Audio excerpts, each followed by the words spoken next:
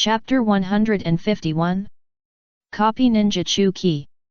Odin no longer paid attention to Chu-Ki's words, crossed his two swords, and rushed towards Chu-Ki like an arrow from a bow. Odin's two-sword spear, ghost-like. This attack was faster than before, but Chu-Ki still dodged it by leaning sideways at a very tricky angle. Damn it!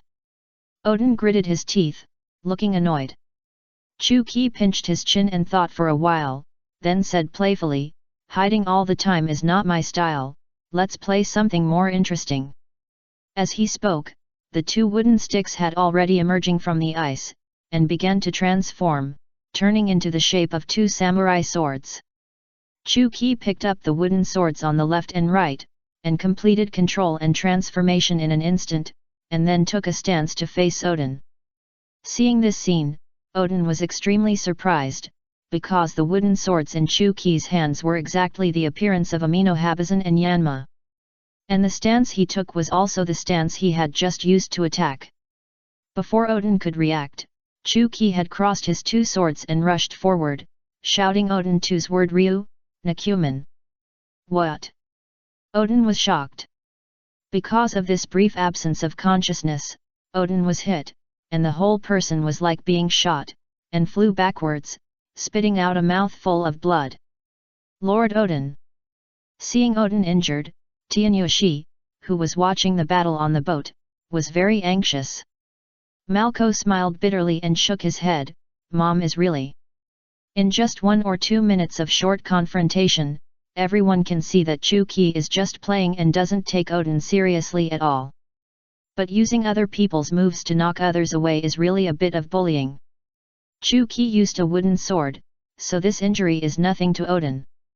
No wait, landing, Odin, who was knocked away, did several somersaults in a row and readjusted his fighting posture. Odin crossed his two swords, hardened his back with the armed color, and slashed across at Chu-Ki. Odin two swords style Dawen Ten Fist. After slashing out the cross, Odin followed closely, with the cross, in front and behind, like a meteor streaking through the sky. Odin's two swords style Dawen Ten Punch. Chu-Ki wrapped the wooden sword with armed color domineering, and also slashed out the cross. All the movements were exactly the same as Odin. Copy Ninja. Chu-Ki went online again, but this time Odin was extremely focused and was not affected at all. Bang! The two's moves collided with each other, and an extremely huge cross was drawn on the 5-meter thick, hundreds-meter wide surface, cutting the ice surface into 4 pieces. After the fight, the two stood on a piece of ice, drifting away little by little. Chu-Ki was unharmed, but the wooden sword had broken. A big cross was cut on Kojiki Odin's chest, but it only cut his clothes, not his body. Because at the critical moment of the chop, Chu-Ki deliberately increased his strength. Even the refined wooden sword could no longer withstand such a strong force, so it was directly shattered. After this move, the winner was decided, and the spectators and Odin knew it. If Chu-Ki had used Reikari at that time, Odin would have fallen down at this moment. 3 minutes, just right. Chu-Ki smiled and turned around to jump back on the boat. However, at this moment, Odin actually made a move that everyone did not expect. Odin actually knelt on his knees and prostrated himself to Chu-Ki. This is the highest samurai etiquette in Wano country, generally used by subordinates to salute their superiors, or to express the most sincere request. Odin performed the samurai etiquette to Chu-Ki. Of course, he was asking, "Sir Black Devil, I know that with my capacity, I can't let you show your true strength. But as a samurai, being shown mercy by others is a lifelong shame. Odin kowtowed again, so please allow me to take your move again even if I die in the end, I have no regrets." Chu-Ki frowned, his face slightly angry. "I just said however, don't bring Wano country's tricks here. We are all brothers, just sparring, winning or losing is not important, there is no need to be obsessed. Sir Black Devil, I am not stubborn, and I don't care about winning or losing, but this is my insistence as a samurai, I hope you can help me." Chu-Ki was speechless. Odin really didn't care about winning or losing, because he knew from the beginning that he could never be the opponent of the Black Devil. After all, he is known as the creature closest to God in the world, and even Whitebeard is willing to admit defeat. Odin is very confident, but he also knows himself. If he can't beat Whitebeard, how can he be the opponent? The reason why he chose to compete with the Black Devil is to test its own capacity and limits. However, Chu-Ki was playing the whole time. Not only did he show mercy everywhere, but he also used Odin's own trick to defeat him. Although Odin knew that Chu-Ki had no ill intentions and no intention of insulting anyone, Odin couldn't get over this hurdle in his heart.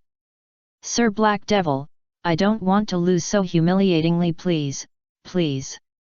Odin put his hands together. He, although you are a little pedantic, you are also a real man and a respectable opponent." Chu-Ki pulled out the rakery on his waist, pointed it at Odin, and said righteously, "Okay, I agree to your request again." Ha, thank you, Sir Black Devil, for your help. But I want to wake you up, we were just sparring just now. If we continue, it will be a real duel. I will not show mercy." While speaking, Chu-Ki's momentum has completely changed, becoming fierce and full of fighting spirit. "I couldn't ask for more." Odin clenched the two swords in his hands, stood up from the ground, stared at Chu-Ki intently, his expression was solemn, and the fire of war in his eyes was burning wildly. The change in the atmosphere between the two people was also noticed by the people watching the battle on the boat. It seems that it has risen from a simple sparring to another level. Chapter 152. The sword that can cut everything. Roger is seriously ill. On the floating ice, Odin crossed his two swords, placed them on his chest, and said solemnly, "Sir Black Devil, please make a move as you wish, but the next sword will be a sword that can cut through everything. If you are not sure of defeating me, then I suggest you try to avoid it." While speaking, Chu-Ki has already used the Tongjian talisman to bless himself with the five-fold divine running talisman, which greatly improves his speed. Since it is a duel, Chu-Ki will definitely take it seriously. Although he will not hurt his life, he will not show mercy. Odin's face became more and more solemn, and the veins on his hand holding the sword were already bulging. He said in a serious tone, "Black Magic Lord Ghost, I will not dodge, let me experience your indestructible sword. In that case, I can't give you another chance." As soon as the voice fell, there was a loud bang, and the ice under Chu-Ki's feet shattered, and the whole person rushed towards Odin at a lightning speed. So fast! Chu-Ki's speed shocked Odin, and he quickly fought back. Odin's two-sword style Daowen 10 punches. Odin slashed out across again, and the whole person followed closely, colliding with Chu-Ki. Chu-Ki raised his hand and shattered the cross directly, and then faced Odin, holding up the rakery with one hand, and a thin layer of blue halo appeared on the blade. It was rakery's ability cut off. Sending moved. The second before the knife fell, Odin's sixth sense told him that it was extremely dangerous and he had to dodge it, but Odin raised his lips, crossed the two knives in his hands, and slashed with all his strength, choosing to face the Black Devil's knife directly. What courage! Chu-Ki tightened his grip on rakery again and slashed with the knife. Rakery and Amino Habazan and Inma, who were wrapped in armed color domineering, collided violently. However, the next second, the two famous swords were cut off at the same time. Odin was not surprised, as if he had foreseen this scene, and slowly closed his eyes, accepting his fate of failure. Rakery continued to slash at Odin's chest without slowing down, but the blue halo on the blade had disappeared. Shua! The sound of the blade cutting through the flesh rang out, and a long wound was cut on Odin's chest, and blood spurted out. Then, Odin fell straight down. But before he fell, a satisfied smile appeared at the corner of his mouth. Because he used his own wound to become humiliation. After shaking off the blood on the blade and putting the reiki back into the sheath, Chu-Ki helped the unconscious Odin up. Chu-Ki did not use both hands to help Odin. because he knew that this was Odin's own choice. The scars on the samurai are not humiliation, but glory. Lord Odin. Tenzuki, who was watching the battle on the boat, had already burst into tears and covered his mouth to prevent himself from crying. Malko and the others all looked gloomy. Heavy, silent. Everyone understood that the situation ended like this. It can't be blamed on Odin's stubbornness, nor can it be blamed on his mother's heavy hands. There is no right or wrong. Odin has his own persistence, and his mother chooses to respect him. Both of them are strong people worthy of respect. Robin had no idea what happened outside. After playing tired, she fell asleep on the soft bed. Whitebeard hugged his arms and quietly stayed by Robin's side to take care of her. As for the duel between Chu-Ki and Odin, Whitebeard was really not interested, because he had already guessed the result. At some point, Chu-Ki had walked to Whitebeard's side, looked at Robin sleeping on the bed, and smiled softly. Kojiki Odin is indeed a good guy, but it's a pity that he is a little axis. Get used to it. How about you do it? Fortunately, no important organs were injured. With his physique, he will wake up after 2 days of rest. But his sword is broken, and I have to repair it for him, which is a bit troublesome. Gulala, don't worry, return the sword to him later, so that he can remember it. Hee, that's what I meant. After a while, Whitebeard asked, Ki, how long are you going to stay this time? I'm not in a hurry to leave this time. I plan to take Robin and sail with your Whitebeard pirates for a while. Hearing Chu-Ki's answer, Whitebeard was overjoyed. Gulala, that's great, the Whitebeard pirates are going to be lively now. Chu-Ki smiled and said, although life in O'Hara is peaceful, it is too boring. And Robin will not be lonely following you. Of course, Ki, how about we have a drink tonight? Let's drink after Odin wakes up. Once we start drinking, we will have no end. No matter how much wine we drink, we will drink it all. Gulala, that's right. Grand Line Paradise, the old Jackson of the Roger Pirates. Docked at the Twin Cape under the upside-down mountain. Roger J and others are visiting a famous doctor in paradise, Kulokas. Mr. Kulokas, what's wrong with Roger's illness? Why can't he be cured? Rayleigh and others asked anxiously. Alas! Clokas sighed, shook his head and said, Gol Roger's illness is incurable, no doctor can cure it. Speaking of this, Kulokas thought for a while and added, maybe there is one who can, the rumored Black Devil. Although I haven't seen him, I heard that he is the most skilled doctor in the world, and there is no disease he can't cure. Rayleigh and Jabba couldn't help but look at each other, both of them showed a bitter smile on their faces. They just searched the Grand Line, but couldn't find it Black Devil, so he had to settle for the next best thing and traveled thousands of miles to the upside-down mountain to find Crocus. Since 6 years ago, after Whitebeard's birthday party, there has been no news about Black Devil. In the past 2 years, because of the 8 wonders left by Black Devil, the Grand Line has opened the age of exploration. There have been endless news about him, but Black Devil has never appeared. After learning that Roger was suffering from an incurable disease, everyone's face became extremely heavy. Chapter 153 Demon Sword Murasame, New Information on Divine Machine Refining. Compared to the heaviness of everyone, Roger was very open-minded, and smiled with a relaxed face. Brothers, let's go back to the world, it seems that we have to hurry up to complete the last journey. Yes, let's go back now. New World, go find Whitebeard, he must know the whereabouts of the Black Devil. That's right, the Black Devil even has the ability to live forever, and with his 8 unique skills, he will definitely be able to cure Captain Roger. Yes, yes, yes, with the friendship between Captain Roger and the Black Devil, he will definitely help. Everyone swept away the heaviness just now and cheered up again. The Black Devil's 8 unique skills are the magical skills that opened the age of discovery. There is nothing that cannot be done, and there is great hope. Ha ha ha, let it go, the Black Devil has not appeared for so many years, there must be his reasons, I don't want to disturb him. Roger touched his beard and said thoughtfully, but we should indeed go find Whitebeard the Whitebeard pirates, because there is a samurai from Wano country in the Whitebeard pirates, he may be the key to our finding the final island. At this time, Roger is still thinking about the final island, not caring about his own life at all. Everyone is helpless, but there is nothing they can do. When leaving, everyone invites Crocus to Roger's pirates as a ship doctor to help Roger control his condition. Crocus just wants to go to the New World to find someone, and by the way, see the doctor who is said to be the most brilliant in Chinese medicine, so he readily agrees.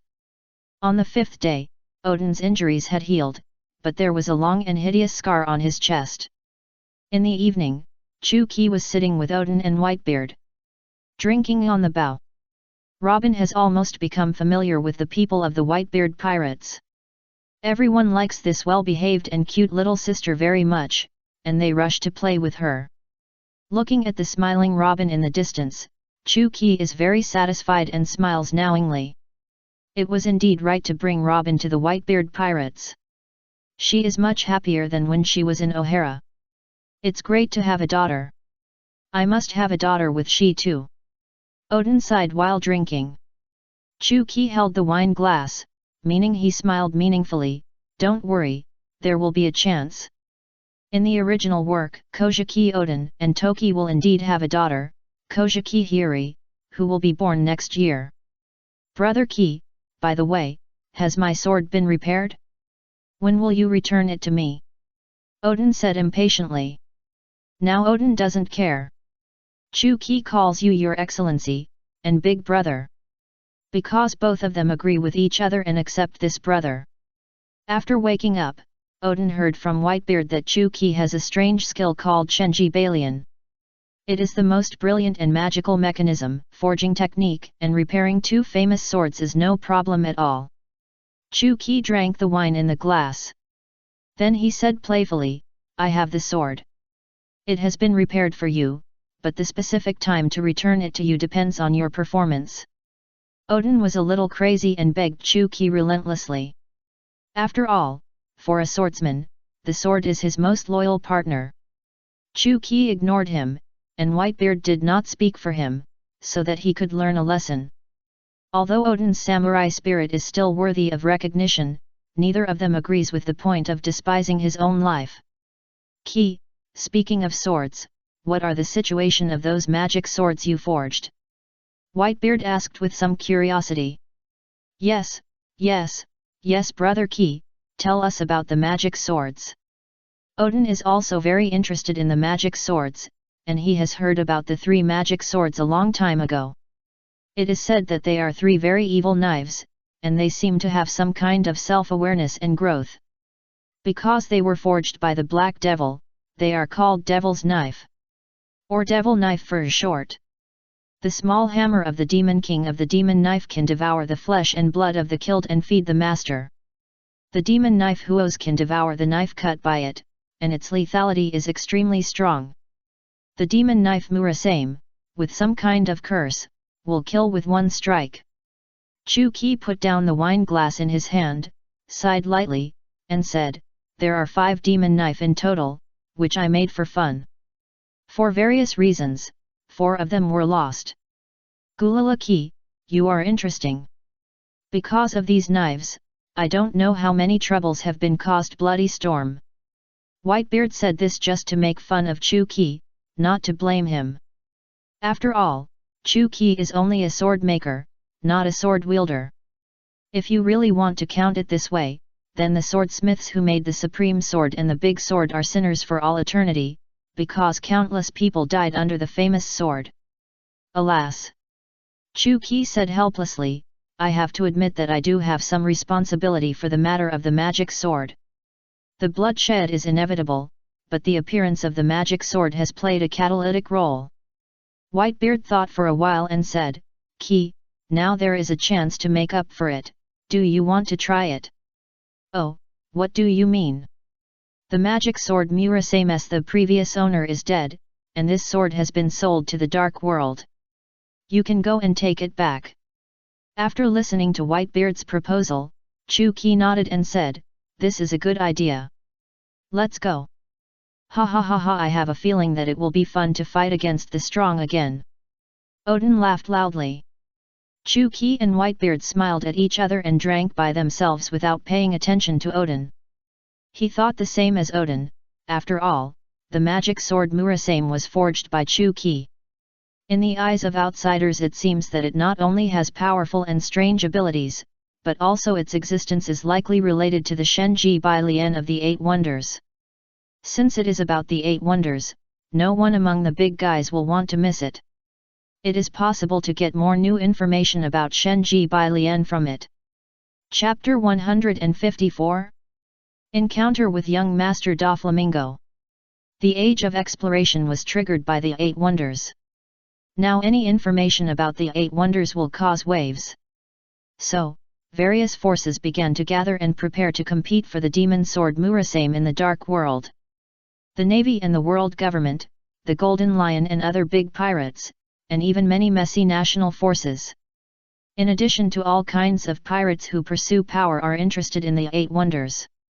Because the abilities of the Eight Wonders are really all-encompassing and can help any profession. Especially the six-vault immortal thief that can make people immortal. The celestial dragons of the Holy Land of Mary Geoase have jointly raised 10 billion berries and offered a worldwide bounty for it. Many years ago, the original base of the Dark World was destroyed because of the fight for the stone tablet of Wind Hokuman. The six kings of the underground and a group of bigwigs had to move to another place to reorganize the base of the Dark World. The new address of the base of the Dark World is now located on an archipelago near the kingdom of Dressrosa. The ship of the Whitebeard pirates is heading there, but it is far from the shore. Everyone smelled a faint smell of blood in the air. "It seems we are a step too late." Whitebeard frowned. Chu-ki folded his arms, looked at the islands in the distance, and said lightly, "It's not too late, the knife is still on it." The magic knife is a magic weapon made by Chu-ki, so of course he can sense it. "Malko, go explore the way." Chu-ki turned his head and told Malko. "Understood." Malko activated his devil fruit ability, turned into a blazing blue flame bird, and flew to the distant islands. 2 years ago, when the Whitebeard pirates were sailing, Malko was lucky to eat the devil fruit of the animal-type mythical beast Phoenix. Now he has unique dead bird Marco. "Edward, Odin, and I can go alone. You take Robin to the kingdom of Dressrosa to have some fun. It's a tropical island that's perfect for a vacation. We'll come over after we're done." Whitebeard nodded, "I see. See you later." Yet, with Chu-ki and Odin's strength, all the people there combined would not be their opponents. Whitebeard was not worried about any accidents. Chu-ki walked to Robin again, squatted down, and said, "Little Robin, Dad has something to do. I'll be away for a while. Uncle Whitebeard will take you to a very beautiful place. You'll definitely like it. Dad will come over when he's done." "Okay, Dad, but you must order it back." "Yet." Chu-ki reached out and rubbed Robin's head. After leaving everyone, Chu-ki controlled the boat and drove towards the archipelago with Odin at high speed. "Odin, I'll give you your sword back." After saying that, Chu-ki waved his hand, and the two famous swords, Tianyu Yuzhan and Yan Mo, flew out in a rotation. Odin raised his hand high and caught them steadily. The moment the two famous swords were in his hands, Odin noticed the change. This is. With the two famous swords in hand, the power of the sword flowed into Odin's body, increasing his abilities in all aspects. Not only that, Odin felt that the sword was different from before, but he couldn't tell where it was different. "When repairing it, I refined your sword casually. Now they can reach or even exceed the strength of the supreme sword." Chu-ki said lightly, as if he had done something insignificant. Odin admired Chu-ki very much. He could refine two supreme swords casually. This might be the legendary Big Brother. As he spoke, the phoenix Marco fell from the sky and landed steadily on the boat. "Mom, the island is in chaos now. Pirates and navy can be seen everywhere, and various forces are fighting each other, but I didn't see your sword. It doesn't matter, only the sword is still there, I can find it on the island. After the three of them landed, they walked along the way, and saw the bodies of pirates or navy everywhere, and destroyed houses and buildings everywhere. Chu-Ki found it a little funny. The Dark World base was destroyed because of the 8 wonders, and today it is repeating the same mistake again. Chu-Ki and the other two walked slowly, and a group of people in front were coming towards them. The one walking in front was a blonde boy wearing sunglasses, a pink feather coat and cropped pants. Young master, it's a pity for us to leave like this. The magic sword is clearly in front of us. Alas, there is no way, after all, the admirals of the navy are here, there are so many forces, few of them we can afford to offend. Yes, even if we get the magic sword, we can't get out. This group of people is entrenched in the vicinity, a not so big pirate force, the Don Quixote family. Their boss is one of the future Shishibukai, and also a popular villain in the original work, Don Quixote da Flamingo. The one who is close to the water gets the moon first. The Don Quixote family was originally the first group of pirates to arrive here. Seeing that the magic sword Murasame was about to be obtained, more and more forces gathered, and they, who had no competitive power, could only slip away.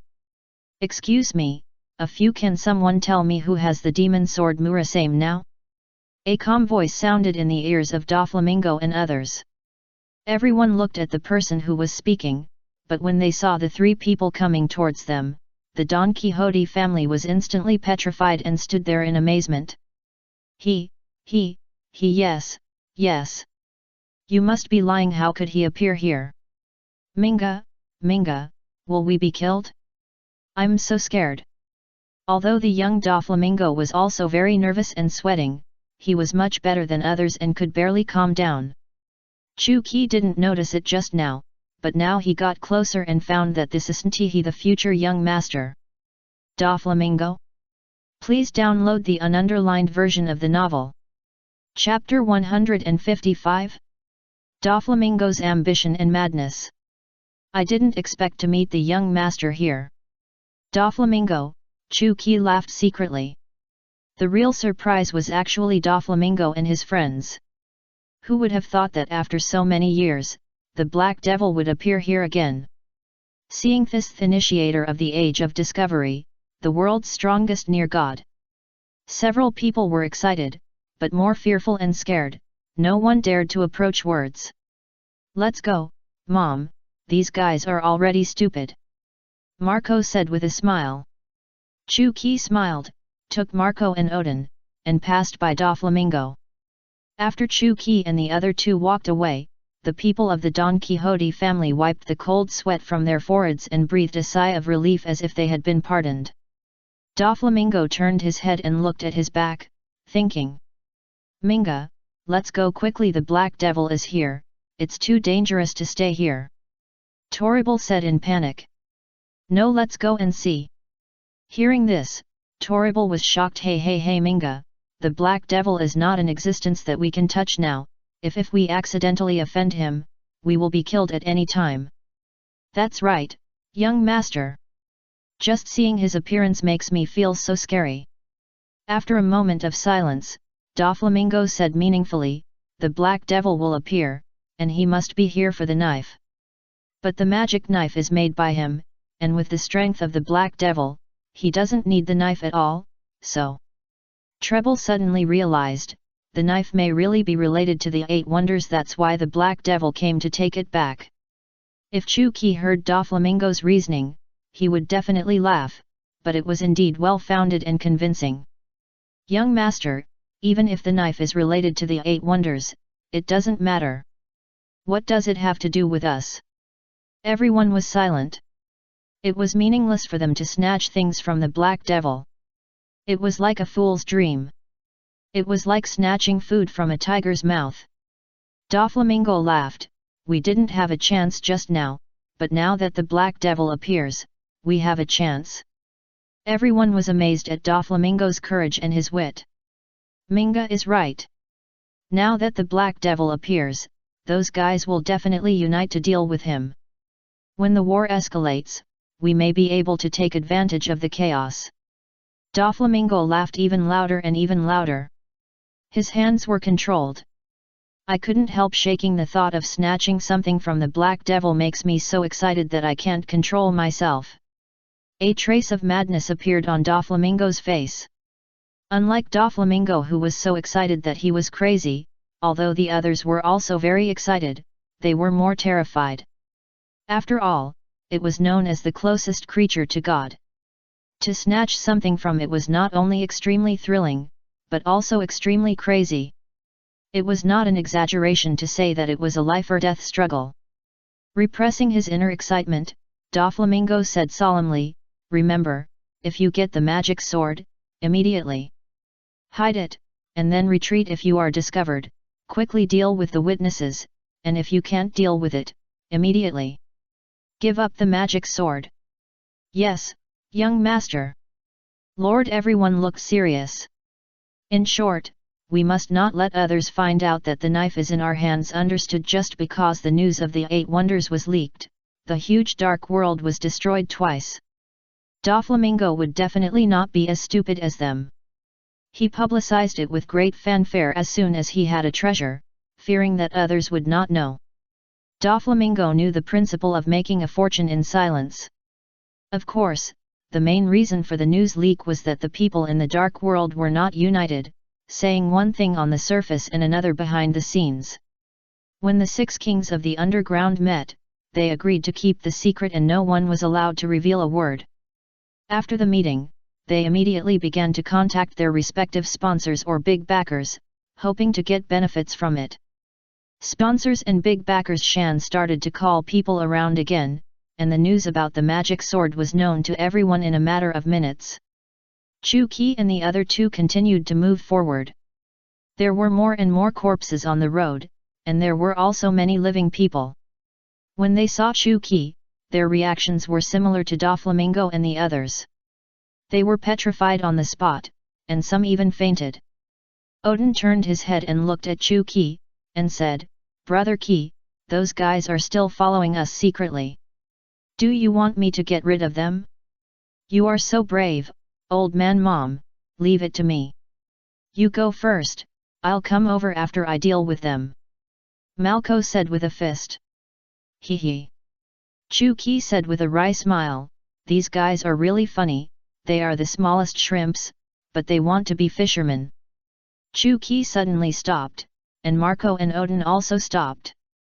This move scared Doflamingo and others behind him, and they were ready to turn around and run away. "I'm too lazy to look for it, just let them send the knife over." After saying that, the powerful and shocking domineering aura spread from Chu Qi's body. In an instant, the wind blew violently, the ground began to shake, and the clouds in the sky were shaken away by this domineering aura. Puff! The Don Quixote family and others behind him were all shocked to vomit blood, and the weaker ones fainted directly. Doflamingo also vomited blood. He felt that his internal organs seemed to have suffered a dimensionality reduction attack and were almost flattened.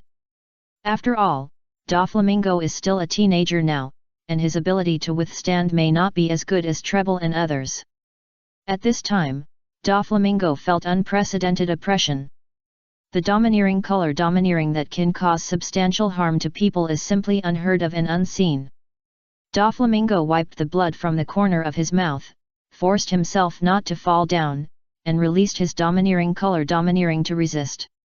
However, compared with Chu Qi's domineering color domineering, his domineering color domineering is simply a lone boat in the storm. Chapter 156 Peace, Nuclear, Envoy Chu Qi. In just 1 or 2 seconds, the domineering aura released by Doflamingo was dispersed. The whole person could no longer bear this aura, and knelt on one knee on the ground, unable to raise his head. What a terrifying momentum! The gap between me and this man is endless. Doflamingo gritted his teeth, with a look of fear and unwillingness. Chu Qi's domineering aura not only spreads very quickly, but also covers a wide range, and any corner can be affected. After feeling this oppression, the people who were fighting on the island stopped at the same time. More than 10 minutes later, a mighty force of people rushed towards Chu Qi and his men. At least tens of thousands of people came over and surrounded Chu Qi in the middle. Although there were many people, almost everyone had deep fear and panic on their faces.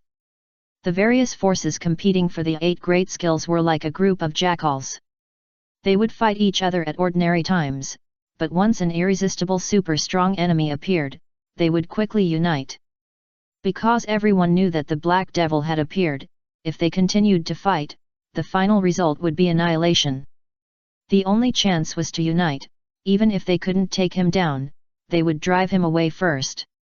And after Chu Qi appeared, many people had the same idea as Doflamingo. He must have come for the demon sword, which meant that the demon sword was indeed very likely to be related to 8 great skills. Because of this, they will definitely not give up the magic sword. Looking around, Chu Qi said with a smile, "Long time no see, everyone, are you having fun?" There are many familiar people at the scene, including pirates such as Golden Lion, Jin, Katakuri, etc. The navy actually came to Sengoku, and next to Sengoku stood a young vice-admiral with a wretched look. Chu Qi recognized him as Borsellino, the future admiral of the navy Yellow Monkey at a glance. Because the broken 5-sword made such a big noise, Chu Qi was speechless. This group of people was really going crazy. A tall, ferocious young pirate stood up, relying on the scene, the large number of people, and was not afraid of Chu Qi at all. Directly he pointed a knife at Chu Qi and yelled, "Black Devil, you finally showed up, hurry up and hand over the 8 great skills." Before he finished speaking, the pirate's head had fallen to the ground, and blood gushed out like a spring. No one reacted, and no one saw how Chu Qi made the move. It seems that after not seeing you for a few years, the pirates have expanded a lot. At the scene, everyone was silent, and no one dared to speak or take action. Everyone understood that whoever made the first move would be the one to fight with a face full of resentment. Finally, Zhang Guo couldn't stand it anymore and stood up and yelled, "Black Devil, you damn demon, because of those ghost things you left behind, the world is in a mess." The more Zhang Guo said, the deeper the hatred on his face. The veins on his forehead popped out, and his bloodshot eyes widened and stared at Chu Qi. "At this point, why are you still here? Do you think the world is not chaotic enough, bastard?" Since the 8 wonders opened the age of exploration, the Navy's resentment towards Chu Qi can be said to be increasing day by day, and Zhang Guo and Garp are of course the worst among them. After listening to Zhang Guo's scolding, Chu Qi was unmoved and even almost laughed out loud. "Zhang Guo, you are talking bullshit. The incompetence of your navy and the corruption of the celestial dragons are the reflection of the main reason for the chaos in this world." Without waiting for Zhang Guo to reply, Chu Qi continued, "Strictly speaking, I am the greatest contributor to maintaining the world's peace and order, and I am the peace envoy of this world. If you don't believe me, look around you." Chu Qi said slowly, "Because strangers who didn't know each other before became partners, enemies who never gave up began to fight side by side, and even pirates and navy became police and bandits' family." Everyone looked around when they heard this, and then they all had the same idea. What he said makes sense, I'm speechless. Knowing Chu Qi well, the Golden Lion laughed secretly, "You are the peace envoy, nuclear peace envoy. That's about right." Having dealt with Chu Qi for so many years, Zhang Guo is also aware of his sharp tongue and will definitely not fall for it. "Black Devil, stop distorting the facts and misleading people." After saying that, Zhang Guo no longer gave Chu Qi a chance to speak, and directly activated his fruit ability, transformed into a golden Buddha, and rushed towards Chu Qi impatiently. The reason why Zhang Guo was in a hurry to take action was because he recalled his experience more than 10 years ago. At that time, it was because of Black Devil's few words that the fleet he led inexplicably went to war with the Golden Lion pirates, and was eventually wiped out by Chu Qi. He was afraid that if Black Devil continued to talk, these people would kneel down and face the Black Devil bowed down in worship. Seeing the golden Buddha Zhangguo rushing over, Odin was quick-witted and drew out his two swords, and flew to meet him. Odin's two swords style peach blossom waterfall. Ha! Zhangguo was not to be outdone, and slapped over with one palm, sending a powerful shock wave to Odin. The two fought together. Seeing this, Kizaru understood Zhangguo's intention. So he gave an order and led the navy to rush towards Chu-Ki. Seeing that the navy was leading the way to die, the Golden Lion and the others were not so worried, and they all called on their men to attack. Chu-Ki smiled coldly, "Malko, protect yourself, I'll play with them." Malko nodded, "Mom, you don't have to worry about me." Seeing so many people rushing over, Chu-Ki very excited, just in time to use them to brush up the proficiency of Deluo Dongguan. This time Chu-Ki is not going to use Feng Kaokuman to mow the grass, nor is he going to release the domineering aura again. He took out the high-level magic weapon Three Treasures from the space ring and equipped himself, and after opening the Deluo Dongguan, he jumped into the crowd with bare hands and started a massacre. Let's dance now. Chapter 157. Kick Kizaru and pull the wool of the Golden Lion. Grabbing a pirate's head, Chu-Ki threw him out like a bowling ball, knocking down a large group of pirates in an instant. The pirates would not stand and take the beating, and all kinds of swords, spears, swords and halberds were all greeted to Chu-Ki. But under the dual effects of the observation aura and the Deluo Dongguan, everything was like a 2D animation to Chu-Ki, totally out of the same dimension, and it was impossible to touch even a corner of his clothes. Chu-Ki raised his leg and stomped on the ground. The ground within 100 meters collapsed, and a large number of people who rushed over fell again. Is this the Black Devil? How scary! Kizaru, the user of the shining fruit, was the fastest, and naturally he was the first to approach Chu-Ki, and he kicked him at the speed of light. It's pretty cool. Chu-Ki raised his mouth, and after wrapping his feet with his domineering aura, he also kicked forward, crossing and colliding with Kizaru's feet. The black lightning and golden flashes clashed fiercely, one after another, flashing so brightly that the people around couldn't open their eyes. Kizaru's explosive power was indeed very strong. This kick directly activated Chu-Ki's protective magic weapon Three Treasures. Unfortunately, the follow-up was not good, because Kizaru's own strength was far inferior to Chu-Ki. Chu-Ki pressed Kizaru's feet to the ground with a little force, unable to move. Kizaru frowned, and his body immediately elementalized, turned into a golden light and flew away. However, Kizaru had just flown not far away when Chu-Ki suddenly flashed in front of him from somewhere and kicked him hard with a roundhouse kick. He kicked him. Puff! Chu-Ki's armament haki exploded directly in his elemental body, and Kizaru vomited blood immediately. After being beaten back to his original form, he fell heavily and smashed a big hole on the ground. Chu-Ki curled his lips and said with some disappointment, "It's cool, but that's all." Deluo Dongguan proficiency plus 0%. Current proficiency 41%.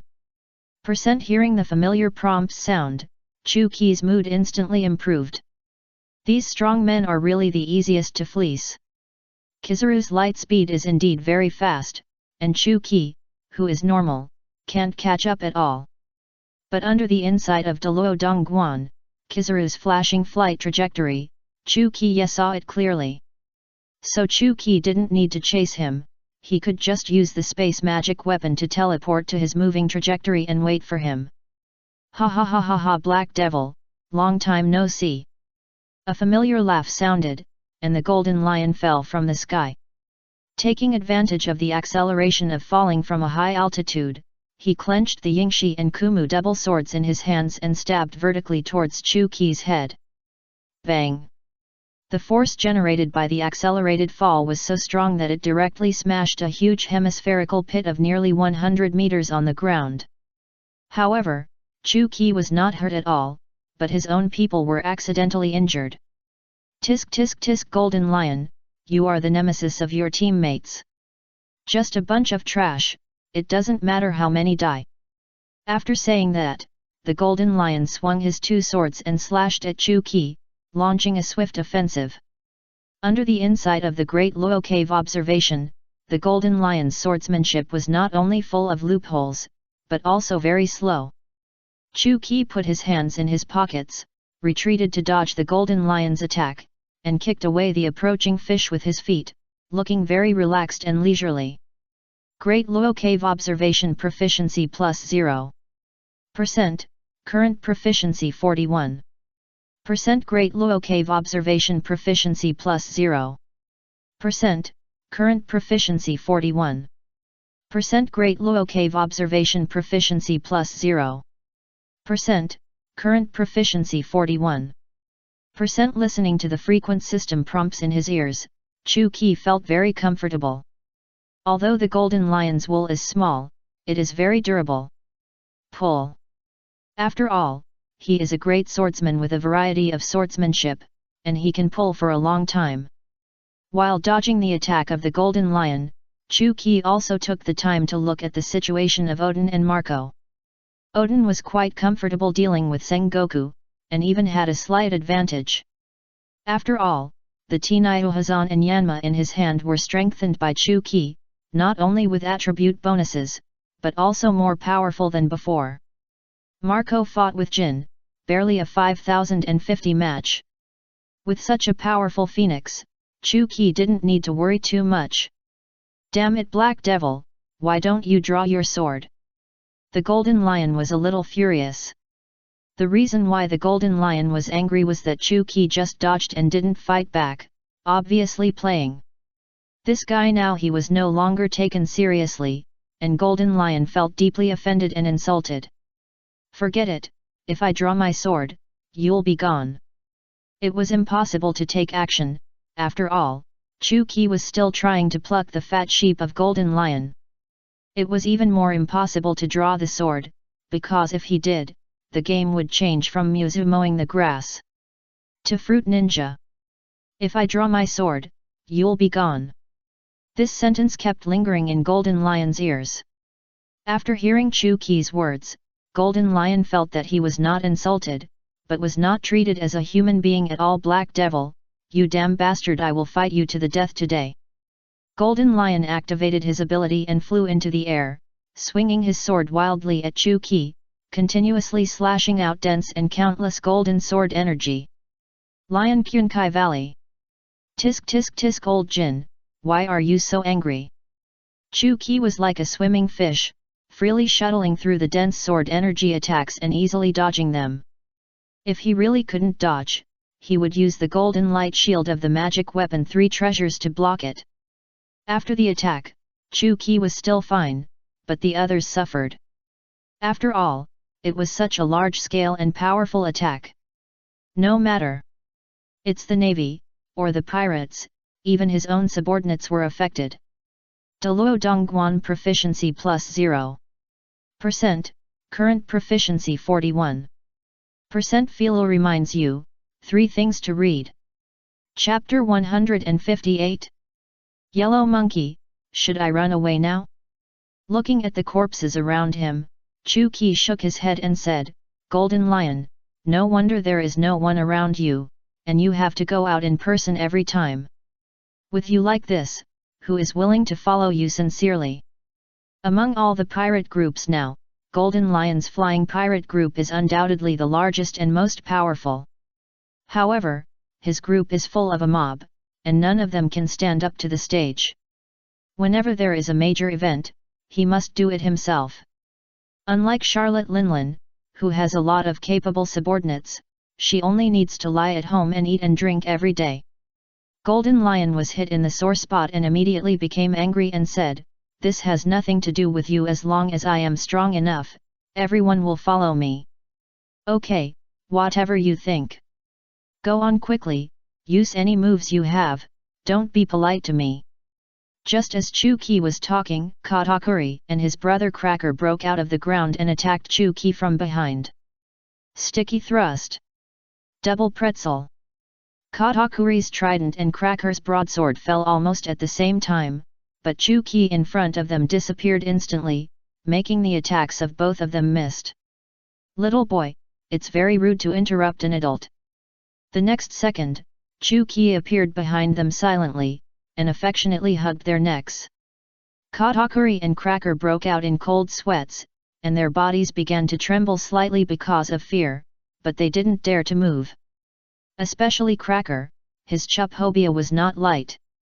It was the first time he faced the Black Devil, and he was so nervous that he almost suffocated, and his mind was blank. Golden Lion also launched an attack at this time, crossed his two swords, and rushed towards Chu-ki Lion Wiki. Chu-ki grabbed Katakuri and Cracker's shoulders and threw them to Golden Lion. Don't get in the way. Golden Lion spun. He turned around, kicked the two men aside, and continued to kill Chu-ki. Just then, Chu-ki noticed a movement behind him. It was Huang Yuan and Jin flying over. The two kicked at the same time, one on the left and one on the right. One was a flash kick, and the other was a flame kick. Their movements were surprisingly consistent. This is finally interesting. Chu-ki's mouth corners couldn't help but rise, and he put his hands together, and used all his strength to operate the magic weapon Three Treasures to build a golden shield around himself. The attacks of the three people fell on the golden one after another. There was a crackling sound, and the golden shield began to show cracks. Two of the three beads hanging around Chu-ki's neck had been broken. If they were all broken, the magic weapon would be ruined. But even if there was only one left, it could be repaired. Alas, it seems that I can't get the wool anymore. What a pity. Chu-ki was a little disappointed, then slowly raised his hand and drew a five-fold thunder talisman. The five-fold thunder talisman was divided into three, each aimed at the three people, and the powerful thunder force began to brew. Not good. The three people sensed the danger at the same time, but at such a close distance, except for Yellow Monkey, Golden Lion, and Jin, it was too late to dodge.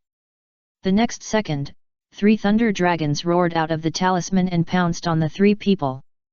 Yellow Monkey directly it turned into a ball of golden light and disappeared, successfully avoiding the attack of the thunder dragon. Golden Lion crossed his two swords to resist, while Jin wrapped his whole body with the hardened armament haki of the pterosaur's wings. Bang! After the huge explosion, the three had distanced themselves from Chu-ki. Kizaru was not injured, but his body was still aching after being kicked by Chu-ki with explosion armament haki. Golden Lion and Jin were in a very bad state, and their bodies were still emitting black smoke. Although they blocked the five-fold thunder talisman, it was impossible not to be injured by such a close-range thunder strike. Katakuri and his brother Cracker also ran over at this time, and the real battle finally began. Golden Lion, Kizaru, Jin, Katakuri, Cracker, and the five of them formed a five-corner formation, surrounding Chu-ki in the middle, quite like heroes fighting Lu Bulletin. Chu-ki's eyes became a little more serious, but only a little. It's a pity that your parents are not here, otherwise it would be really fun. Although the five of them had already double-teamed Chu-ki, no one was in a hurry to take action. They were all observing with a serious look, looking for the most appropriate time. Kizaru, who has always been cynical, was also particularly serious this time. After all, the kick just now was still aching. Thunder Ghost General, come on! Under the watchful eyes of the crowd, a black humanoid creature flew out from Chu-ki's shadow and drilled into his body with a whoosh. Chu-ki began to appear around him. Black smoke came out, and his eyes turned pitch black. Conscript the spirit and dispatch the general. Everyone thought at the same time. Kizaru, who saw this move for the first time, was a little scared now, and this time he was really a little scared. Because the black shadow just now was actually dressed as a Navy Admiral, and thinking about the Navy Admiral Thunder General who was killed by Chu-ki many years ago, the answer was already obvious. Should I run away now? It's really not worth it to work hard for such a small salary. Kizaru thought secretly. Kizaru had heard about Thunder General. It is said that he is not only a supernatural thunder fruit ability user, but also a monster-level talent. However, such a strong person was killed more than 20 years ago.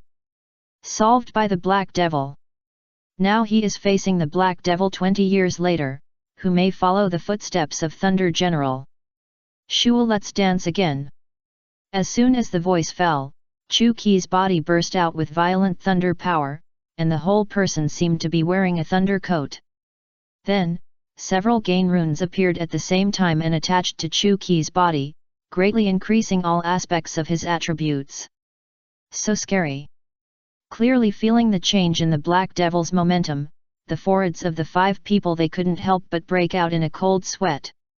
It's obvious that the Black Devil is ready to show some real skills. Chapter 159. The original use of armament haki. So far, the number of ghost generals contracted by Chu Qi has reached 16, among which the Thunder Ghost General is the key training. The Thunder Ghost General now has individual abilities comparable to those of a billion pirates, and the power of thunder is much stronger than before. All these attributes are added to Chu Qi, and his actual combat effectiveness can be increased by 80%. In addition to the blessing of various runes of Tongtian, the combat effectiveness will be increased by at least 30%. In other words, Chu Qi's strength has doubled now. In addition to the ability of some thunder fruits, his combat effectiveness is enough to reach 3 times the normal level. If no one takes action, I won't be polite. As soon as the words fell, there was a loud bang, and a big pit exploded where Chu Qi stood. The person had disappeared, leaving only some arcs in the air. The first target was naturally the Golden Lion, who was the strongest but had poor defense. Chu Qi instantly appeared on the side of the Golden Lion and kicked him with a foot wrapped in thunder power. The Golden Lion, who had already predicted it with his observation haki, shouted, "Black Lion Earth Roll!" The ground was lifted up high, and a huge lion head appeared around the Golden Lion's body, wrapped in armament haki. While defending, he also launched a counterattack against Chu Qi, roaring it roared and pounced on him. It was full of momentum, but unfortunately it was still kicked to pieces by Chu Qi. However, the Golden Lion also took the opportunity to activate its ability to rise high into the sky and attack again. Lion Prison of Power. The ground under Chu Qi's feet began to shake, and then it rose high, wrapping him up and blocking the roads around him. Lion Chikiri Valley. Then the Golden Lion immediately swung its sword at Chu Qi, slashing out more than a dozen huge golden sword chi. The others were overjoyed when they saw this, and immediately attacked Chu Qi from all directions at the same time. Yasakani no Megatama. Kizaru flashed and flew into the air, firing countless dazzling light bullets at Chu Qi. Jin also flew into the air, quickly flapping the dragon wings wrapped in flames, gathering a huge one. A big fireball hit him. Unparalleled rice cake blade bullet. Katakuri turned his glutinous arm into the shape of a machine gun and hardened it with armament haki. He then fired a large number of glutinous bullets combined with armament haki in the direction of Chu Qi. Wave Pretzel.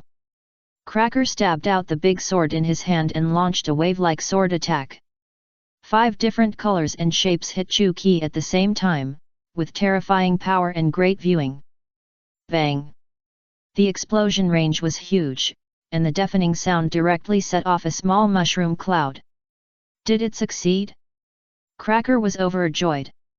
Katakuri's eyes flashed red, and he immediately panicked. Cracker, be careful!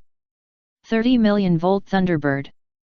As soon as the words fell, 5 huge phoenixes formed by thunder flew out of the smoke and pounced on the 5 people at the same time.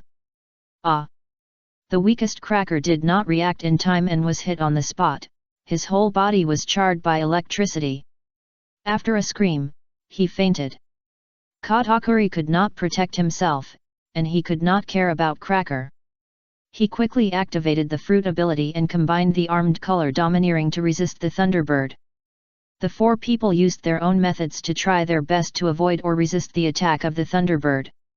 At this time, because the smoke produced by the explosion had gradually dissipated, Chu Qi walked out of it unscathed. Damn it! The 4 people looked unwilling and surprised. This high-intensity attack, but still couldn't hurt him at all. How can this be called near God? It's clearly real God. I really underestimated you guys, you can take on such a powerful lightning strike. In that case I'll add some more ingredients. As soon as the words fell, the lightning on Chuki's body turned from blue to dark black. How is this possible? Everyone was shocked and surprised. The Black Devil actually integrated the armed color domineering into the lightning, which was an unheard-of technique. Kizuru was especially scared, no doubt, because his advantage of flash elementalization was gone. Kizuru secretly decided that if he found something wrong at the first time, he would run away as fast as possible. After practicing armament haki for so many years, Chuki's use of armament haki has reached the pinnacle. A year ago, he used the analysis of armament haki by Deluo Dongguan, combined with his own peak use of armament haki, and successfully created a new technique of armament haki.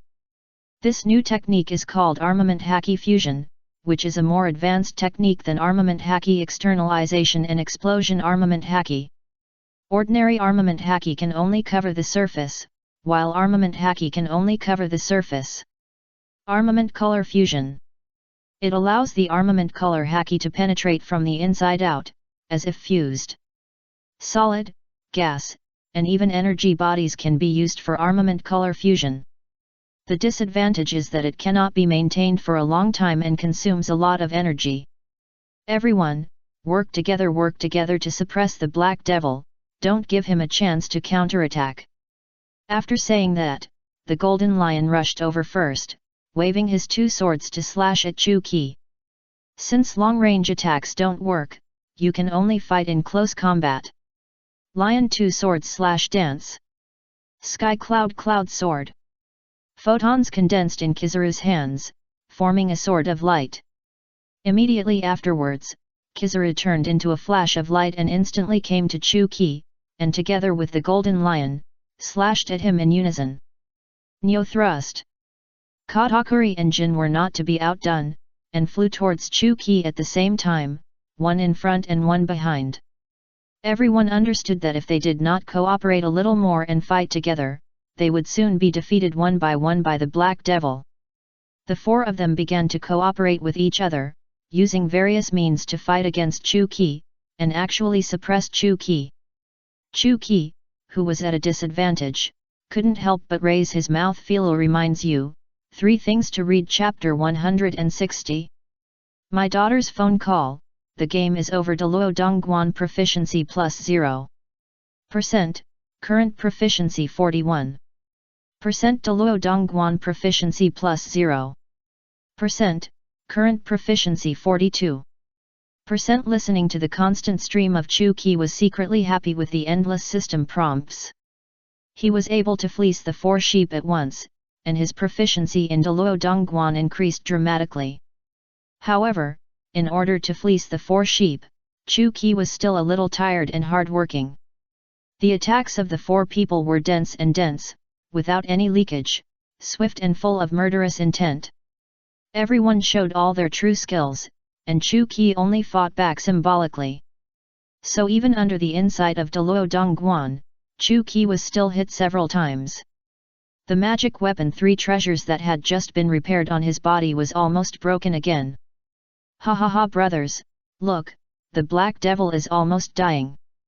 Today we are going to be the God's lair. Everyone, come together and kill him. Seeing the Black Devil, the devil was completely at a disadvantage and was about to be defeated. The pirates watching were excited and rushed forward one after another. After all, if they could kill the Black Devil, it would be an unprecedented supreme honor. You guys, don't disturb my mother's game. Malco, who turned into a phoenix, swooped down and kicked away a large number of pirates around him with a sweep of his leg. The 4 people who besieged Chuki looked gloomy. Although they seemed to have the upper hand on the surface, Chuki had not been injured so far. Their physical strength was consumed quite a bit. Chuki kicked away Kizuru's lightsaber, dodged Jin and Katakuri's kicks, and finally fired a black thunderbolt to repel the Golden Lion. At this moment, Marco, who had dealt with the miscellaneous soldiers, suddenly flew over and shouted, "Mom, Den Mushy, it's little Robin looking for you. I'm too addicted to playing and forgetting the business." Chu-ki then remembered that Robin was still waiting for him on Dressrosa Island. "Wait, I'll take a call first, everyone please be quiet." Chu-ki waved his hand casually, and more than a dozen fused armament haki trapping immortal talismans appeared out of thin air. The next second, more than a dozen black chains flew out of the talisman. Because the distance was too close, the four-person four was unable to dodge and was tied up and hung in the air. Damn it!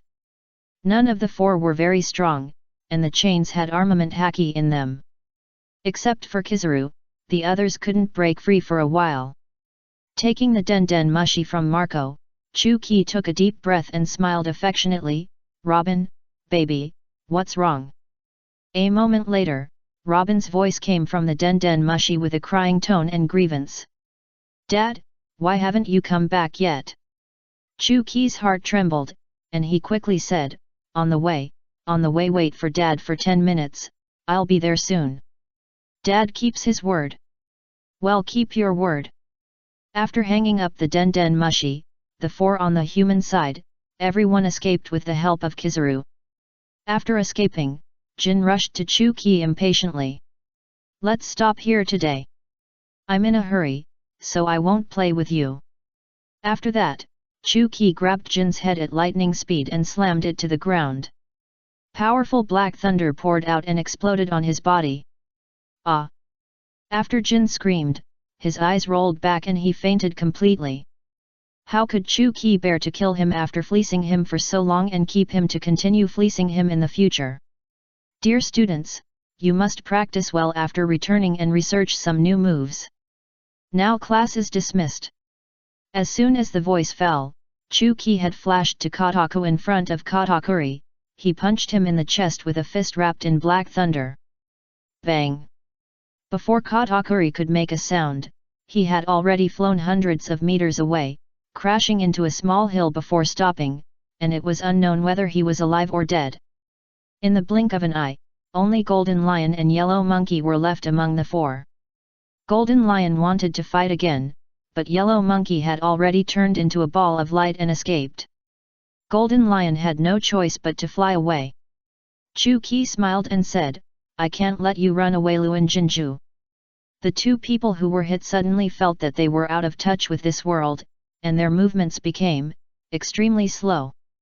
After Yellow Monkey's light speed was slowed down by more than 10 times, it was still very fast, but Chu-ki's speed can surpass lightning, so he easily caught up and passed over Kizaru's head. He raised his leg high and aimed his heel wrapped in black thunder at his crown. "Kizaru, you have the least wool. In the future, don't rely too much on the power of the fruit, and develop more powerful moves." As he said, Chu-ki landed suddenly, fused the thunder power of the armed color domineering, and instantly poured it into Kizaru's photonized body. Bang!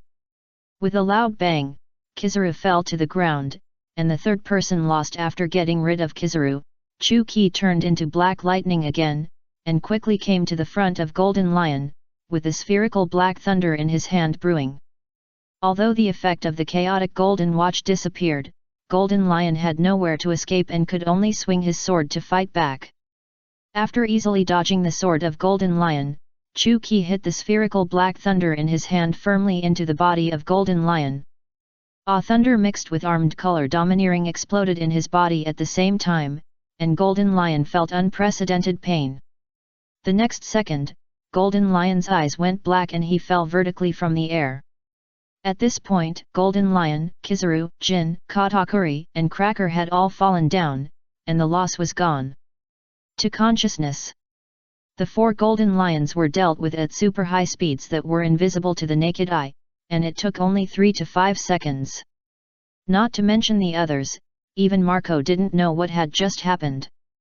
"I only felt a black lightning flashing back and forth in front of me, and the 4 people fell down inexplicably."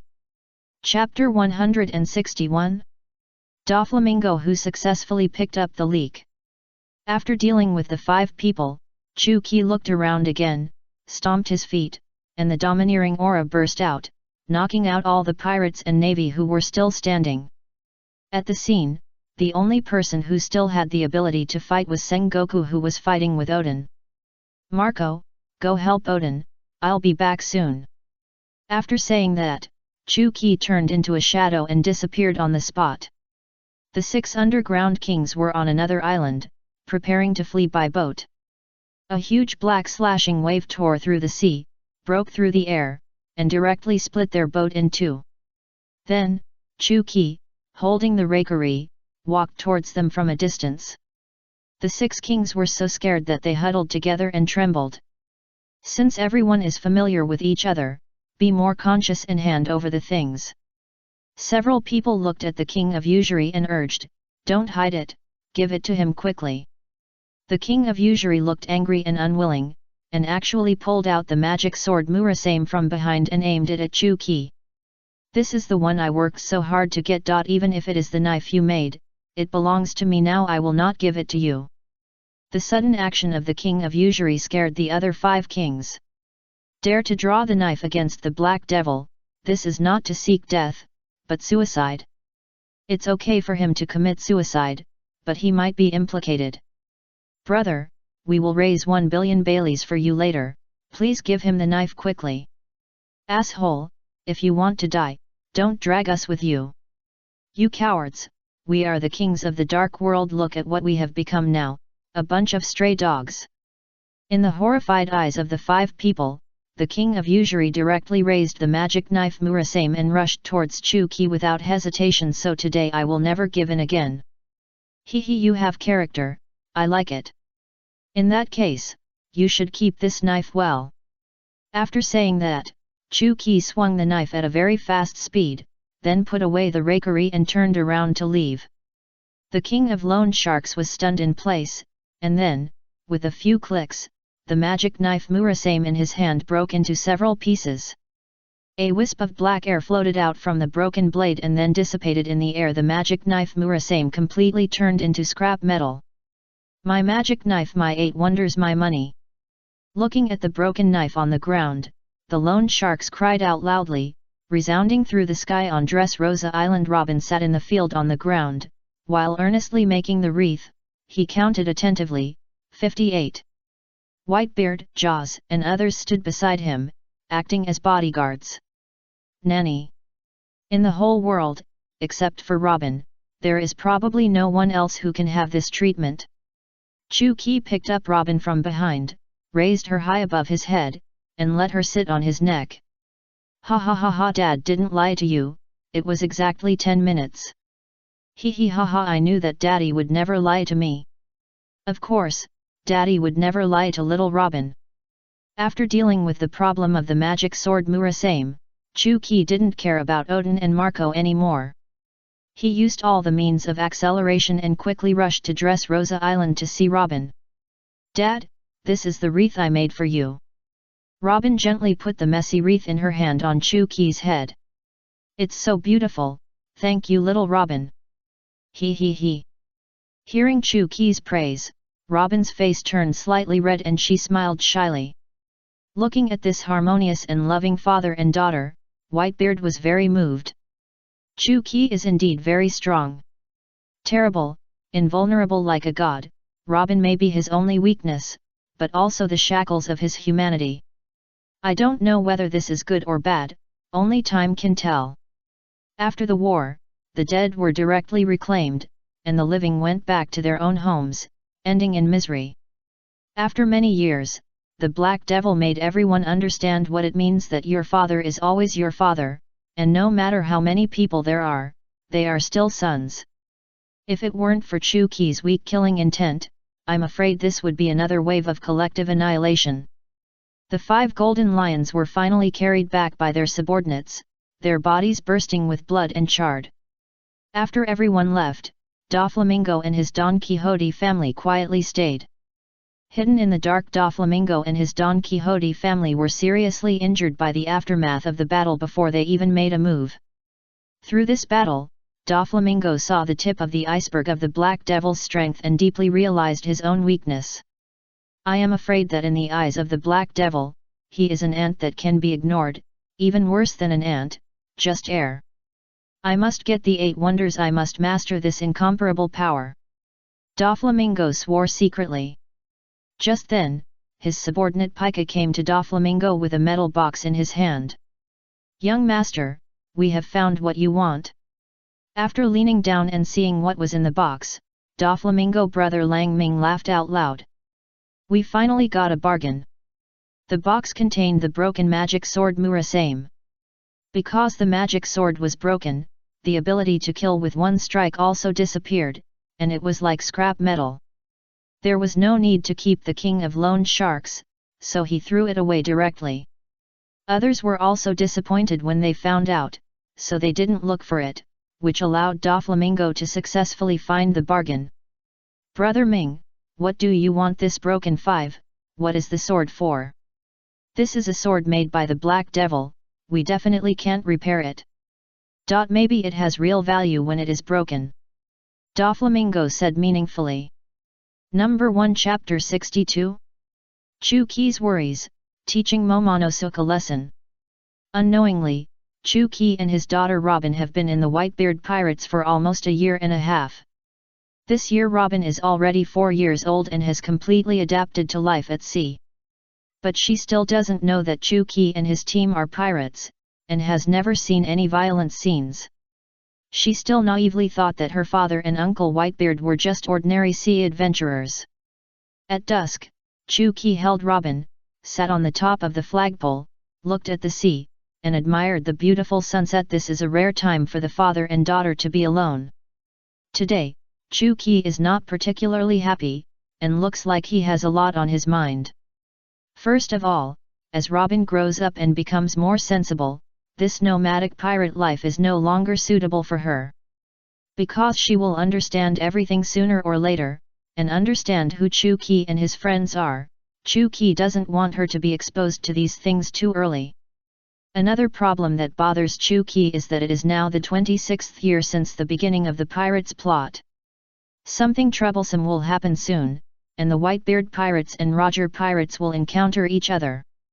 Although Chu-Ki and Whitebeard are half friends with Roger, the two pirate groups are establish a relationship. Different positions, if they meet, this battle is inevitable. In 1 year, Roger will arrive at Raftel and become the Pirate King, then. Just as Chu-Ki was muttering to himself, Marco's shout came from the deck. "Dad, little sister Robin, come down to eat." "Okay.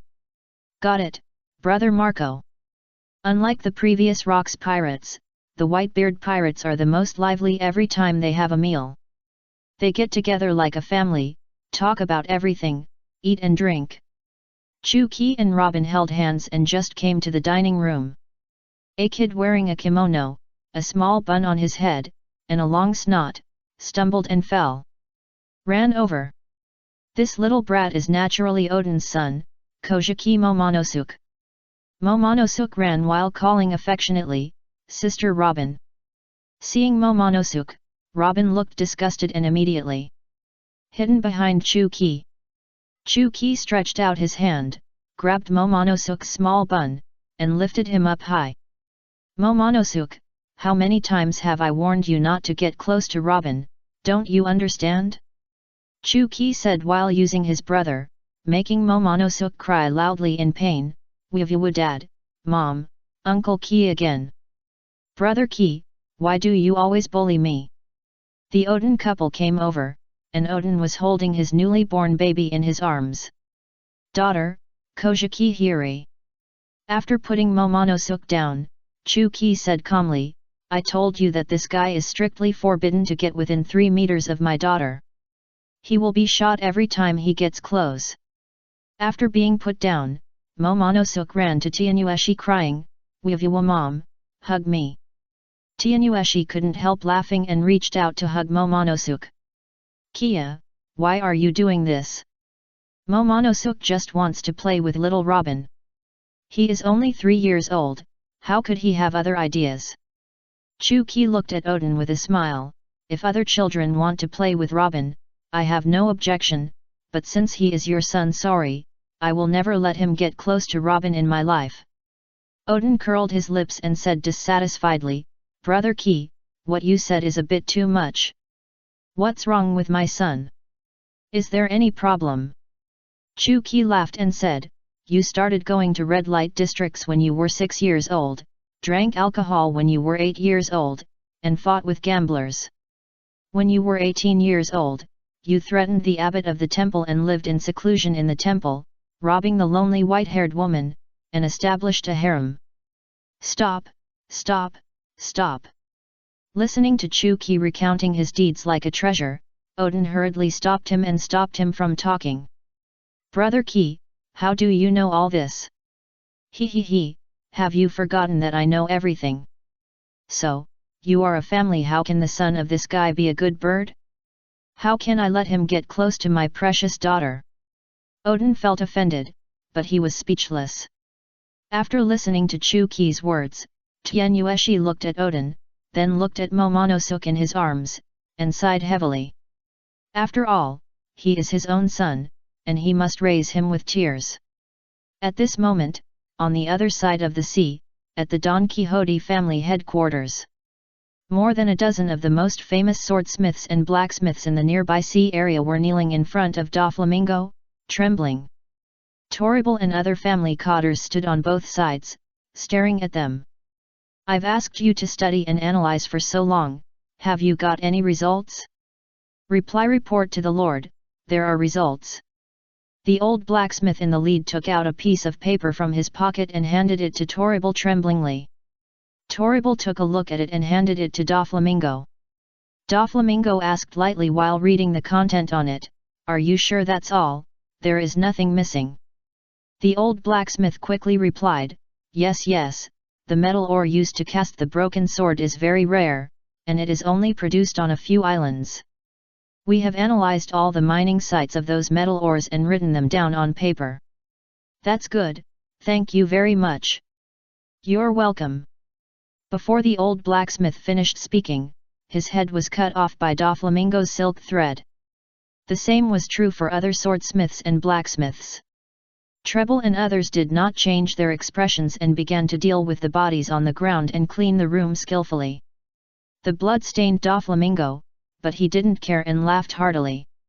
"This time I have a very good premonition, the 8 great skills seem to be getting closer and closer to me." Chapter 163. The two major pirate groups officially started the war. The plan about the magic sword Murasame and Doflamingo is absolutely confidential, and only a few core cotters like Treble know it. Although everyone thinks there is, although the chance of finding Shenji Bai Lian is not great, I still have to admire the young master Doflamingo's brain. Since the magic sword is broken, it is impossible to find clues of Shenji Bai Lian from the magic sword, so let's start from the materials of the sword.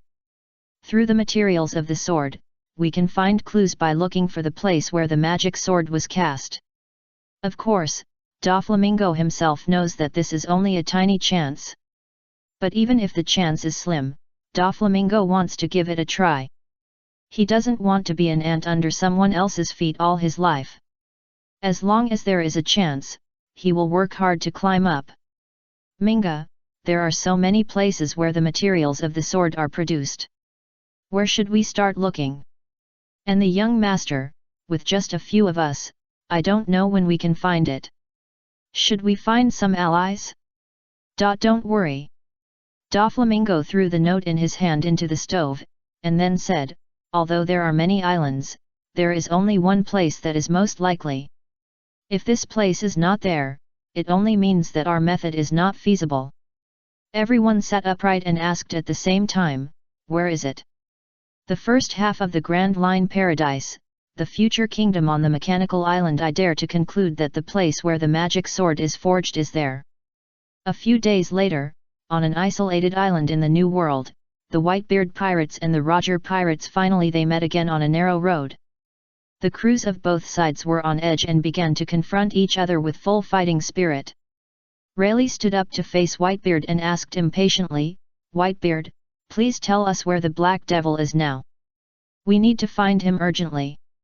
When he heard this, Whitebeard frowned, "Do you think I will easily betray my brother's whereabouts?" "Whitebeard, Roger." Rayleigh wanted to say something, but was stopped by Roger. "Ha ha ha, Whitebeard, the man next to you is the samurai from Wano country, the legendary Kojiki clan, can I have a chat with him? After hearing this, veins on Whitebeard's forehead were already popping out, and he was obviously very angry, almost unable to hold back an attack directly. One moment I want to find Nadia, the next moment I want to find Odin, don't forget, we are enemies. Don't you think your request is a bit too much? Whitebeard God. Roger scratched his head and smiled awkwardly, sorry. In that case, let's fight. If you win, I agree to all your requests. Oh. Hearing Whitebeard say that the war was going to start, Marco and the others cheered and looked extremely excited. The crew members of Roger's pirate group were also eager to try, and they were obviously looking forward to this battle. You know, Roger's pirate group and Whitebeard's pirate group have always been on par with each other. They have long wanted to decide the winner, to prove that their pirate group is the strongest pirate group in the world, and their captain is the strongest man in the world. Since the Black Devil was expelled from the human race and was called the creature closest to God in the world, his title of the strongest man in the world has been vacant, but no one has filled it. The main reason is that Whitebeard and Roger have no chance to fight a good fight to decide the real winner. Roger is helpless. He doesn't want to start a war, but now the arrow is on the string, so he has to shoot. Brothers, let's fight. Roger drew his sword and aimed at the Whitebeard pirates.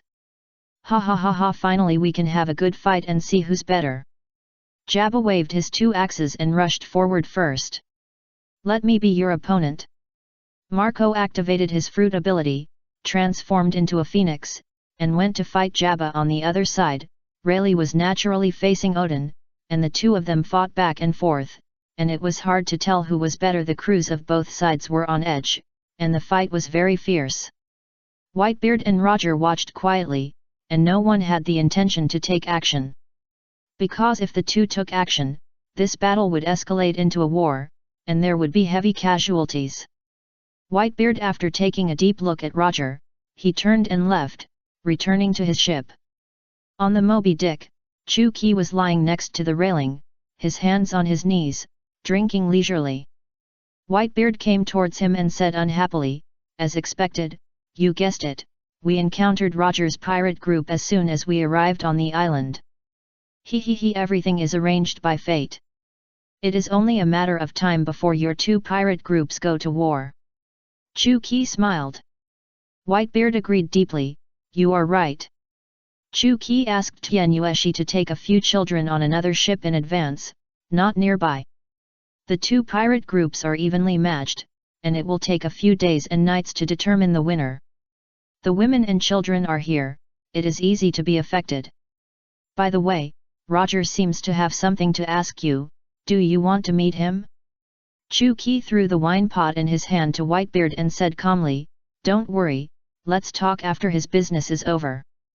Whitebeard took the wine pot, took a sip, and said meaningfully, Ki, you have the ability to know everything and can see everything in the future. Wouldn't such a life be boring? Chu-Ki curled his lips and said, I just look at it occasionally, and I don't calculate it often. Gulala.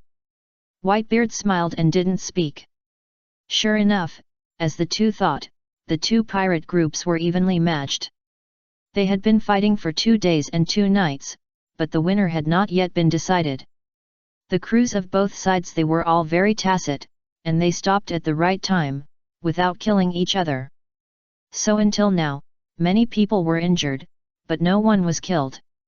On the 3rd day, 2 little pirates secretly climbed onto the Moby Dick. Philo reminds you, 3 things to do when reading. Chapter 164? The man who injured the Black Devil 6 times in a row. On the pirate ship, Whitebeard glanced at the island where screams and explosions continued, and then drank by himself. On the other side, Chu-Ki was lying on a chair and taking a lazy nap, turning over from time to time. Finally found you, Whitebeard. 2 little pirates from Roger's pirate group jumped out from somewhere, and they were on the verge of a fight, staring at Whitebeard with angry eyes. 2 little pirates, one looked like a red-nosed clown, and the other had red hair and wore a straw hat. Chu-Ki opened his eyes dazedly, glanced at the two, and murmured in a low voice, "Oh, it turned out to be the future god Buggy and the 4 emperors' red hair." Then he fell into a deep sleep again. There was no need to pay attention to the 2 little guys whose danger level was negative. Bakey, holding a flying knife, was fearless and shouted, "Old man, you are finished if you meet me. I will dye your beard red." "Gulala, it seems that you like red very much. You dyed your nose red." Whitebeard looked amused. "Who said my nose was dyed? It was originally red." Bakey was furious. He hated people talking about his nose the most. "Son! Whitebeard, come and fight us," Shanks said eagerly. "If we win, tell us the whereabouts of the Black Devil, otherwise I will beat you until you say so." Bakey looked arrogant. Whitebeard couldn't help laughing, and thought these 2 little guys were very interesting, so he decided to play with them.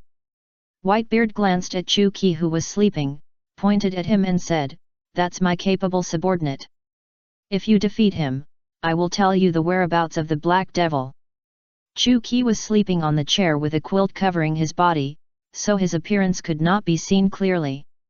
"Well, Uncle Buggy, get rid of him first, and then I will deal with you, old man." After saying that, Buggy threw out the 6 flying knives in his hand.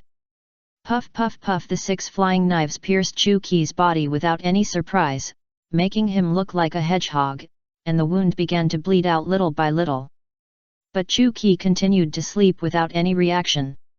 He, it's very simple. How can such a lazy little character be the opponent of Uncle Buggy?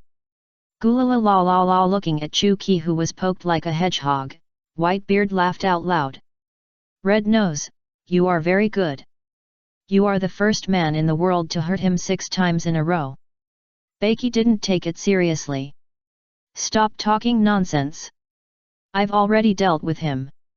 Tell us where he is." Gulala la la. Whitebeard laughed even louder. "The Black Devil. He." Before Whitebeard could speak, Chuki had already climbed up from the chair, yawning and pulling out the flying knife from his body. "Damn Edward, you laughed so loudly that I even woke up my nap."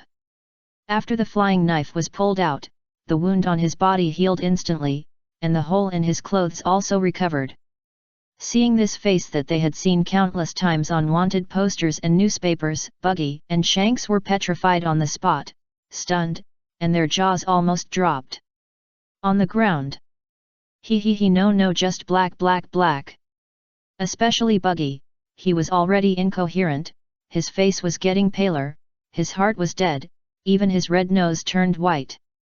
"I actually stabbed the Black Devil with a flying knife, and stabbed him 6 times in a row. Shanks, goodbye, my life has come to an end, it's time to say goodbye to this world and this sea." After saying his last words solemnly, Buggy fell to the ground with a plop and fainted completely. "Buggy! Good friend!" Shanks quickly carried the fainted Buggy, and fled without thinking too much. Looking at the backs of the 2 running away, Chuki and Whitebeard looked at each other and laughed at the same time, almost crying. "This little guy named Buggy is really funny. It's really interesting." Chuki laughed secretly. After all, it was Buggy, the man who almost made the future Pirate King unable to leave the East China Sea. He had no fewer legendary stories than him.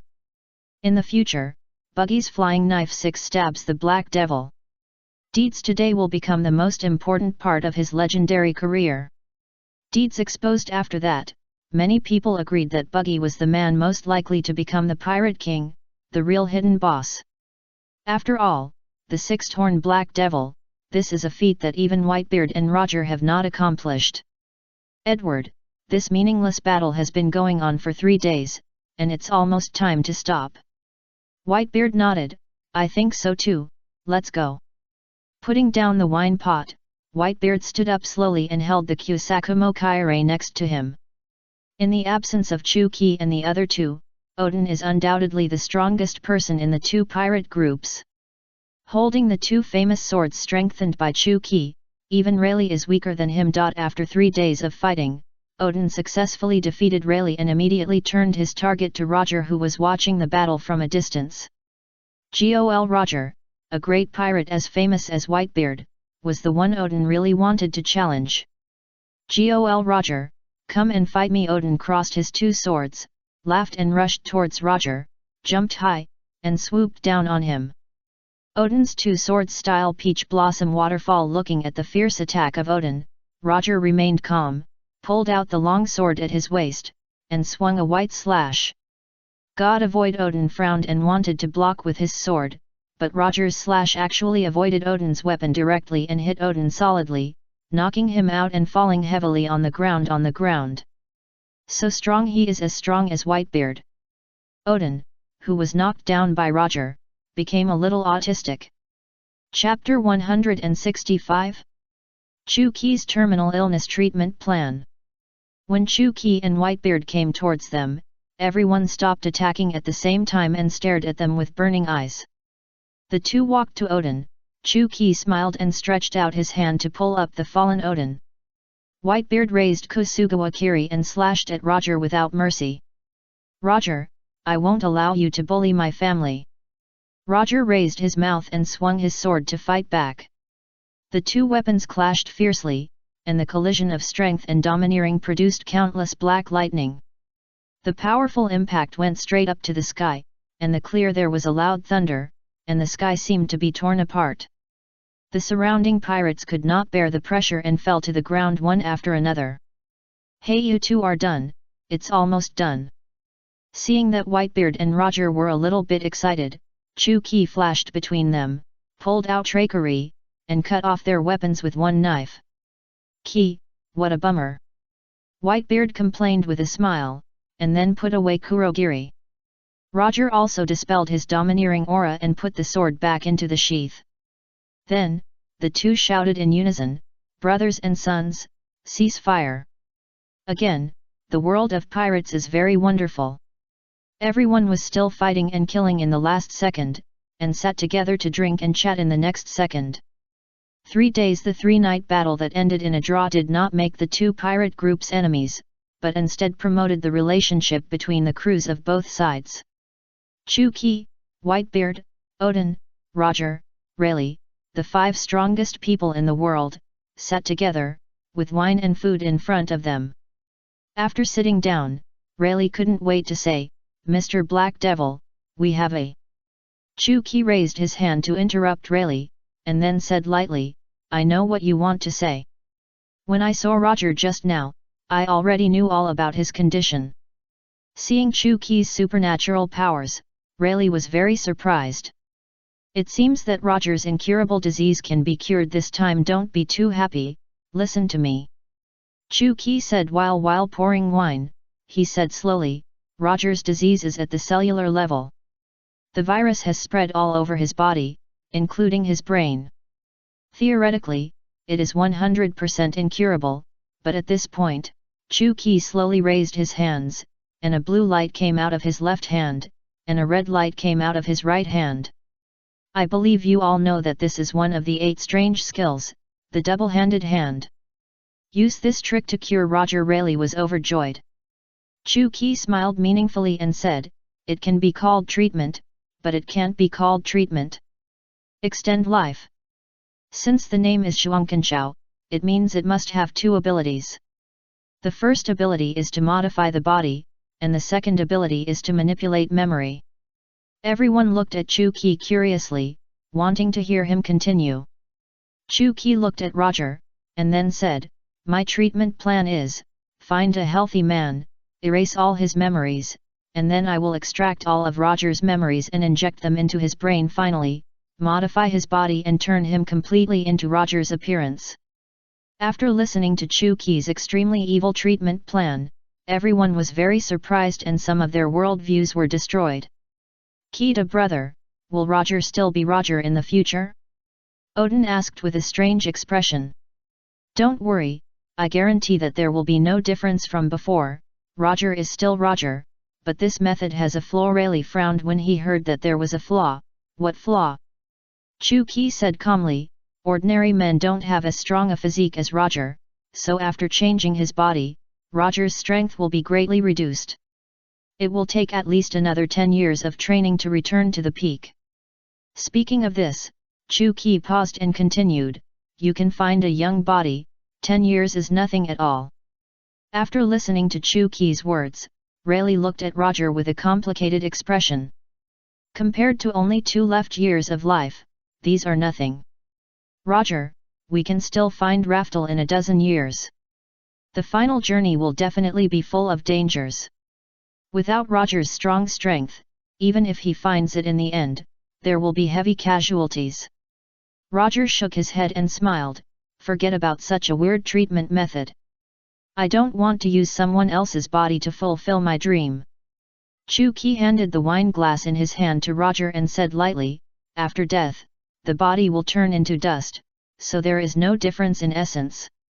Roger took the wine glass and slowly said, "Qi, is it the soul or the memory that determines the self? A person with Gol Roger's memory, is he Gol Roger?" After hearing Roger's question, everyone fell into deep thought. It seems that he has made a decision and will not accept treatment. Rayleigh, who knows Roger's character well, gritted his teeth and was a little intolerable. "Asshole, don't be so willful anymore. Being alive is more important than anything else. Let's wait for 10 years and complete the final adventure 10 years later, how about it?" All the members of Roger's pirate group who heard the conversation also gathered together. "Captain Roger, accept treatment, we will always follow you." "That's right, Captain Roger, whether it's 10 years or 20 years, we will wait for you. I believe that one day, Captain Roger will lead us to complete the last adventure, arrive at Raftel." Faced with everyone's persuasion, Roger remained unmoved, and kept a smile on his face. Roger looked around at everyone and said righteously, "Brothers, have you forgotten our vows? Dreams and freedom are always more precious than life. I will not give up my dreams in order to survive, you don't need to persuade me anymore." Roger's expression was extremely firm, and everyone understood that Roger had made up his mind, and no one could change it. Can't change. Chapter 166. Shuangkanshao, the last choice for Roger. Chu Qi and Whitebeard were expressionless, drinking by themselves. They had long known that Roger would definitely not accept this treatment method with his personality, but they still hoped that Roger would agree. Whitebeard looked at Chu Qi and said jokingly, "Qi, don't you know the secret of Raftel? Since Roger is so interested, you might as well tell him, so he doesn't have to go through so much trouble to make a trip." When Rayleigh and others heard this, their eyes lit up and their emotions gradually became excited. Although they also wanted to reach Raftel and complete the last adventure, compared to Roger's life, whether they could complete the last adventure was not particularly important. "Okay, but is Roger willing to listen?" Chu Qi glanced at Roger with a half-smile. "Ha ha ha ha, of course not. If I hear anything from Qi, I will disband Roger's pirate group and stop being a pirate, because I don't want to experience boring adventures. Captain Roger." After a while, everyone tacitly ended the topic, no longer talking about healing, and no longer discussing the secrets of Raftel. As they chatted, Roger finally told the real purpose of this trip, borrowing Kojiki Odin's time for a year to help him crack the signpost history and calculate the location of the final island. Of course, Whitebeard strongly opposed it. He would not allow anyone to take his family away.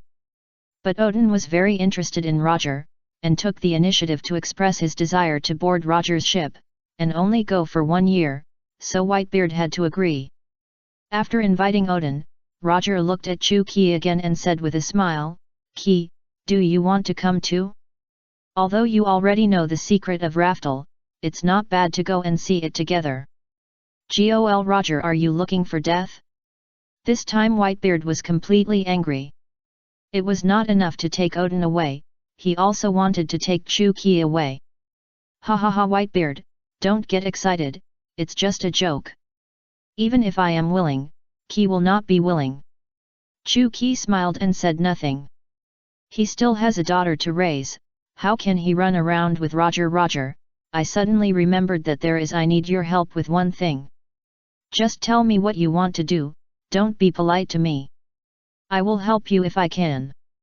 Roger said proudly. Chu-Ki spread out his palm, and a golden treasure box with 2 hands carved on it appeared out of thin air. This is one of my 8 wonders, the double hand. I know your next destination is Sky Island, so please hide it there for me. Of course it doesn't matter if it's lost. After speaking, Chu-Ki handed the golden treasure box in his hand to Roger. As soon as these words came out, the 2 pirates were shocked, leaned over, and stared at the golden treasure box in Chu-Ki's hand. After all, this is the power of the 8 wonders, which opens the treasure of the age of navigation. Who would not be interested in the dual-handed hands that manipulate memory and modify the body? In a sense, it is also a magical skill that can make one immortal. By replacing aging or diseased organs, the effect of immortality can be achieved. Although the effect is not as good as the 6 treasury immortal thief, he can use it on others. Looking at the box handed over by Chu-Ki, Roger was stunned, a little amused, but very moved. You guy, really everyone present is not stupid. Combined with what Chu-Ki said just now and the ability of the dual-handed hands, his meaning is already very clear. This golden treasure box is actually Chu-Ki's last choice for Roger. If he changes his mind, he can open the golden treasure box and learn the Shuangchuan hand to cure your terminal illness. Ha ha ha, since it's yours, I will never lose it. Roger emphasized the word lost to show his attitude.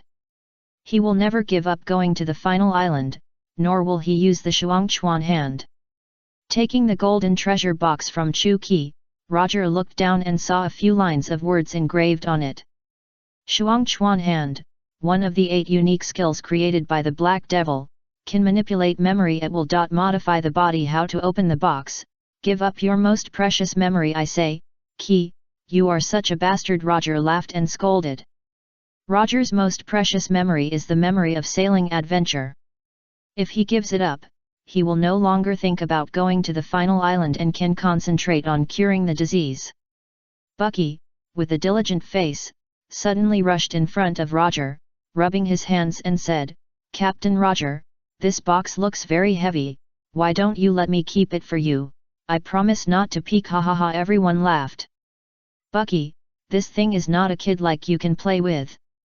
Jabba came over, pulled Bucky's clothes, and dragged him away. Knowing the secret of the 8 great techniques is of no benefit to a rookie like you. Let me go, I'm not a rookie. I stabbed the Black Devil 6 times with a flying knife not long ago. Can you guys do that? Hee, a clown like you can hurt my mother. Don't tease me. Jaws crossed his arms with a look of contempt. His good friend Shanks stood up and spoke for Buggy. This is true. Buggy did stab the Black Devil, although he fainted and peed his pants immediately afterwards. Ha ha ha ha, I believe peed his pants. Everyone burst into laughter, and the originally heavy atmosphere suddenly became much more cheerful. Shanks, you bastard, didn't we agree to keep it a secret? Bakey was furious. Ha ha ha ha, sorry, I forgot. Chu-Ki said with a half smile, this brother Buggy is right, I was indeed stabbed 6 times by him with a flying knife, and I bled a lot, so. As he said, Chu-Ki put his hand on the hilt of the knife. It's my turn to take revenge next. Chapter 167. The Last Banquet, the 3 people bid farewell. Seeing Chu-Ki's serious expression, not joking at all, Buggy was frightened to tears and turned around quickly to run away. Lord Black Devil, please let me go. That won't do. You stabbed me 6 times, and I must give it back. You. While speaking, Chu-Ki had already pulled out Rakery, which turned into a residual shadow and passed by him. Swish, swish, swish. The sword energy broke through the air, and 6 white lights flashed on Buggy's body, instantly cutting his body into 7 pieces. Looking at his mutilated body, Buggy burst into tears. Wow, I didn't expect that Uncle Buggy would die here today. I can't accept it. Shanks, Captain Roger, Buggy will go first. After telling his last words again, Buggy fell to the ground, closed his eyes peacefully, and waited for death quietly. Shanks squatted next to Buggy, flicked his red nose, and said with a smile, "Bucky, have you forgotten that you are 4/5 of a split people, being cut in half won't kill you?" Upon hearing this, Buggy suddenly opened his eyes and suddenly realized, "Yes, I am a split person." Ha ha ha. Looking at this pair of funny brothers, everyone burst into laughter again. "Bucky, you are not only the first man to stab the Black Devil 6 times. You are also the first man to receive the Black Devil's 6 swords and remain unscathed. Ha ha ha, that's right, this glorious record is enough for you to brag about for the rest of your life. As the second strongest man in the world, it has to be you." He, of course, Uncle Buggy is the eternal god. Although he knew they were teasing him, Buggy still had a proud look on his face and laughed wildly. The sun set, the party finally came to an end with laughter. Chu-Ki understood, Whitebeard understood, and Roger understood that this would be the last gathering of the three of them, and the last time the three of them would sit together and drink. The three of them who had gone through the old and new eras together will officially part today. They are enemies, opponents, friends, and confidants, but no matter what the relationship is, they all have the same pursuit, freedom. Facing the sunset, the Moby Dick of the Whitebeard Pirates, and the O.L. Jackson of the Roger Pirates, slowly sailed in 2 different directions. Everyone stood on the deck and waved together. Roger said goodbye, and also said goodbye to Odin's family. "Dad, why are you crying?" Robin in his arms stretched out his hand and helped Chu-Ki wipe the tears from the corners of his eyes. He, it's nothing. The wind is too strong, and the sand is blinding my eyes." Odin's family left the Whitebeard Pirates, and Chu-Ki also took Robin to say goodbye to Whitebeard and the others and returned to O'Hara. Robin likes to read books, and his dream is to be an archaeologist. It is definitely impossible to stay in the Whitebeard Pirates forever, so he can only go back to O'Hara to study. Another reason is, in a few years, Robin's mother Albia is also going back to O'Hara. It's time for them to be reunited. In Grand Line Paradise, Doflamingo and his Don Quixote family members have arrived at the future kingdom of the Mechanical Island. Everyone began to look for the place where the Black Devil casts the magic sword on the island, or more precisely, to find clues to the 8 wonders. However, after searching for a few days, they still found nothing. Everyone was very disappointed and felt that there was no hope. "Minga, we have searched all over the future kingdom, but there is no clue at all." "Young master, we have also searched the suburbs, but we have not found any place to cast swords." Doflamingo frowned, paced back and forth, and said after thinking for a long time, "If I were the Black Devil, I would definitely choose a place where few people go, a place that ordinary people can't reach, so there's no need to worry about being disturbed. The Mechanical Island is a winter island, maybe it's on a snowy mountain. Ordinary people shouldn't climb snowy mountains for no reason. But there are so many snowy mountains, where should we start looking?" Doflamingo raised his head and looked at the towering snowy mountain in the distance, and said meaningfully, "I think only the highest and most dangerous snowy mountain is worthy of the identity of the Black Devil." A few hours later, everyone followed Doflamingo to the foot of the highest snowy mountain on the Mechanical Island. When the cold wind blew gently, everyone felt icy cold, and looking up at the towering snowy mountain made people very desperate. With everyone's strength, they could barely climb up. Only Doflamingo, Treble, and Pika were climbing. Kyodeo. Doflamingo was impatient and used the power of the string fruit to quickly climb up like a wire. Treble and Pika looked at each other, and also used the power of the fruit to wrap their bodies to keep warm, and began to follow Doflamingo just as the 3 of them began to climb the snowy mountain. The 65th generation puppets Ruhwa and 1010 special defense puppets on the 3rd floor of Chu-Ki's laboratory were activated and began to swarm out. The powerful beast-type puppets on the 4th floor of the laboratory will only be activated when the invaders reach the 3rd floor. The other cotters of the Don Quixote family were sitting at the foot of the snowy mountain, waiting boredly. 3 people 3. Just then, there was a sudden loud noise on the mountain, and everyone was shocked and stood up quickly. After a few minutes, the noise stopped, and then 3 black shadows were seen rolling down the mountain. The cotters looked closely and found that it was the young master Doflamingo and his 3 companions. Young master Diamante quickly activated his floating fruit ability, softened the ground and caught the 3 people. At this time, Doflamingo was extremely embarrassed, with scars and blood, as if he had just experienced a big battle. Torre Ball and the other 2 were in a similar situation. Young master, what happened? Are there enemies up there? Everyone asked hurriedly. Doflamingo ignored everyone and completely ignored his injuries. He lay on the ground and began to laugh wildly. I finally found it, the 8 Great Techniques. Chapter 168. The Great Pirate Era begins. Torrible, what did you encounter up there? A robot army that is almost identical to real people, with very strong combat power. I'm afraid only the Black Devil can create such a weird thing. Torrible said with lingering fear. They should be guarding something on the top of the mountain. There is no doubt that we have found the right place. The 8 Great Techniques are likely hidden on the top of the mountain. Everyone was ecstatic and excited. The rumored supreme power, the divine technique, was within reach. Who wouldn't be excited? But Brother Ming, the combat power of those robots is too strong. And no one knows if there are more, how many there are, or we can find some helpers. Absolutely not. Doflamingo looked serious and said sternly, have you forgotten the tragedy of the Dark World? If we find helpers, we will definitely get nothing in the end. But if there are no helpers, how can we defeat those robots and climb to the top of the mountain? After a moment of silence, Doflamingo slowly raised his head and looked at the towering snow-capped mountains. There is only one way to become stronger. If it doesn't work today, then tomorrow. If it doesn't work this year, then next year. One day I will reach the top of the mountain. Chu-Ki, who had returned to O'Hara and was cooking at home, suddenly sensed something. It turned out that the puppets on the mechanical island were activated.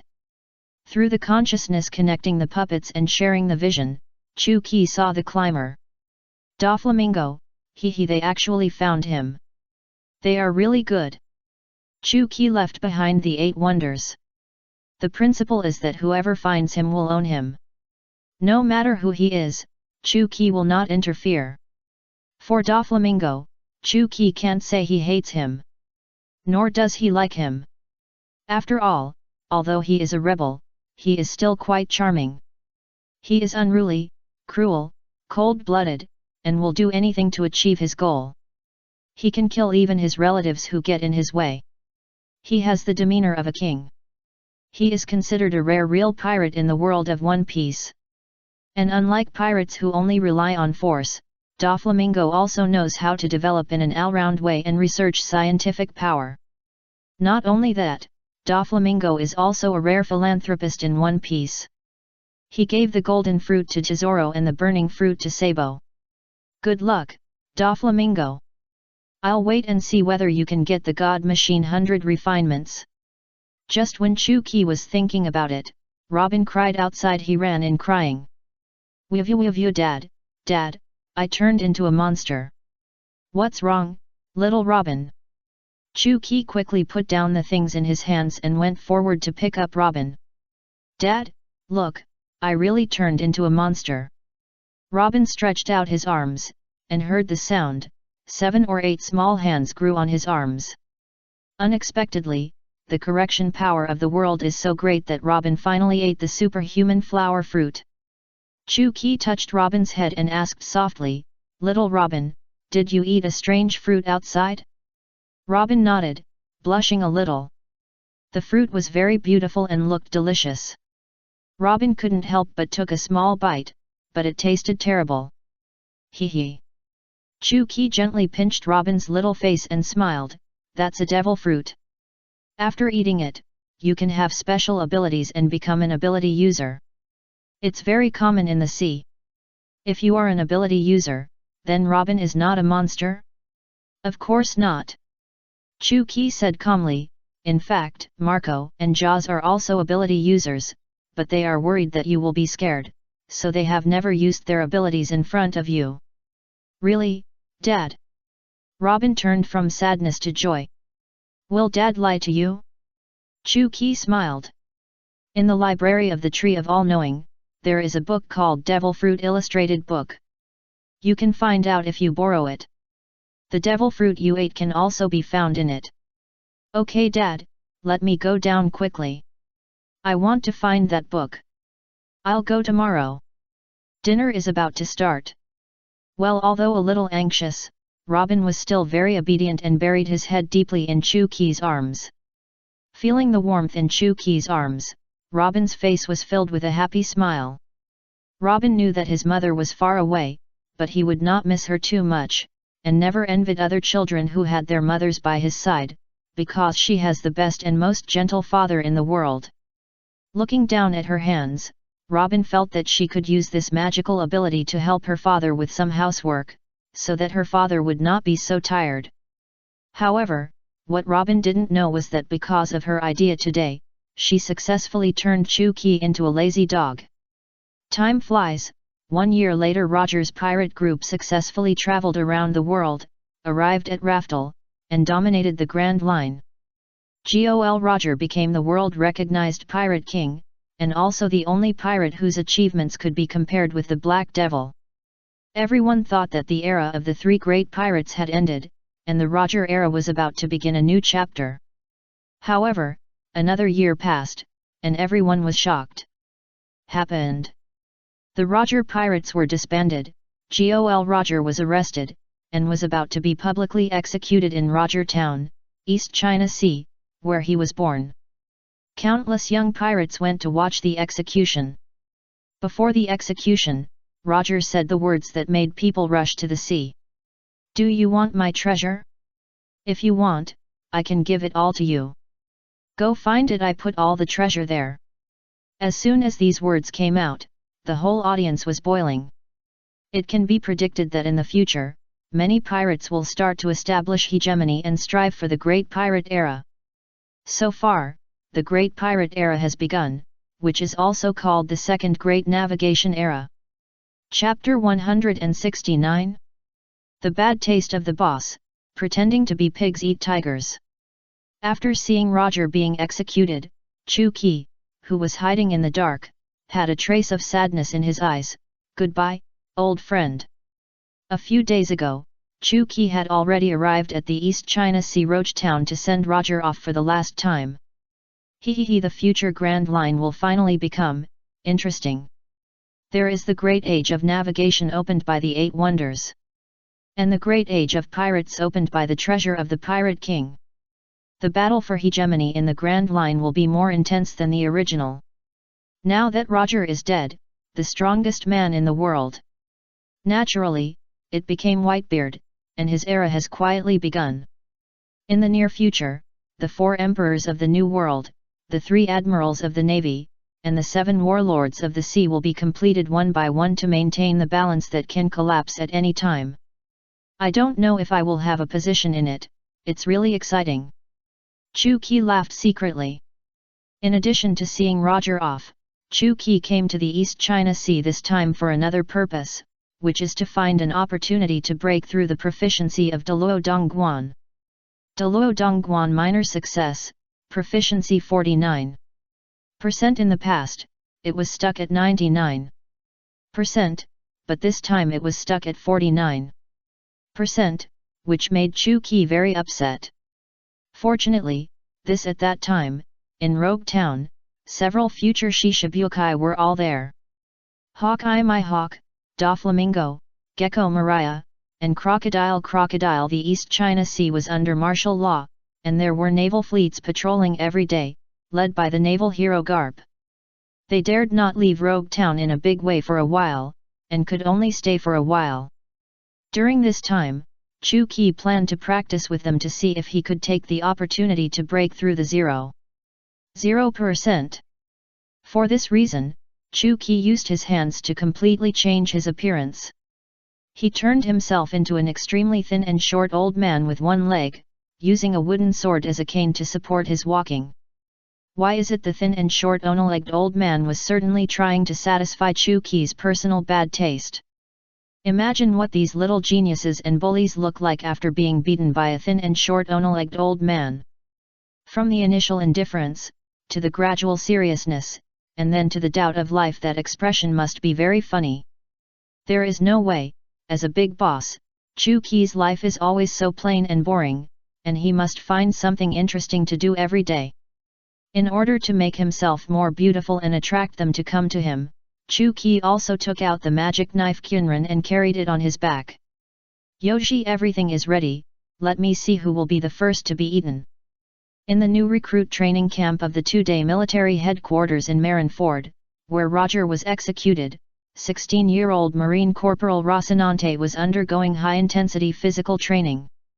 Rocinante, whose full name is Don Quixote Rocinante, is the younger brother of Don Quixote Doflamingo. He escaped from his brother Doflamingo many years ago and was adopted by the current Admiral Sengoku. He joined the Navy 2 years ago and was later promoted to Marine Corporal.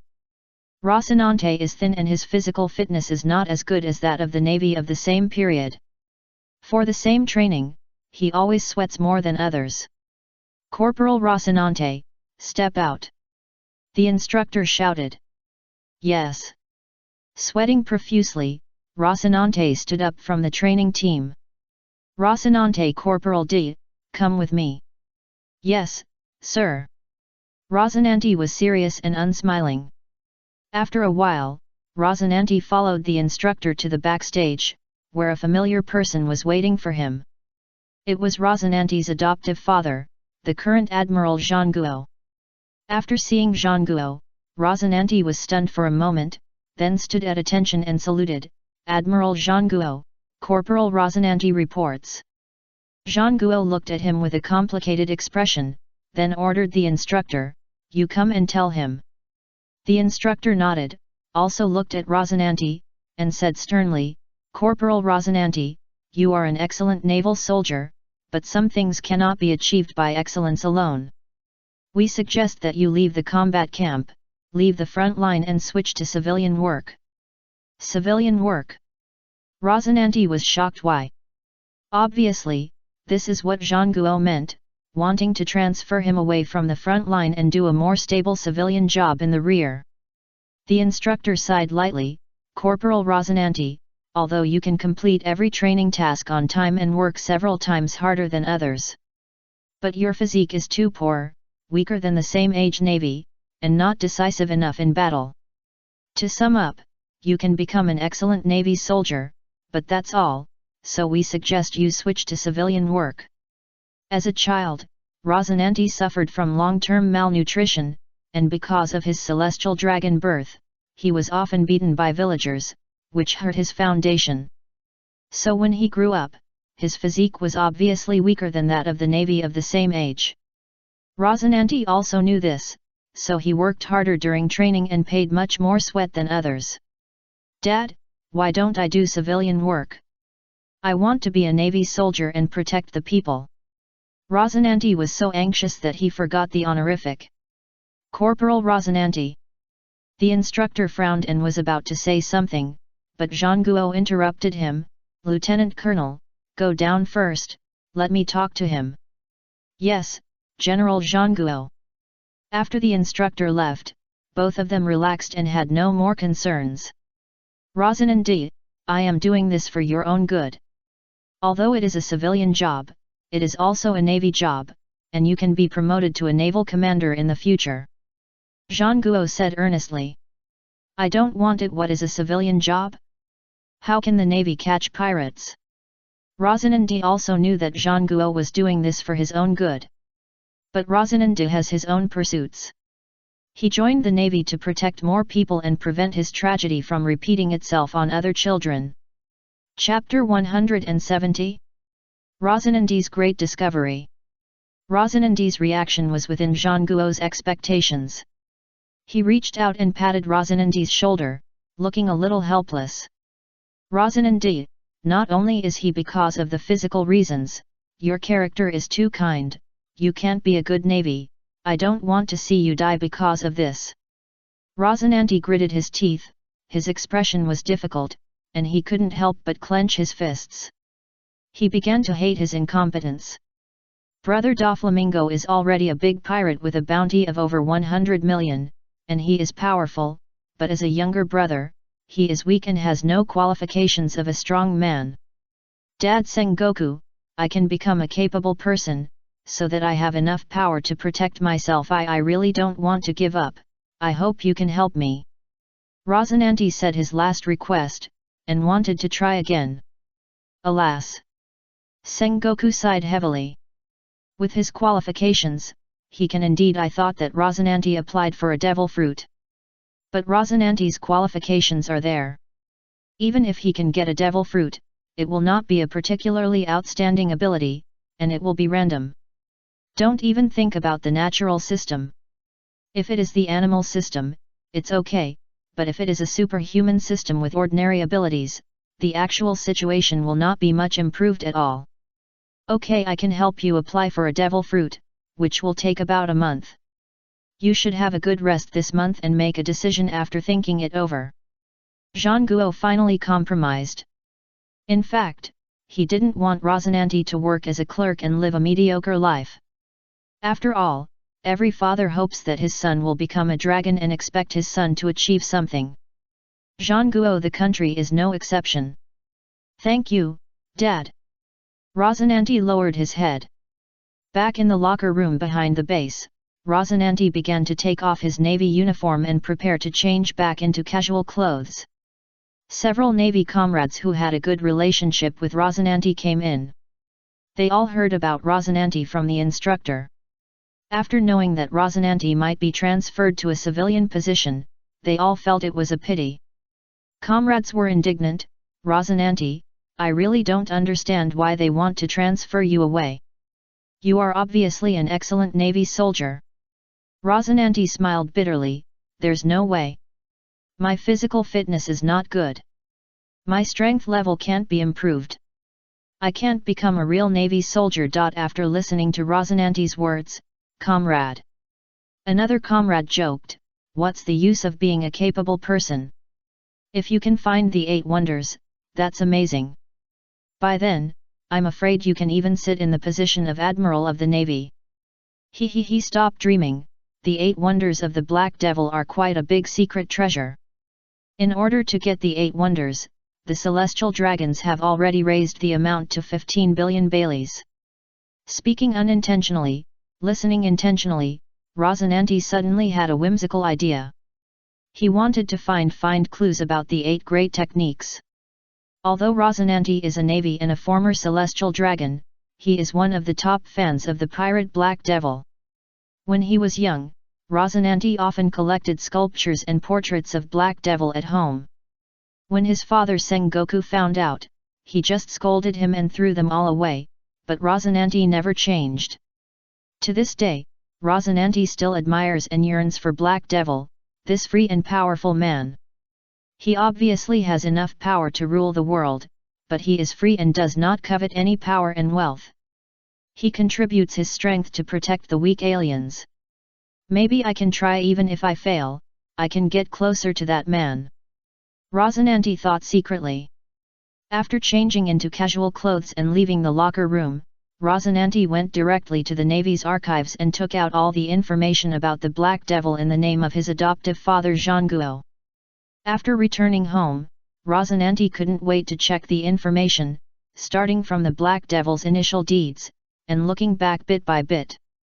About 25 years ago, in a remote village, a boy named Chu Qi went to see Rosinante. Murmured in a low voice while flipping through the information, after turning the king into a woman, Chu Qi got the nickname of the Black Devil, and the bounty was increased to 500 million Baileys. The Navy began to capture the Black Devil on a large scale. The young Black Devil was still weak and there was no way, I had no choice but to hide in the pirate island Hachinos. What is Hachinos? I have never heard of it. Rosinante began to look through the information about Hachinos. I was shocked when I saw it. It turned out that the pirate island Hachinos was such a powerful place. Including the past and the present, almost all the big pirates have stayed there. The origin of the evil pirates and the rocks pirates. The Navy has set up a large branch just to monitor it. This place seems worth checking. Rosinante became interested in the pirate island Hachinos and began to look for more information about it. From the afternoon to dusk, when Rosinante finished reading the last after reading the information, his face was already full of shock. Because he had made a huge discovery, it was a very important clue. First of all, Black Devil once opened a clinic on Hachinos Island to treat the pirates on the island, and it was crowded every day. With superb medical skills, in just 2 years, Black Devil won the honor of the most brilliant doctor in the New World. With Black Devil's character, it is impossible for him to treat others for free, and the fee will definitely not be low. So in 2 years, relying on treating pirates, the wealth accumulated by Black Devil is definitely an astronomical figure. However, with so much money, when Black Devil joined the Rocks Pirates, it was impossible for him to take all of it on board, and it must have been left in Hachinos. On the island. Chapter 171. Rosinante who wants to go to the pirate island. Logically speaking, after the Rocks Pirates disbanded, Black Devil would definitely go and take back the treasures. However, as Black Devil's #1 fan, Rosinante knows his idol Black Devil.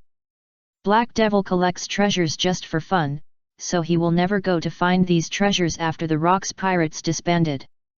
According to the Navy's records, after the pirate island Hachinos fell, the Navy swept Hachinos many times, but did not find a treasure house with amazing wealth. In other words, Black Devil's treasure is still on the island. This is only the first important clue, and the second clue is Rosinante's own speculation. On the rocks in Exinante's mind, Black Devil must be a man who values friendship and loyalty, no matter it's towards people or things. The first place where the 8 wonders were discovered was the Valley of the Gods, where Black Devil became the second captain of the Rocks Pirates, and where Black Devil disbanded the Rocks Pirates. That's why he left Windgate, one of the 8 wonders, on the Valley of the Gods, because it has a special commemorative significance. In contrast, Hachinos Island is where the Rocks Pirates were founded, and where Black Devil lived for 2 years, so its commemorative significance is no less than that of the Valley of the Gods. Combining these clues, Exinante can speculate that there is a 50% probability that Black Devil will hide one of the 8 wonders on the island, just like those undiscovered treasures are put together. No matter what, I must go to Hachinos Island to have a look no matter. I can find the 8 wonders, just treat it as a journey. Rosinante made up his mind secretly. Rosinante is kind by nature and is not a person who is particularly obsessed with power. But he also knows that only by getting enough power can he protect what he cherishes. If he wants to continue to be a navy, he must become stronger. I will visit the place where the Black Devil lived soon. Place, I feel a little excited just thinking about it. Thinking of this, Rosinante could no longer hold back and began to pack up and prepare to go to the pirate island Hachinos. As for how to get there, Rosinante already has a plan. Hachinos Island has been abandoned for many years, and its location cannot be found on the nautical chart, so it is even more impossible to find the eternal pointer leading there. But Rosinante can find the eternal pointer leading to the original naval branch in the old things storage of the headquarters. That naval branch was already more than 20 years ago. The Rocks Pirates were destroyed, but the ruins are still preserved. It is on the neighboring island of Hachinos. Finding it is equivalent to finding Hachinos. Although the East China Sea Roger Town has passed, the martial law in the East China Sea has not been lifted. It may be because they are afraid that the remnants of the Roger pirates will cause chaos. These pirates who came to watch the fun can continue to stay in the town. In a tavern, several pirates are discussing their recent experiences. Have you heard about that one-legged man? Of course it is said that the knife on his back is a magic knife. You all know the magic knife, the weapon forged by the Black Devil, has mysterious power, and is a divine weapon that surpasses the supreme sword. After hearing what the two said, the drinking buddies at the same table were very surprised. Ah, the one-legged old man carries a magic knife, so he has been hacked to death long ago. Hack him to death. Do you know how powerful he is? Anyone who provokes him, so far, has not been able to withstand a single move. Really? Where is he now? I'll go and see. At the corner of East Street, he seems to have been. Where? After listening to the discussion of several people, my hawk, who was drinking, slowly put down his cup, picked up his sword, and walked out of the bar with a blank expression. As a swordsman, my hawk must know the legend of the magic sword. As a man who makes a living with swords, the attraction of the magic sword is undoubtedly huge for my hawk. In addition, he is also interested in that one-legged old man, so he decided to go and see him. The people drinking in this tavern are not only my hawk, Doflamingo, and their two subordinates. Treble and Diamante also happened to hear about the magic sword and the one-legged old man. The magic sword seems very interesting. Doflamingo and his friends have learned the location of God's 100 refinements through the broken magic sword Murasame. So Doflamingo is not as enthusiastic about the magic sword as before. After all, he never uses the sword. Minga, shall we go and take a look? Let's go. Although the magic sword is no longer useful to us, its strange ability is still worth looking forward to. Then, Doflamingo and his two companions also walked out of the bar.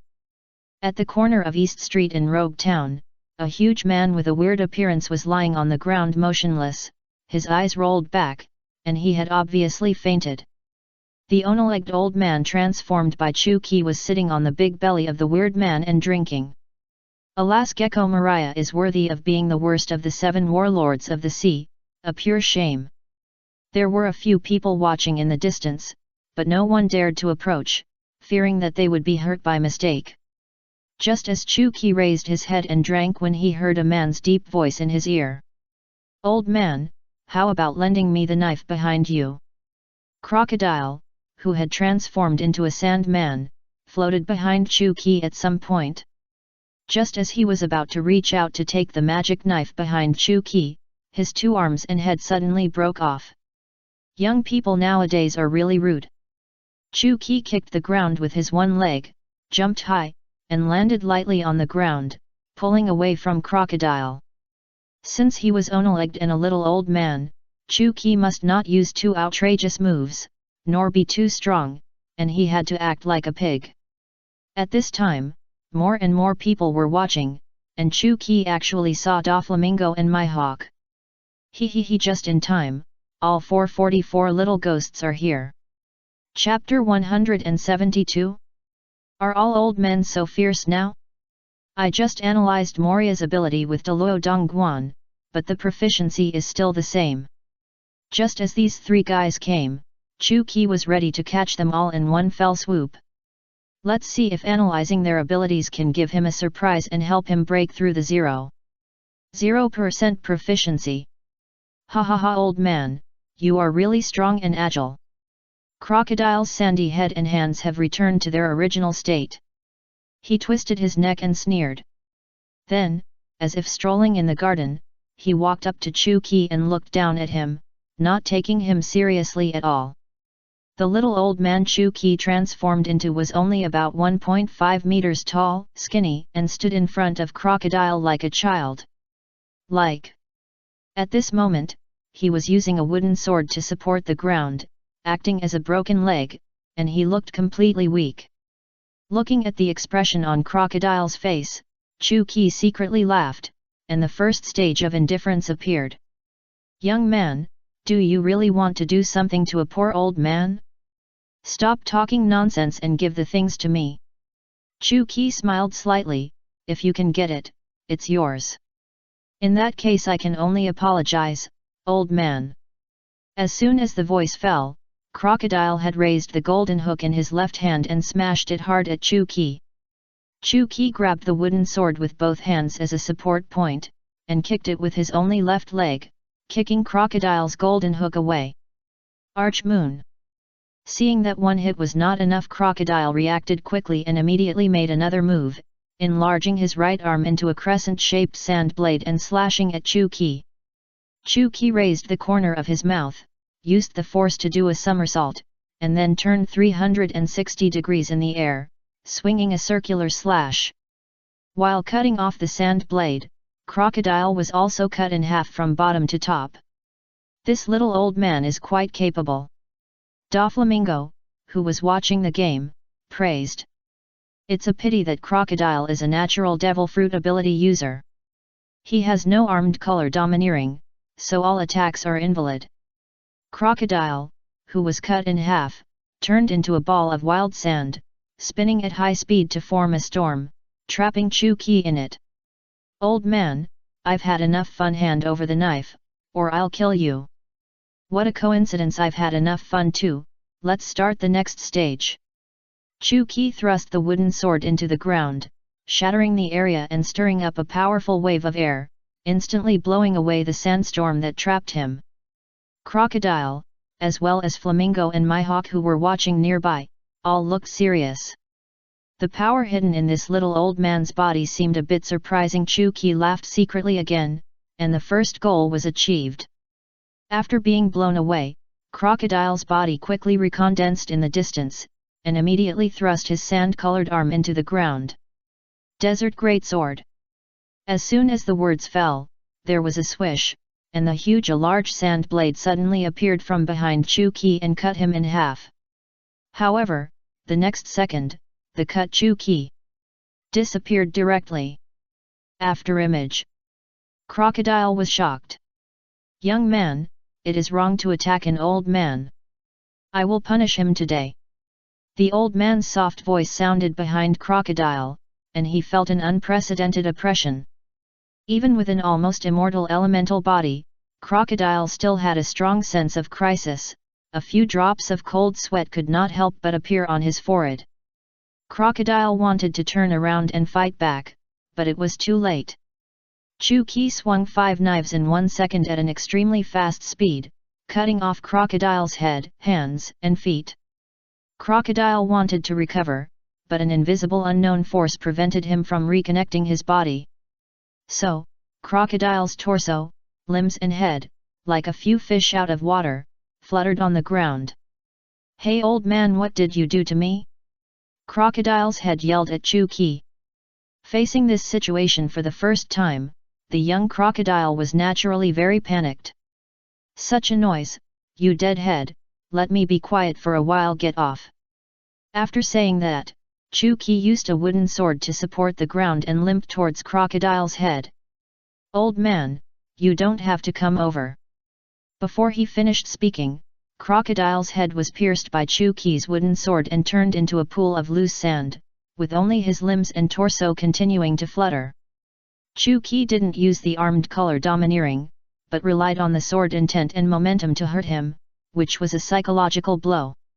Although it was not fatal, don't think about recovering within an hour or two. The third stage, doubting life, is achieved. Chu-Ki muttered to himself in a very small voice. Another little tyrant was solved. But it was a pity that the proficiency of Deluo Dongguan still did not increase, breaking through the last 0.0%. See, after Chu-Ki easily defeated the natural ability user Crocodile, the onlookers were once again deeply shocked by the strength he showed. Who would have thought that a frail one-legged old man could burst out with such powerful strength and speed, and could also cut a blow that even natural ability users could not recover from? My goodness, are the old men now so fierce? Don't you leave us young people a way to survive? Everyone thought at the same time. After watching the excitement, just when everyone was about to leave, another challenger stood up. Mihawk. It turned out to be that swordsman Mihawk. This is another good show to watch. This year, Mihawk is 19 years old, and he is still just a budding, little-known the swordsman who was angry. He didn't have the nickname of Hawkeye, nor was he one of the 7 warlords of the sea, nor was he even a great swordsman, let alone the world's best swordsman. I am Mihawk, and I hope to compete with the old senior. Although he is still young, Mihawk is neither humble nor arrogant, calm and composed, and has the demeanor of a strong man. Chapter 173. My Hawk's Challenge, Wooden Sword against Famous Sword. You are not bad, much better than that young man just now. Chu Qi praised with a smile. From the beginning, my Hawk was Chu Qi's most optimistic target, the one who was most likely to help him break through 0% proficiency. Because compared to Crocodile and the other three who rely on the power of the fruit to fight stupid, my Hawk is the future world's greatest swordsman, and he is far better than them in terms of attack skills. Old rules, young man, as long as you can beat me or satisfy me, the knife on my back is yours. My Hawk didn't say anything, just stared at Chu Qi with his hawk-like eyes, and slowly pulled out the long knife behind him. At this time, my Hawk had not yet obtained the supreme sword, the strongest black sword knight. But now he is also using a famous sword, one of the great swords. I hope you can make me happy. Chu Qi drew out the wooden sword again. Seeing that Chu Qi was still preparing to use the wooden sword, my Hawk frowned slightly and slowly said, "Senior, please fight me with the sword behind you." The wooden sword can indeed be used against those who don't use swords. But as swordsman, the wooden sword will definitely not last a round in the clash of blades. He boy, you do have the qualifications of a strong man, but unfortunately your cognition is not enough. I will teach you a lesson. Chu Qi raised the wooden sword and aimed it at my Hawk. Don't stick to the form of the weapon. If you have a sword in your heart, everything can be a sword. As long as you see through the essence, any weapon can be a god. Weapon. My Hawk was silent for a moment. After all, he was too young and focused on his swordsmanship. He didn't understand or believe what Chu Qi said. If the swordsman's weapon is not a sword, what kind of swordsman is it? My Hawk retorted, and his calm face finally showed some emotion. Chu Qi smiled meaningfully, "You don't have to believe it. You just need to know that next I will use this edgeless, child's toy wooden sword to cut off all your pride." The heart-stirring moment began. Since my Hawk had skipped the first and second stages, Chu Qi planned to go straight to then he was given the third stage, doubting his life. "Make a move, let me see your weight." My Hawk didn't say any more nonsense, gripped the knife in his hand, raised it high and then dropped it suddenly, slashing out a green slash more than 3 meters high. The slash tore through the air and the floor, and flew towards Chu Qi. It must be said that my Hawk at this time was not a little bit worse than that of more than 20 years later. Although he could already chop out sword energy, the size of the sword energy was mini. Chu Qi was a little disappointed, and casually sent out a white slash of similar size. My Hawk's green slash against Chu Qi's white slash was like an egg hitting a stone, was instantly crushed. What? My Hawk was shocked. He couldn't tell just now, but now he was 100% sure that this old man was definitely a great swordsman, but now was not the time to be surprised. Facing the white slash wave that was coming at him at high speed, my Hawk quickly raised his sword to block it. Bang! My Hawk struggled to resist, and the white slash wave directly dragged him for 20 to 30 meters, and then the power finally decreased. Ah! My Hawk shouted, using all his strength to successfully bounce the white slash wave away. Hoo! Although he successfully blocked this attack, it can be seen that my Hawk's consumption was not small. He was drenched in sweat and gasped heavily. So strong! It was obviously a wooden sword, but it could produce such a powerful slash. My Hawk was extremely shocked. The swordsmanship of this old man was so high that he had never seen it before. However, what my Hawk didn't know was that the old man in front of him didn't know any swordsmanship at all, let alone a great swordsman. He wasn't even a swordsman. The reason why he could produce such a powerful slash was entirely the result of level crushing. Don't play those tricks, just show me your swordsmanship.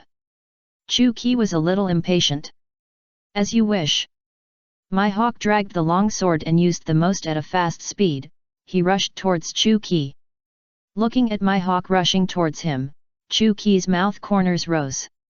The moment the Deluo Dongguan was opened, all his subsequent actions were reflected in Chu Qi's mind and completely analyzed. Not bad. Facing the fierce attack and the oncoming fast knife, Chu Qi raised the wooden sword slowly. Without any fancy moves, he faced it with the simplest stabbing action. At the moment when the two knives clashed, Mihawk was shocked again. The opponent's wooden sword actually perfectly avoided the sharp edge of his sword and removed most of his strength when he drew the sword.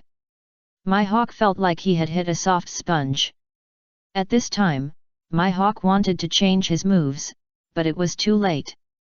Chu Qi's wooden sword had already picked up the sword in his hand. It stabbed out again at a very fast speed, and the tip of the sword was against Mihawk's throat, less than an inch away. The onlookers were already stunned. Who would have thought that the two would decide the winner after just one encounter? Mihawk, holding a sword, was subdued by a one-legged old man holding a wooden sword. I lost. Mihawk closed his eyes, looking somewhat unwilling. You don't seem to be convinced, let's do it again. Chu Qi smiled slightly and put away the wooden sword. Okay.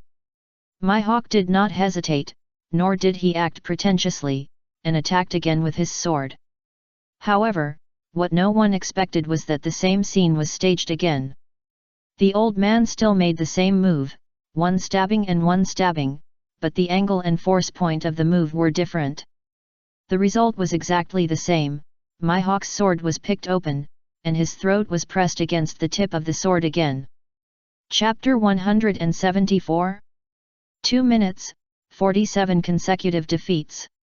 Retracting the wooden sword, Chu Qi said calmly, "Come again."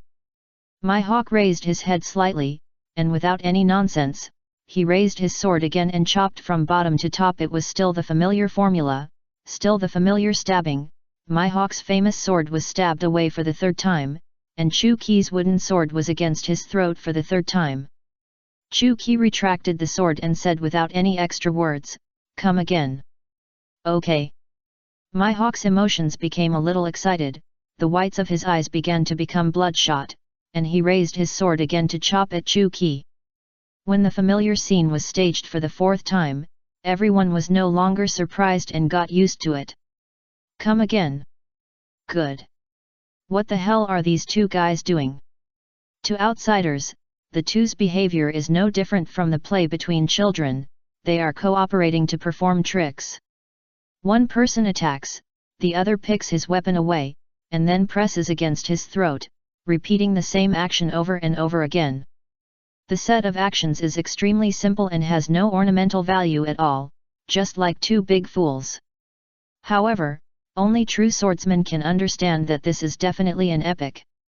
Swordsman duel. The seemingly identical actions are actually changing every time, and the only thing that remains unchanged is as a result, the old man completely beats Mihawk.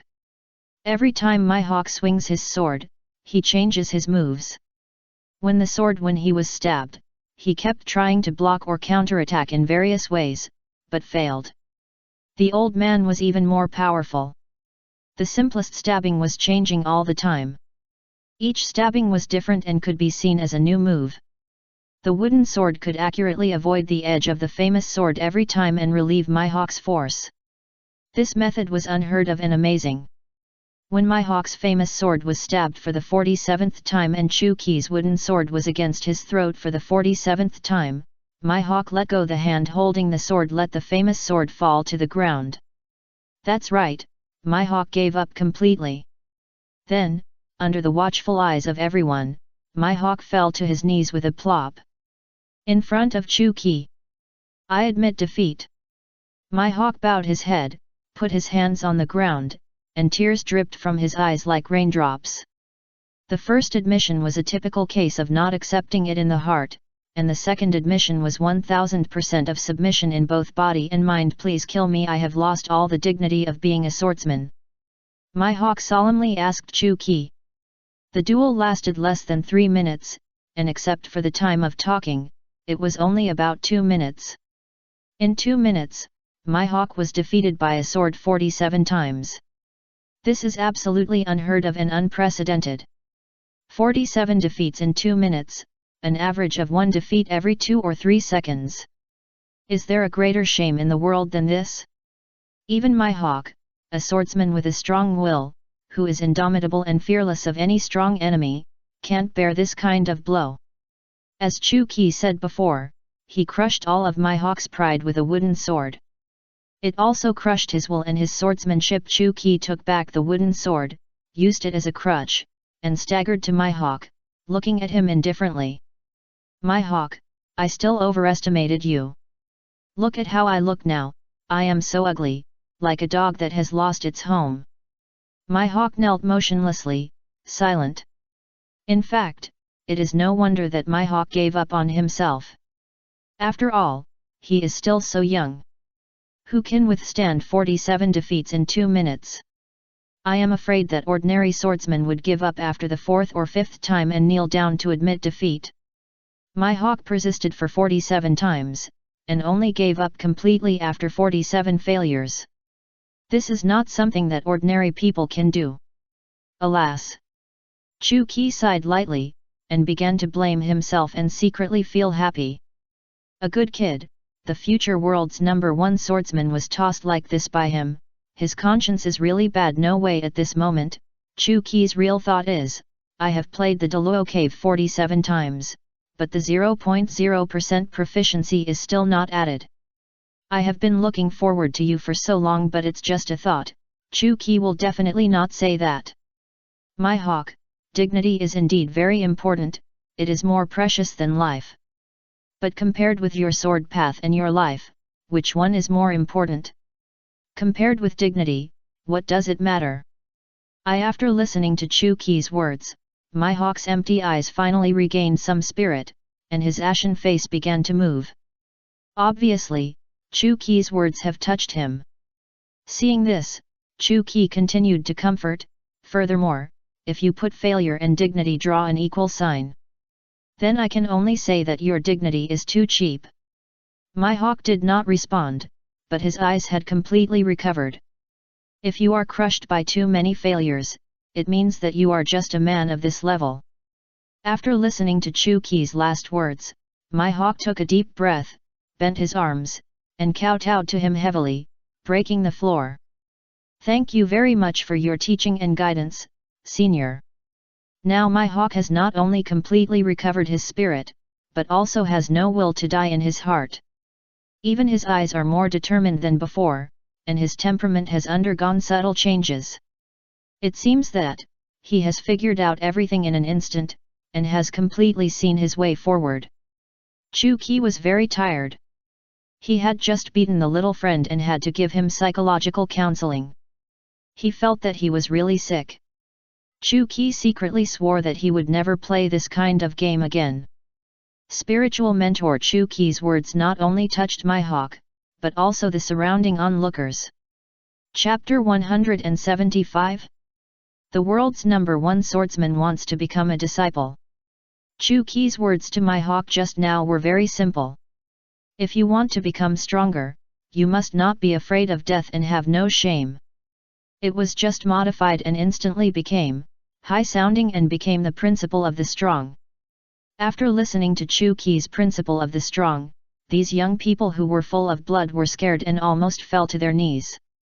Master, this is the real hermit master, no wonder he dares to wander around with the magic sword on his back. The old man must be a world-class strongman from the Rocks era, or even earlier, everyone thought at the same time.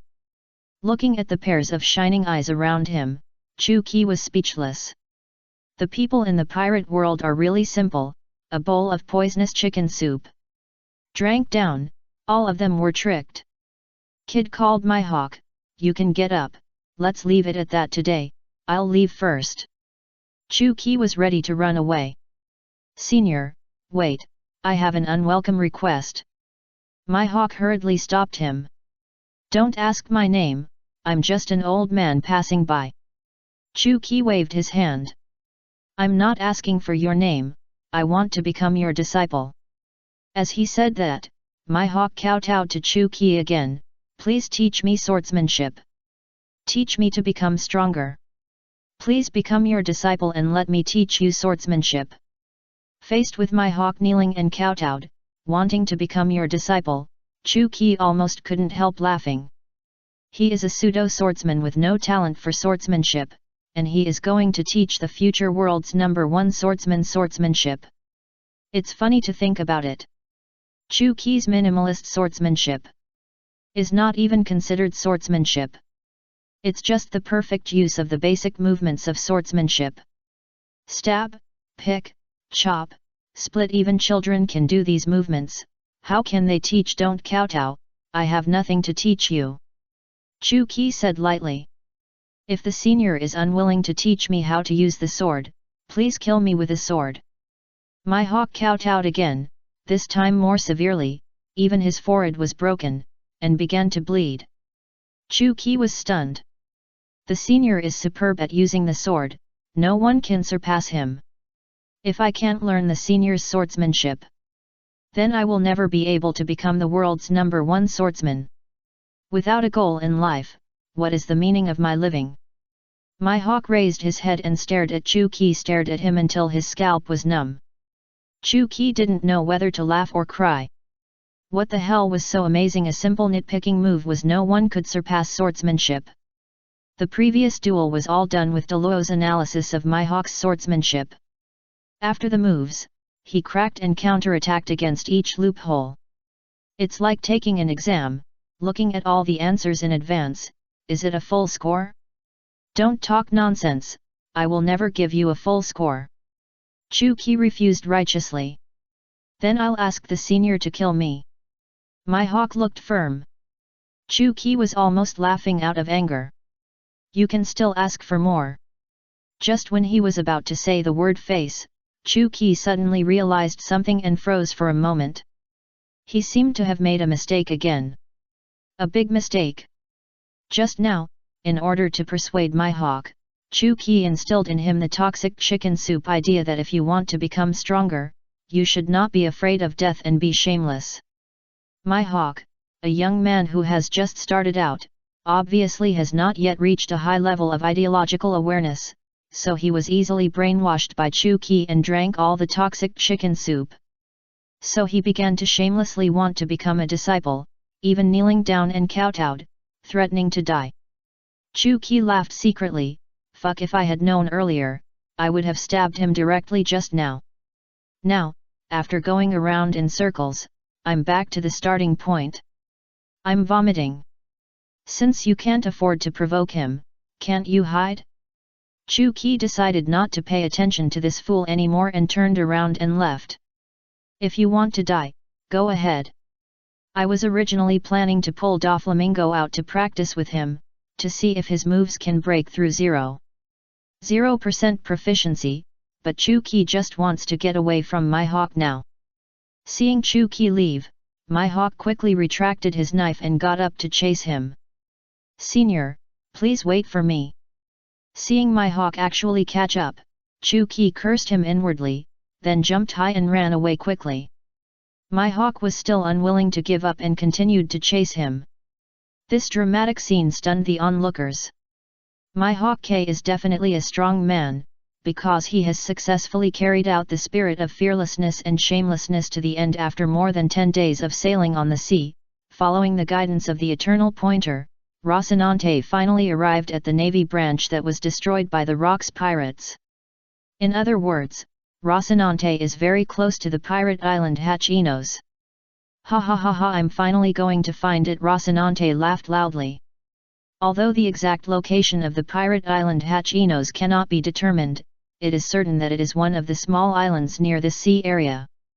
Hachinos is already an abandoned uninhabited island, but as long as you look for it one by one, you can always find it through the previous traces to it. Rocinante stood on the site of the former naval branch, looking at the ruins and desolation around him, and was filled with emotion. It is said that this naval branch was once the largest naval branch in the New World, with nearly 10,000 naval soldiers, dozens of vice admirals, and well equipped. However, it was such a powerful naval branch was completely destroyed by the terrifying Rocks pirates in just half a day. Alas, the difference in strength between the navy and the pirates is too great. Rocinante murmured to himself, after the age of discovery and the age of pirates are opened one after another, more and more pirates will be born, and the Navy's protection of the Grand Line will become weaker and weaker. Thinking of this, Rocinante clenched his fists, his expression firm.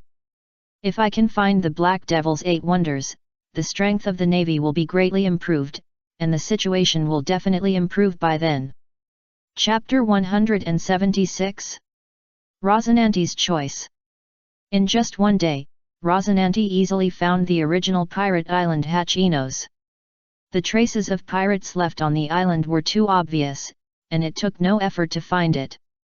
However, Hachinos Island has been abandoned for more than 20 years, with weeds and dense trees everywhere, and large wild beasts roaming around. Rocinante was a little frustrated. Looking for treasure on it was like looking for a needle in a haystack, and it would be life-threatening. But since he was here, Rocinante would definitely give it a try. Alas, I am still too young and think everything is too simple. Rocinante dodged large wild beasts on the island while digging and searching, but let alone treasure, there was not even a gold coin. Yes. After 3 days and 3 nights without any results, just when Rocinante was about to give up, the ground under his feet began to shake. Then there was a bang, and a huge monster came out from underground. Rocinante was so scared that he quickly hid. The huge monster that came out was a land crocodile, a wild beast that lives underground. This huge crocodile was obviously not interested in Rocinante, a toothpick with no meat, and ran to hunt a tiger. After seeing this crocodile, Rocinante was so happy that he almost laughed out loud. Because there were a lot of gold and silver treasures hanging on the scales of this crocodile, and even a jewel crown. In other words, this crocodile was underground. When digging the hole, he must have accidentally entered the treasure place. Thinking of this, Rocinante could no longer contain his excitement. While the crocodile was eating, Rocinante came to the hole it had just drilled out, without much hesitation, gritted his teeth, and jumped directly in. The hole was pitch black, but fortunately Rocinante prepared a searchlight for lighting. This crocodile seemed to have obsessive-compulsive disorder, and the hole was dug very straight, and there were not many twists and turns, which also made it easier for Rocinante to find. After walking for a while, Rocinante suddenly kicked something, and when he looked down, it turned out to be a golden statue. Ha ha ha ha, that's right, it's definitely here. Rocinante excitedly quickened his pace and rushed forward. After a moment, a magnificent basement full of treasures appeared in front of Rocinante, and at the end of the basement was a small door. Ross was not interested in these gold and silver treasures, and quickly came to the door at the end. After so many years, the small door had been corrupted and opened with a slight push. Walking in, there was an empty room inside, and on the stone platform in the middle, there were 2 dusty boxes. After cleaning the dust on the stone platform, several lines of words appeared in front of Rocinante. On the right is Tongtian, one of the 8 unique skills created by the Black Devil, and on the left is the fantasy beast Devil Fruit. The first those who find this place can choose one of the 2 8 wonders Tongtian. After reading the above content, Rocinante almost jumped up excitedly. I actually found it. Countless people flocked to it, one after another, and the legendary skill that opened the age of discovery was right in front of him. Fortunately, Rocinante's mental endurance was still good, otherwise he would have fainted directly. Just when Rocinante was about to reach out for the box containing Tongtian, he suddenly hesitated. According to the above records, the right side is Tongtian, and the left side is a fantasy beast that is more precious than the natural devil fruit. You can only choose one of the 2 devil fruits. Rocinante's adoptive father, Navy Admiral Sengoku, is also an animal-type fantasy beast devil fruit user. Rocinante has seen how powerful the fantasy beast devil fruit is. Even if the fruit ability is not activated, it can greatly improve the individual ability of the eater. After eating this fantasy beast devil fruit, my physique will improve and I will become a qualified Navy.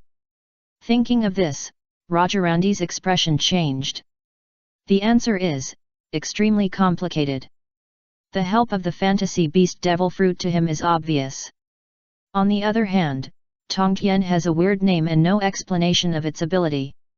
There is no speculation about Tongtian in newspapers or rumors, and the information is completely unknown.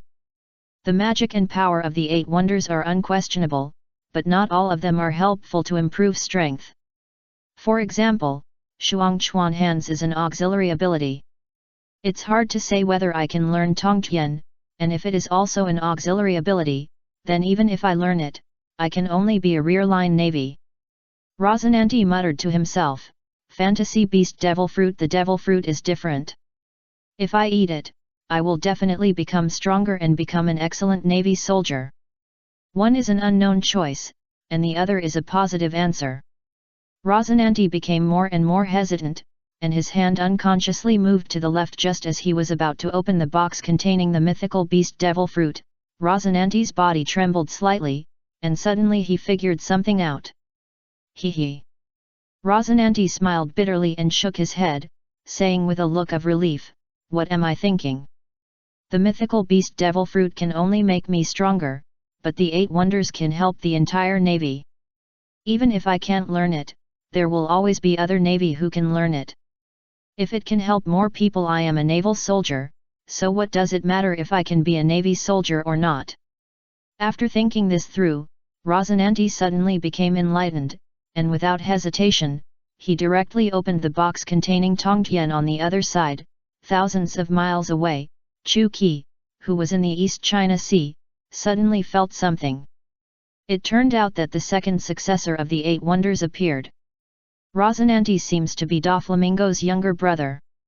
This kid is really lucky. Chapter 177. Thank you, teacher, for accepting me as your apprentice. Rosinante's luck is indeed good, because he found the first 8 wonders hidden by Chu Qi, Tongtian.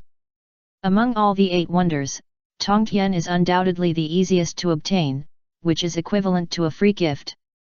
Because at that time Chu Qi didn't have that many means, so he couldn't set too many restrictions.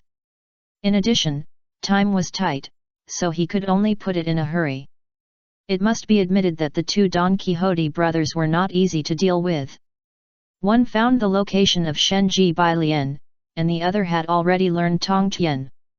Although he was curious about Rosinante, Chu Qi was in trouble now and couldn't pay too much attention to him. The source of the trouble was Mihawk. This guy had been chasing Chu Qi for more than 10 days, almost chasing him out of the East China Sea, and shamelessly wanted to become his apprentice to learn swordsmanship. If it weren't for Chu Qi's current one-legged old man personality, he would have been thrown out a long time ago. Every time he was beaten down, he was able to stand up again soon and continue to catch up with Chu Qi, showing his shameless and fearless spirit to the extreme. It's a pity that Chu Qi is not a bloodthirsty person, otherwise he would have chopped him off with a knife. Chu Qi agreed with Robin to go home in a month. It has been more than 20 days now, and there are less than 10 days left. He doesn't want to go back with a strange person. Forget it, I won't pretend anymore. After finding a small island to land, Mihawk chased after him as expected. This time Chu Qi didn't hide from him anymore and confronted him directly. Senior, are you willing to accept me as your apprentice now? Mihawk asked for the +1 ST time. Chu Qi was numb. But to be honest, the future world's greatest swordsman has now become a shameless deadbeat. Chu Qi should take most of the responsibility, so he was merciful when beating him. I was wrong, I was really wrong. Chu Qi was heartbroken. Senior, please don't say that, you are not wrong, it's my problem, it must be because I am not sincere enough, so I have never been able to impress you. Mihawk said righteously, but don't worry, I will stick to it next, no matter how many times I fail, I will not give up until I impress you and teach me swordsmanship. Until. Mihawk, look at my mouth shape, I am eating lemons. Alas. Chu Qi sighed heavily. He really shot himself in the foot. Chu Qi changed the subject and asked seriously, Mihawk, do you know my real name? If you are willing to say it, I will definitely listen. If you are not willing to say it, I will never ask. He, you are quite cool. If you are not so shameless, I will definitely admire you. Thank you for your praise, senior. Chu Qi's mouth twitched. I am not praising you. Forget it. I won't waste my time talking to you. I'll tell you my real name now. Before he finished speaking, a red light began to appear around Chu Qi, burning like a flame on his body. His originally 1.5 meter tall body began to stretch and expand, and his old skin and face regained their youth at a speed visible to the naked eye. Half a minute later, Chu Qi had returned to his original appearance, took out a black coat and a rakery from his space ring, and quickly put them on. The old and deep voice also returned to normal. Do you know who I am now? Black Devil. Even my hawk, who has always been calm in the face of adversity, was inevitably moved when he saw this legendary figure. After all, like all young people, my hawk grew up listening to stories about the Black Devil. When he was a kid, he even imagined himself to be the Black Devil, becoming a legend admired by everyone. When he thought that he would soon worship this legendary as his teacher, my hawk became more and more excited. Did Senior Black Devil reveal his identity to me? Is he planning to take me in as his apprentice and teach me swordsmanship? My hawk asked again. He swordsmanship. Chu Qi raised the wooden sword in his hand and smiled playfully. Since you want to learn so much, I will teach you my swordsmanship.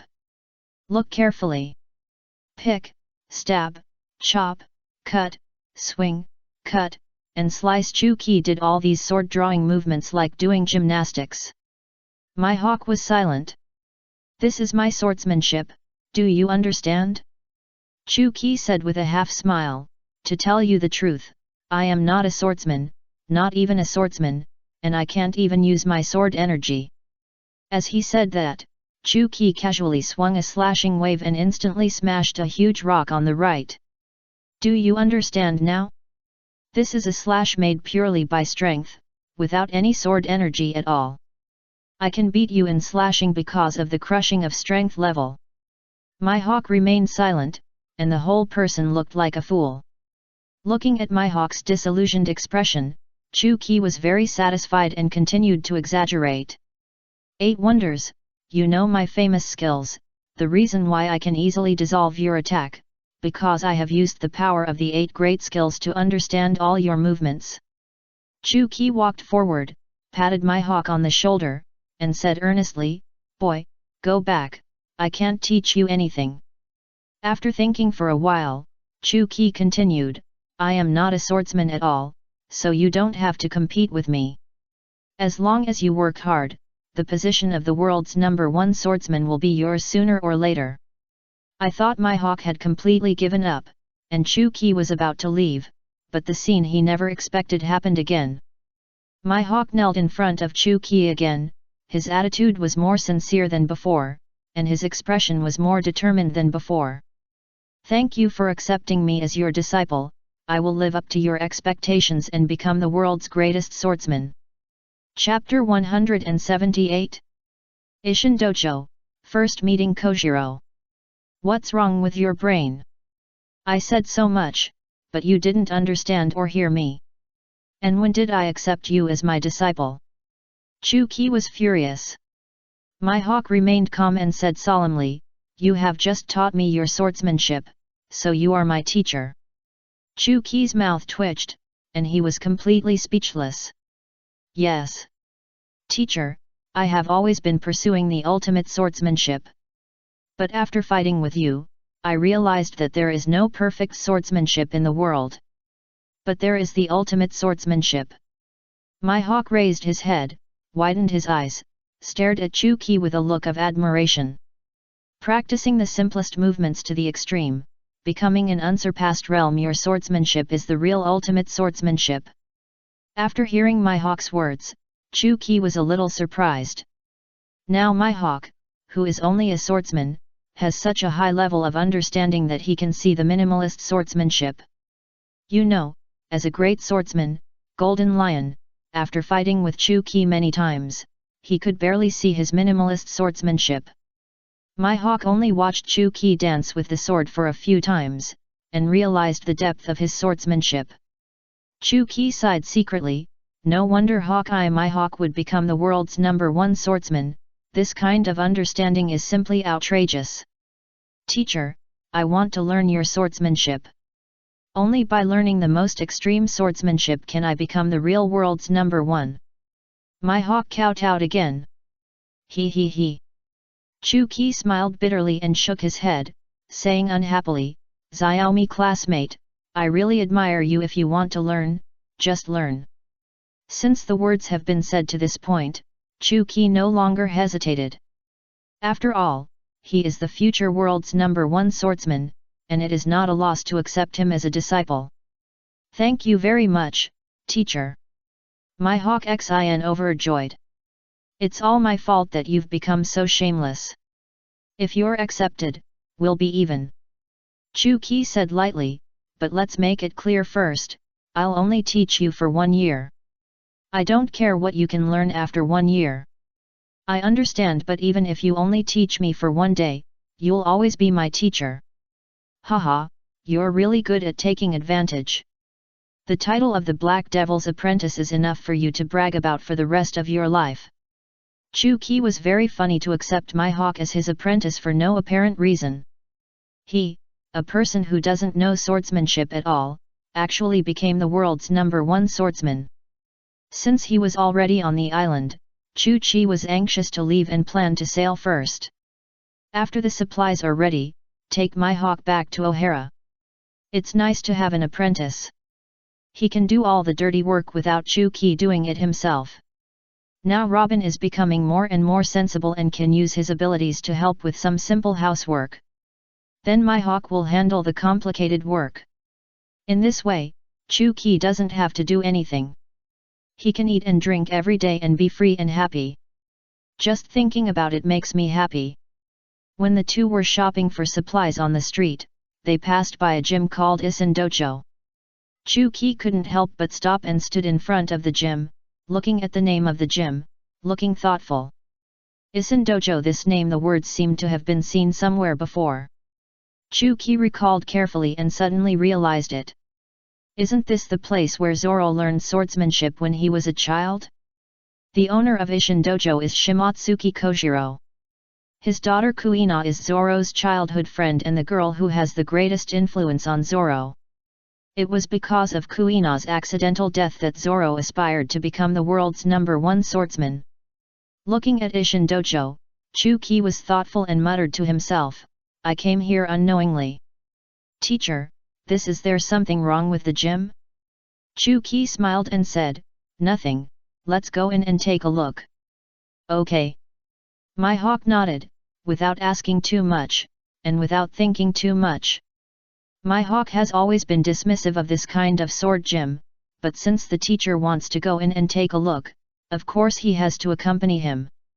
The owner of Ishin Dojo, Shimotsuki Kojiro, has always been a relatively mysterious character in the comics, and there are many speculations about him. Although he has not shown his swordsmanship in the comics, it is certain that Shimotsuki Kojiro's strength is definitely not weak.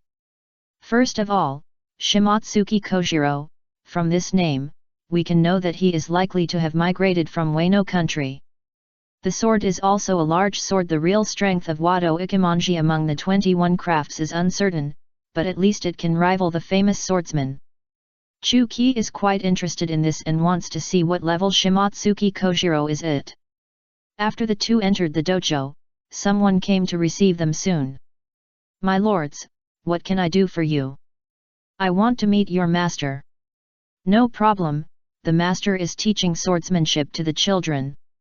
Both of you follow me. Seeing Chuki's kind attitude, the receptionist did not think much and led the two over. My hawk had a blank expression on his face and followed Chuki the whole time without speaking. After waiting for a while, Chuki saw the owner of Ishin Dojo, Shimotsuki Kojiro. Tsuki Kojiro. A man with glasses, ordinary looks, and squinting eyes all the time. After seeing my hawk and Chuki, Shimotsuki Kojiro was secretly surprised, because the aura of these two people was too strong. As a swordsman, Shimotsuki Kojiro has a very strong perception ability. Especially the man in the black coat, he couldn't see through the vague aura on him. Seeing Shimotsuki Kojiro himself, Chu-Ki had a general understanding of his strength through the Deluo Dongguan. The individual ability is similar to that of ordinary swordsman, but as a swordsman, individual ability never means anything. Chapter 179. Chu-Ki was defeated. After looking at each other, Shimotsuki Kojiro smiled and asked politely, "I am Shimotsuki Kojiro, the master of Ishin Dojo. What do you two guests need from me?" Chu-Ki drew out the wooden sword from his waist and said straight to the point, "Master Shimotsuki, I want to spar with you. How about it?" Shimotsuki Kojiro looked calm, as if he had expected it. "Since it is a dojo, we certainly welcome guests to challenge us. Please follow me into the inner field." "No need, pick up your sword and we can spar with each other." Chu-Ki didn't have time to waste with Shimotsuki Kojiro, he just wanted to see Shimotsuki Kojiro's swordsmanship. How about it, can he give him a surprise? Shimotsuki Kojiro smiled slightly, did not insist, and turned back to the inner court. A moment later, he came out wearing a sword and a machete. "Your Excellency has been waiting for a long time." Chu-Ki nodded, "Let's get started directly." "Okay." Shimotsuki Kojiro squatted, bent his left foot forward, and held the hilt of the sword with his right hand. He took a standard II-style attack posture. This is the first time I have seen a sword cut. I hope I won't be disappointed." Chu-Ki looked very interested. Seeing this attack method, Chu-Ki was basically sure that Shimotsuki Kojiro was a kendo master from Wano country. Because Chu-Ki and Kojiki Odin talked about the topic of swordsmanship in Wano country before, so he knew. Also known as the art of drawing a sword, is to draw and cut at an extremely fast speed, and the emphasis is on one-hit kill. This is the swordsmanship that will only be used when the warriors of Wano country confront each other. "Sir, please be careful, hey." As soon as the voice fell, Shimotsuki Kojiro took a small step forward, and the Wado Ikemonji on his waist was instantly unsheathed, tearing the air and cutting towards Chu-Ki. Seeing Shimotsuki Kojiro's my hawk, who was watching the battle, was a little moved. "I didn't expect that this ordinary-looking, weak-tempered man would have such a swordsmanship. No wonder the teacher would find him. To be honest, is not suitable for actual combat, but it is indeed very strong in close-range duels." Before Shimotsuki Kojiro drew his sword, Chu-Ki had already opened the Deluo Dongguan and was ready to counterattack at any time. However, after seeing Shimotsuki Kojiro's Chu-Ki frowned slightly, put down the raised wooden sword, and took Shimotsuki Kojiro's without any defense.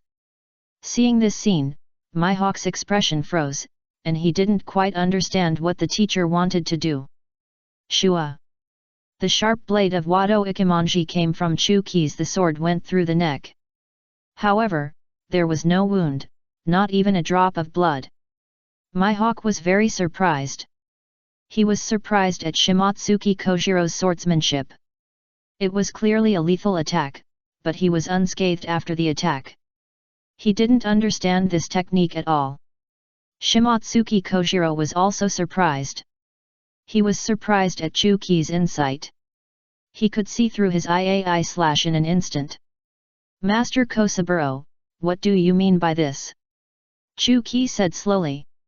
Shimotsuki Kojiro came back to his senses from his surprise, and then slowly put away the sword and the words. A faint smile appeared on his face again. "Don't misunderstand, sir. There are two kinds of swords in the world. One is a sword that can cut anything, and the other is a sword that can't cut anything." Speaking of this, Shimotsuki Kojiro turned his head and looked at his wife in the distance. His smile became more gentle. "The sword of attack can cut steel, but mine is a sword of protection, which is only for protection and can't cut anything. This is my swordsmanship, I hope you understand." After speaking, Shimotsuki Kojiro bowed to Chu-Ki to apologize. Shimotsuki Kojiro's words not only made Mihawk deeply impressed, but also Chuki was deeply touched. At this moment, the long-lost system prompt also sounded. Daladongwan proficiency plus 1%, current proficiency 50%. Daladongwan proficiency exceeds 50%, mastery level is upgraded to Dachan Daladongwan Dachan, proficiency 50%. Daladongwan has reached Dachan, new abilities are unlocked. I didn't have much hope, after all, Shimotsuki Kojiro's strength was there was really nothing to look forward to. The result gave Chuki a big surprise. The analysis of Shimotsuki Kojiro's swordsmanship actually increased his proficiency by a full 1%. It has been so long since the Deluo cave was opened, but this is the first time that his proficiency has increased so much, which is enough to show the depth of his swordsmanship. If it weren't for Shimotsuki Kojiro's insistence on the swordsmanship of only defending and not attacking, he might have been a famous swordsman. Master Kojiro, your swordsmanship and character make me admire you. Chuki also bowed to Shimotsuki Kojiro to show respect and gratitude, thanking him for helping him a lot. You are welcome, sir. Shimotsuki Kojiro smiled. I once said that only if someone can defeat me or satisfy me with swordsmanship, I will give him this sword. As he spoke, Chuki spread his hands, took out the magic sword Kyunran from the space ring, and handed it to Shimotsuki Kojiro. Master Kojiro, you not only defeated me, but also made me admire your swordsmanship, so I want to give it to you. Watching Chuki conjure up a sword out of thin air, Shimotsuki Kojiro was a little surprised. After seeing the sword clearly, Shimotsuki Kojiro was even more shocked. Although it has not been unsheathed, this dark purple sword the knife exudes an unusual aura from top to bottom, from inside to outside. It is definitely not an ordinary knife. Not to mention the big knife, even the supreme big knife may not have such a strong murderous and sharp aura. After watching for a while, a word suddenly popped up in Shimotsuki Kojiro's mind, demon knife. It has been fought over by countless people and has set off one bloody storm after another. It is said to be a divine weapon with extraordinary power. As a swordsman, how could Shimotsuki Kojiro not know about the demon knife? Philo reminds you, 3 things to read. Chapter 180.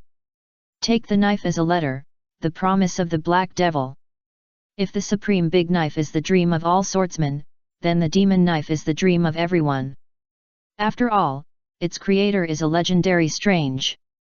Although Shimotsuki Kojiro had never seen the magic sword, he had heard a lot about it, so he could recognize it. Wait, Shimotsuki Kojiro suddenly thought of something. He could conjure a sword out of thin air and give the magic sword to others at will. The true identity of the man in black in front of him was about to be revealed. Sir, could you be? Shimotsuki Kojiro hesitated to speak. Chuki looked indifferent. Don't worry about my identity, you just need to know that I am your guest. Understood. Please accept this sword. The name of the sword is Thousand Blades, and it is one of my most proud works. No, no, no. Shimotsuki Kojiro waved his hand and refused. Sir, please take it back. I don't need this sword. Yes, but I can't. Chuki thought about it carefully. With Shimotsuki Kojiro's swordsmanship, he really couldn't have the Demon Blade Thousand Blades. The Demon Blade Thousand Blades characteristic is that it can only attack but not defend, while Shimotsuki Kojiro's Guardian swordsmanship is only defense but not injury.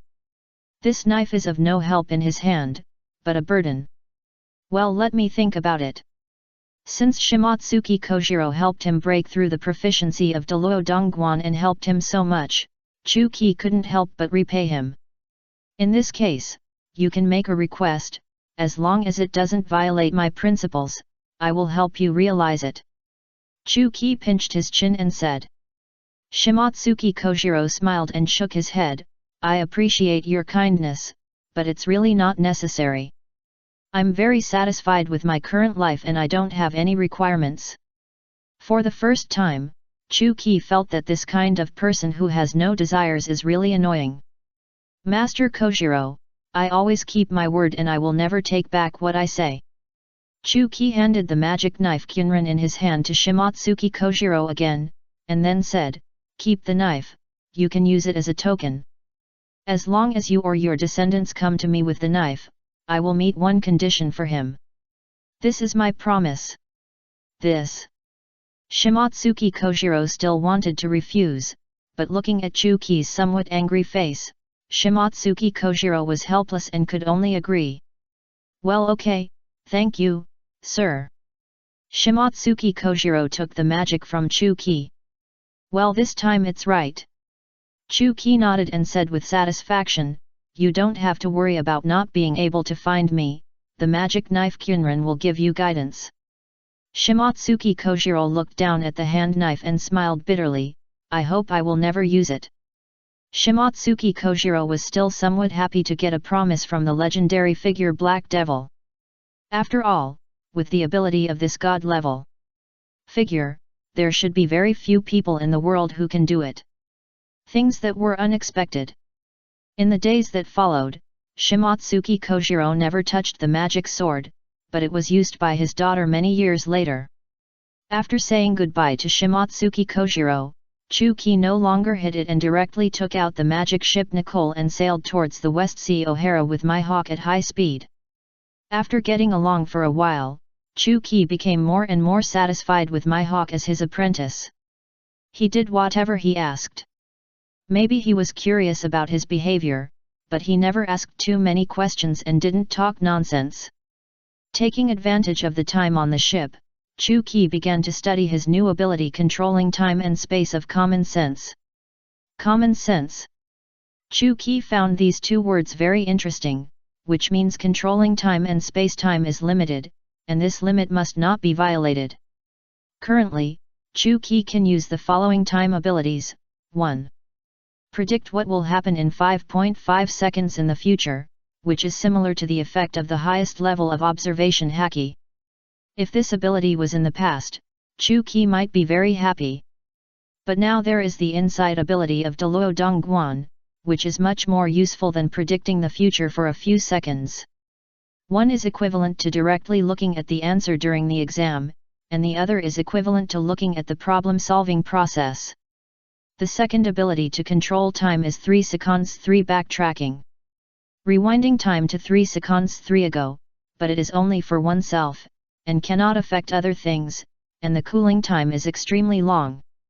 The ability to control space is currently only one. The most basic short-distance space teleportation can only teleport objects, not people. Ah! Chu-Ki sighed softly, it was all for nothing. Although the new ability is not bad, it is not the real control of time and space at all, and there are a lot of restrictions. But think about it, if he can freely control time and space, wouldn't he become a true god when he returned to O'Hara? 27 days had passed since he left, and the father and daughter were worried. Since Robin had the ability of the flower fruit, Chu-Ki didn't need to worry about many things, so he could leave with peace of mind.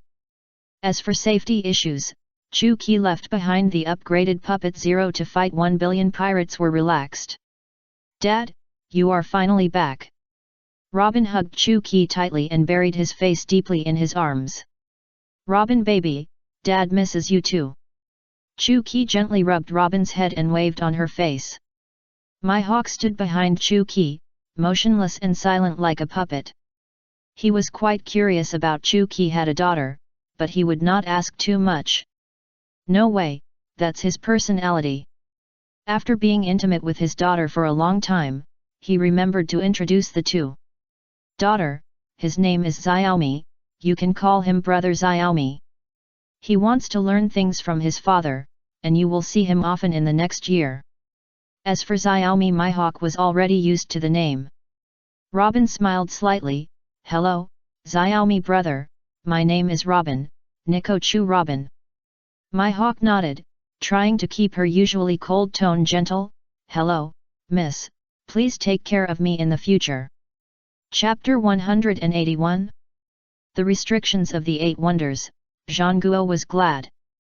As a principled person, Chu Qi would definitely teach my hawk seriously and would not be perfunctory since he agreed to teach him. The next day, Chu Qi began to teach formally.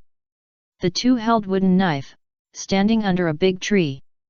Xiaomi, since you can see my minimalist swordsmanship, have you seen the core skills of minimalist swordsmanship?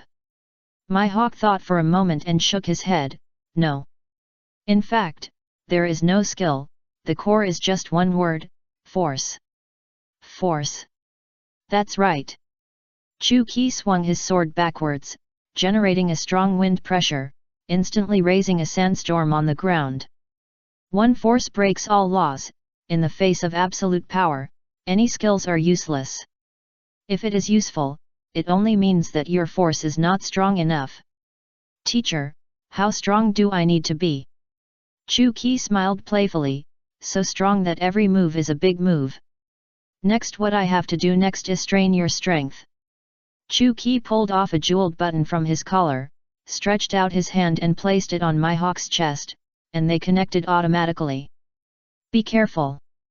Chu Qi raised the corner of his mouth, raised his hand and snapped his fingers, and a strong gravity instantly covered my hawk's whole body. This is... My hawk was caught off guard and fell to the ground, and a human-shaped deep pit was smashed on the ground. This is the magic weapon I refined, and its ability is to adjust gravity.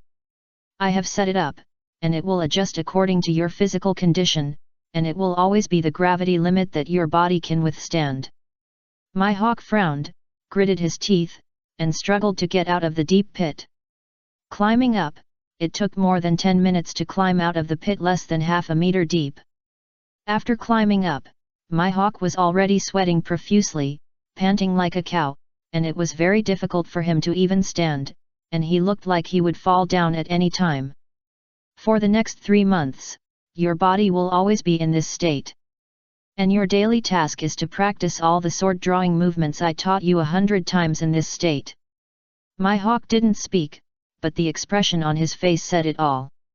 This was completely an impossible task. Chu Qi crossed his arms and said with a smile, "Do you think it's difficult?" After hesitating for a moment, my hawk nodded. Chu Qi looked calm and said, "There are 2 ways. 1. The method the force exerted by the weapon has a limit. If your body's endurance can break through this limit, you can burst the weapon." Chu Qi changed the subject and said, "For you now, this is impossible, because the gravity exerted by the weapon is less than 1% of the limit." He. Looking at my hawk's bitter expression, Chu Qi smiled meaningfully. "Then I will teach you the second way. The body's endurance has a limit, but your spirit will have no limit. The weapon can restrain your body, but it cannot restrain your spirit." After speaking, Chu Qi left without looking back. "Do your best, kid, I look forward to your performance." After listening to Chu Qi's words, my hawk looked at his hands and fell into deep thought. Chu Qi was a little curious. Hawkeye, my hawk in the original book, became the world's #1 swordsman by his own efforts. Now with Chu Qi's help and guidance, what will his future achievements be like? In the Marine headquarters, Marineford, Rosinante, who had been wandering outside for almost a month, finally returned home. Rosinante disappeared without a word. There was no news for more than 20 days. Zhang Guo must be furious. Rosinante disappeared without a word. There was no news for more than 20 days. Zhang Guo must be furious. Xinandi, you bastard, where did you go without even saying hello? I thought you were dead outside. Rosinante said nothing, just smiled innocently, letting Zhang Guo vent his anger. After Zhang Guo was tired of scolding, Rosinante slowly said, "I'm going to the pirate island Hachinos to look for the 8 strange skills left by the Black Devil." The 8 strange skills of Hachinos, Pirate Island. Zhang Guo was speechless. It's really a fantasy. How can a little kid like you find the 8 strange skills? Rosinante shrugged and said lightly, "I have found it, one of the 8 strange skills, Tongtian." I said, "How could ya wait, what did you just say?" Zhang Guo's eyes widened. Rosinante spread out his left hand, and several runes composed of blue light slowly emerged. This is one of the 8 wonders, Tongtian. Zhang Guo was stunned, and the whole person was instantly stagnant. After a long time, Zhang Guo finally recovered. He pressed Rosinante's shoulder and asked solemnly, "How many people have you told this to?" Rosinante shook his head and said, "Dad, I'm not stupid, of course you are the first to know. Now the people outside are looking for the 8 wonders like crazy. If they knew that one of them was in the hands of Rosinante, a rookie, then I'm afraid that even Jesus couldn't stop him. Then okay, take out the secrets of the 8 wonders and let me see them." "Ah." Rosinante sighed heavily and said with some disappointment, "There is no secret at all. According to the memory information it fed back to me, I just found out that except Feng Ho Chi Men, the other 7 wonders are like devil fruits and can only be learned once. After I die, Tong Tian Chi will reappear. Or after I have cultivated Tong Tian Chi to perfection, I can pass it on to others, but only to one person." Zhang Guo was thoughtful and a little disappointed, but more fortunate and sighing. In fact, this is also good. If the 8 wonders are allowed to spread without limit, this world will be finished sooner or later. It seems that the Black Devil has already considered it. Chapter 182? Zhang Guo's Savior Plan. Rosinante was deeply touched by Zhang Guo's words. "Yes, after learning Tongtian, I deeply realized the power of the 8 wonders. If too many people master it, the result will be out of control. Rosinante, what are the abilities of the 8 wonders you master?" Zhang Guo asked the most concerned question.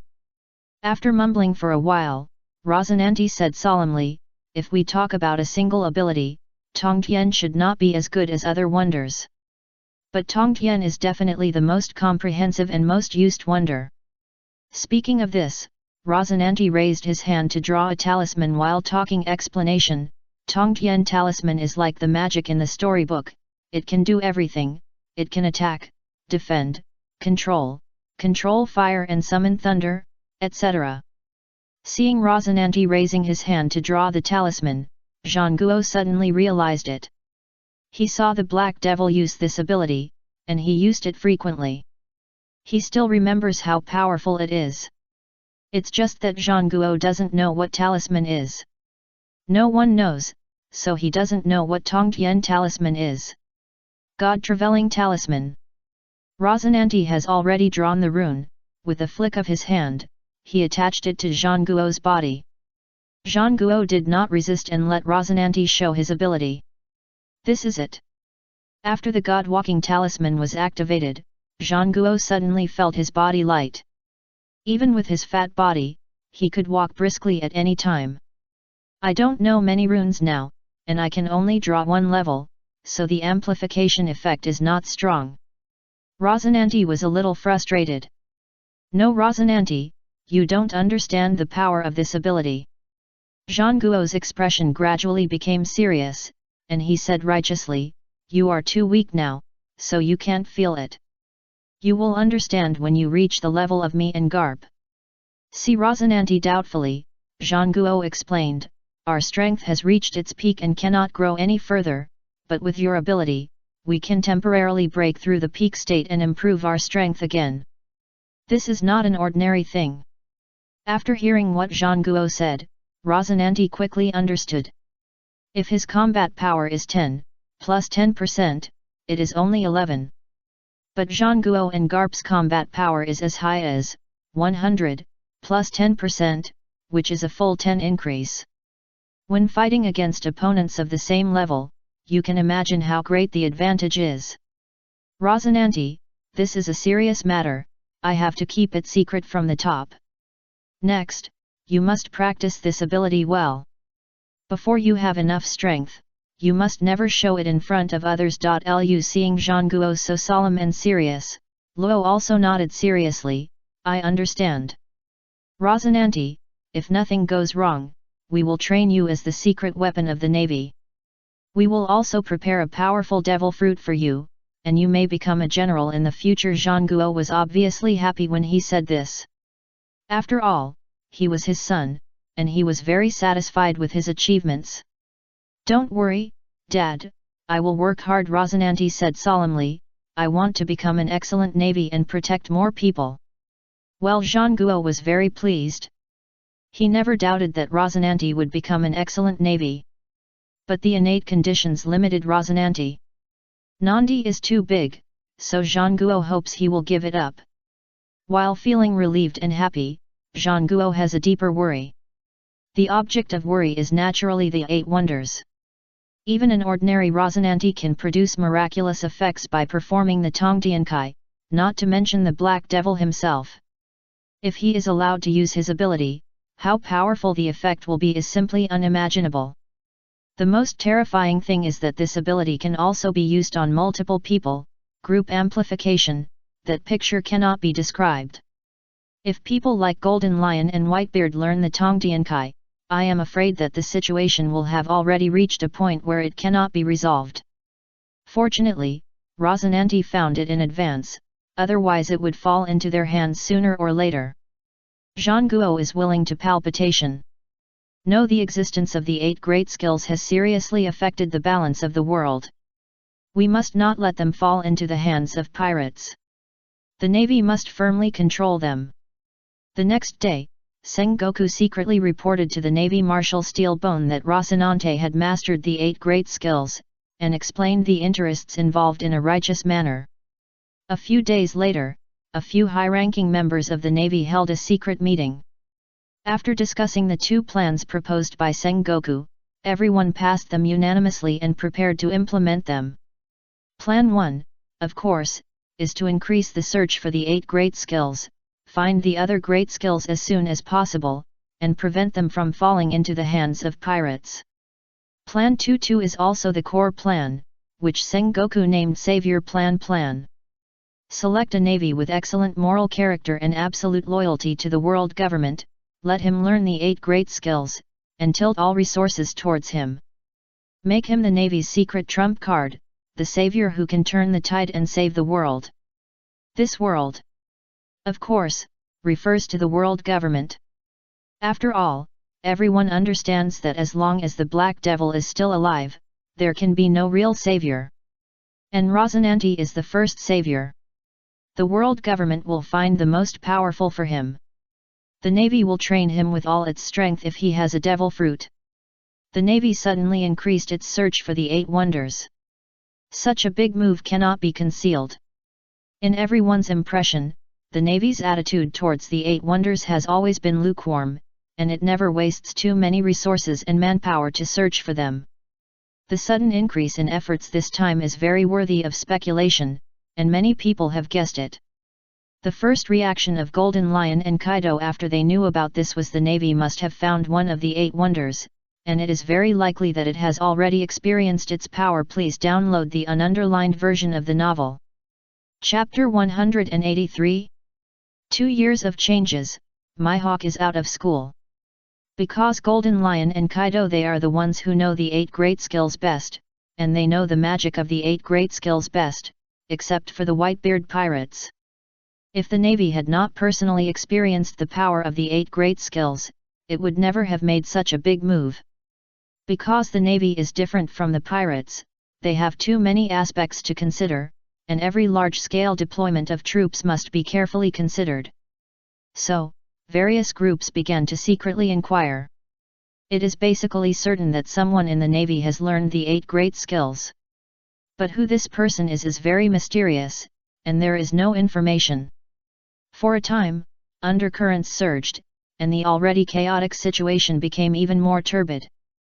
2 years passed in a flash. Since the Great Pirate Era began, there are only 2 kinds of people in the Grand Line today. One is the one who is looking for Roger's treasure, the 8 great skills, and the other is the one who is looking for the Black Devil's treasure, 8 great skills. Of course, there is also the one who says I have them all. The number of pirate groups and pirates has reached an unprecedented level, and is increasing madly every day. The course of history is similar to the original work. The only difference is that the Golden Lion did not cause a big disturbance in Marineford because of Roger's death, and was defeated by Garp and Sengoku and imprisoned in Impel Down. The flying pirates are still active in the Grand Line, but their reputation has declined rapidly, and their reputation is even not as good as the Beast's pirates and pirates. The reason is that the flying pirates have been made into a flying treasure hunt. What is Gol Roger? I don't know him, and I don't want to know. I only want the 8 wonders to defeat the Black Devil. This is almost the current state of mind of the Golden Lion, obsessed with treasure hunting, unable to extricate himself. Occasionally, he will manage the Anti-Chu Alliance and hold a meeting with Kaido and others to exchange information. Now the Anti-Chu Alliance is getting bigger and bigger, and the number of people has exceeded 100,000. A small part of them are Chu-Ki's enemies, and most of them come for the 8 wonders. Since the 8 wonders belong to the Black Devil, as long as he is defeated, the 8 wonders will be in hand, so more and more people choose to join the Anti-Chu Alliance. Zahiohara, on a wide open space, 2 men of similar stature and build stood opposite each other, holding wooden swords. These 2 men were naturally Chu-Ki. Originally, Chu-Ki only planned to teach for 1 year and then let Mihawk leave. But Mihawk, this tool man, is honest, does things without complaint, and never says a word of nonsense, and his cooking skills are very good. So he was allowed to stay for another year and teach him anything, just occasionally giving him pointers. But all good things must come to an end. Today, Chu-Ki has nothing more to teach.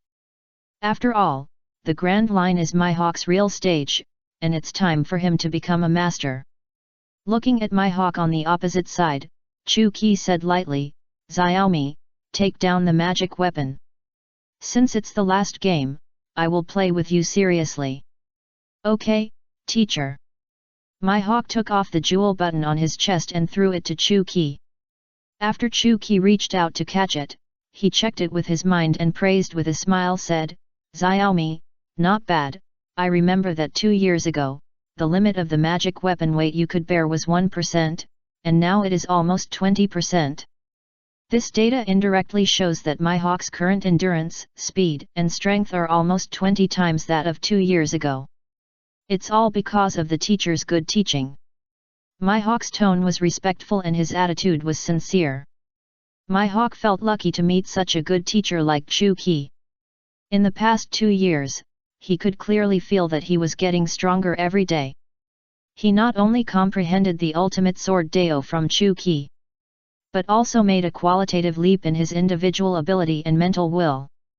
If the current self were to fight against the self 2 years ago, he could easily kill the self 2 years ago. You don't have to be modest. I didn't teach you anything. It's your own credit that you can learn so much. After saying that, Chu-Ki threw the magic weapon in his hand back to Mihawk. "Teacher, this is..." Chu-Ki smiled and said, "Take it. This is a gift for you and also your test paper. I hope that when we meet again next time, you will get 100 points on your test paper." "I understand, thank you, teacher." Looking at the gem buckle in his hand, Mihawk's mouth corners curved up involuntarily.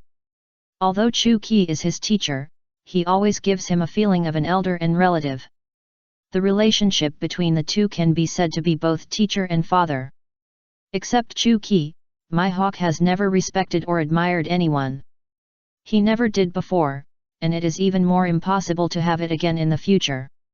Chu-Ki himself doesn't feel anything, because his fans are all over the world, and Mihawk is just one of them. Mihawk's only advantage may be he is more shameless, Senior Chu-Chui Dang. Always speaking with honorifics and titles. "Okay, let's stop talking nonsense, let's get started." "Understood." As soon as the voice fell, there was a bang, and a big hole suddenly appeared on the ground where Mihawk was standing. The whole person rushed towards Chu-Ki like a high-speed flying cannonball. Without any fancy tricks, he wrapped the wooden sword in his hand with armed color domineering, and swung it forward with all his strength. Since it is a duel between extreme kendo and extreme kendo, Chu-Ki naturally wouldn't use Luo Dongguan. Facing Mihawk's attack, Chu-Ki raised his lips and used Mihawk's enemy of a lifetime, a move that had defeated him 47 times in a row, to pick a thorn. But this time Mihawk also laughed.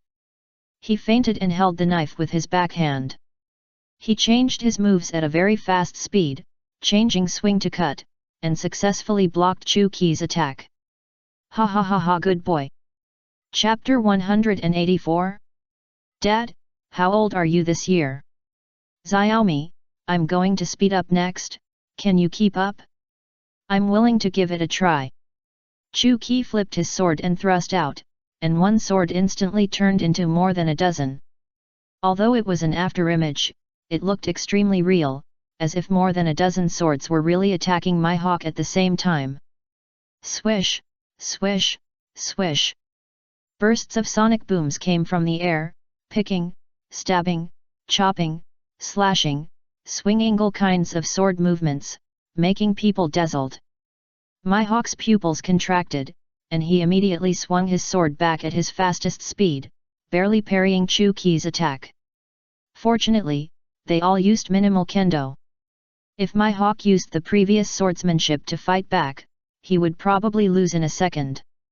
Because minimal kendo does not have any extra movements, the speed of sword drawing is unmatched by all conventional swordsmanship. So Mihawk can barely parry.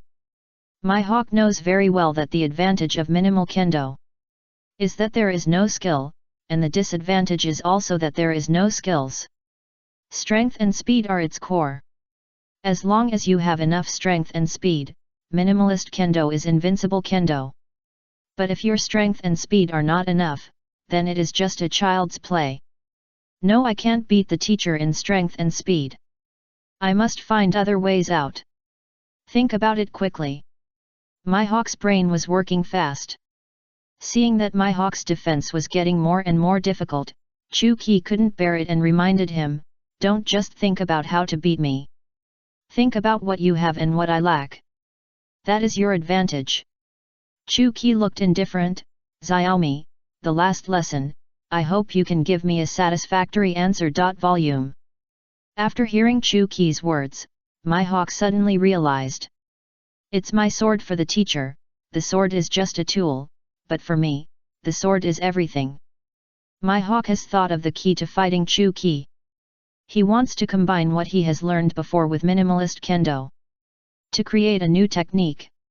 While Mihawk was fighting back with his sword, he adjusted the angle and slashed a nearly half-meter-long light green sword energy towards Chu-Ki's face. Chu-Ki could only retract his sword to block, making the attack frequency weaker. Leave the shape of the sword when it comes out. This is the new technique Mihawk has mastered. Every time he draws the sword, he leaves a sword energy of the same shape, which is equivalent to he chopped twice at the same time. As expected of a genius in swordsmanship, Mihawk gradually mastered the trick of leaving the sword in the form of a sword. Just now he could barely parry, but now he is fighting Chu-Ki 4646. He Xiaomi, you did a good job. Chu-Ki said. Mihawk also smiled confidently. Teacher, are you closer to me? Chu-Ki laughed. I was just joking with you just now. Since you are so arrogant, I'd better take it seriously. As soon as the voice fell, Chu-Ki's sword power and speed increased instantly. What? As the sun set, Mihawk, with a big bag on his head and scars on his face, slowly sailed away in a small boat. Chu-Ki held Robin's hand and stood on the sea. He waved goodbye to him on the shore, and Mihawk also waved back, with a few tears carelessly sliding down his cheeks after seeing Mihawk off. Chu-Ki and Robin's lives returned to normal, but Chu-Ki's lazy dog habits could not be changed. He left all the housework to Puppet and Robin, and he would lie in bed every day reading newspapers and comics, or go out for a stroll. Robin, who was already 8 years old, looked like a little adult, taking care of the house in an orderly manner.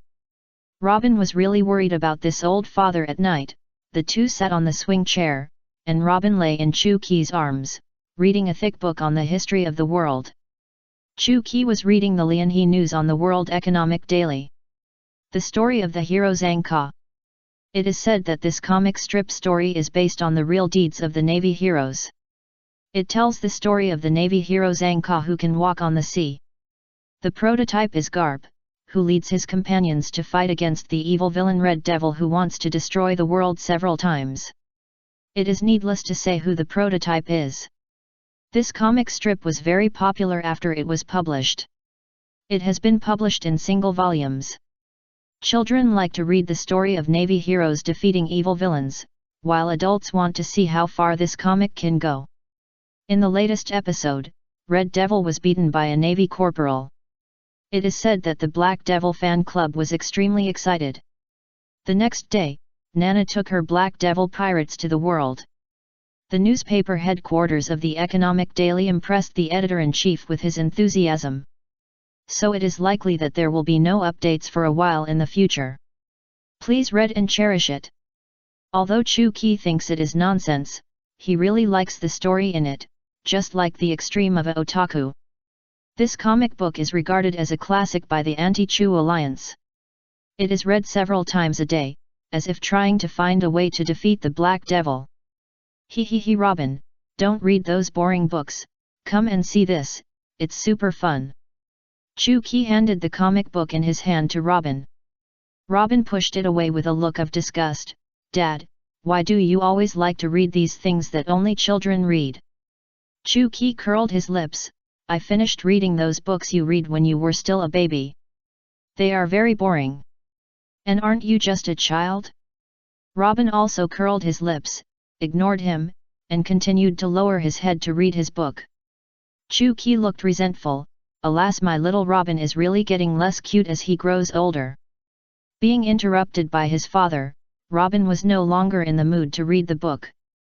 He raised his head slightly and stared at his profile. Why do you keep looking at Dad? Chu-Ki touched his face, thinking there was something dirty on it. After a while, Robin asked out of the blue, Dad, how old are you this year? Chapter 185? Tiger's World Tour Adventure. When he was on Uncle Whitebeard's ship before, Robin heard from Brother Marco and the others that his father and Uncle Whitebeard had known each other for more than 20 years. Robin was still young at the time and didn't think there was anything wrong. Until just now, Robin suddenly realized that his father seemed a little too young. He was obviously the same age as Uncle Whitebeard, but he looked younger than Brother Marco and the others, like a teenager of 18 or 19 years old. And his father never celebrated his birthday, so Robin still didn't know how old he was. Chu-Ki, after thinking about it, he decided not to hide it from Robin.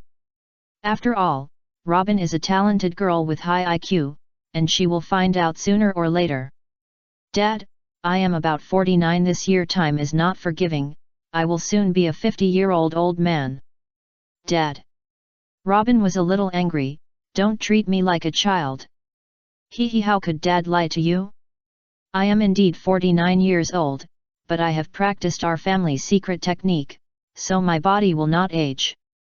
How come this is the first time I have heard of the family's secret technique? Robin was a little confused. As for immortality, Robin did not have an accurate concept. After all, there are too many magical things on the sea, and immortality should not be a big deal. Well, Robin thought so. Chu-Ki curled his lips, because you never asked Dad, and you are too young. After learning this secret technique, you will never age again. Do you want to be a child for the rest of your life? No, no, no. Robin shook his head repeatedly, terrified. I don't want to be a child for the rest of my life. Ha ha ha. Chu-Ki suddenly laughed out loud. Robin, you finally admit that you are a child. Dad wins. Puff.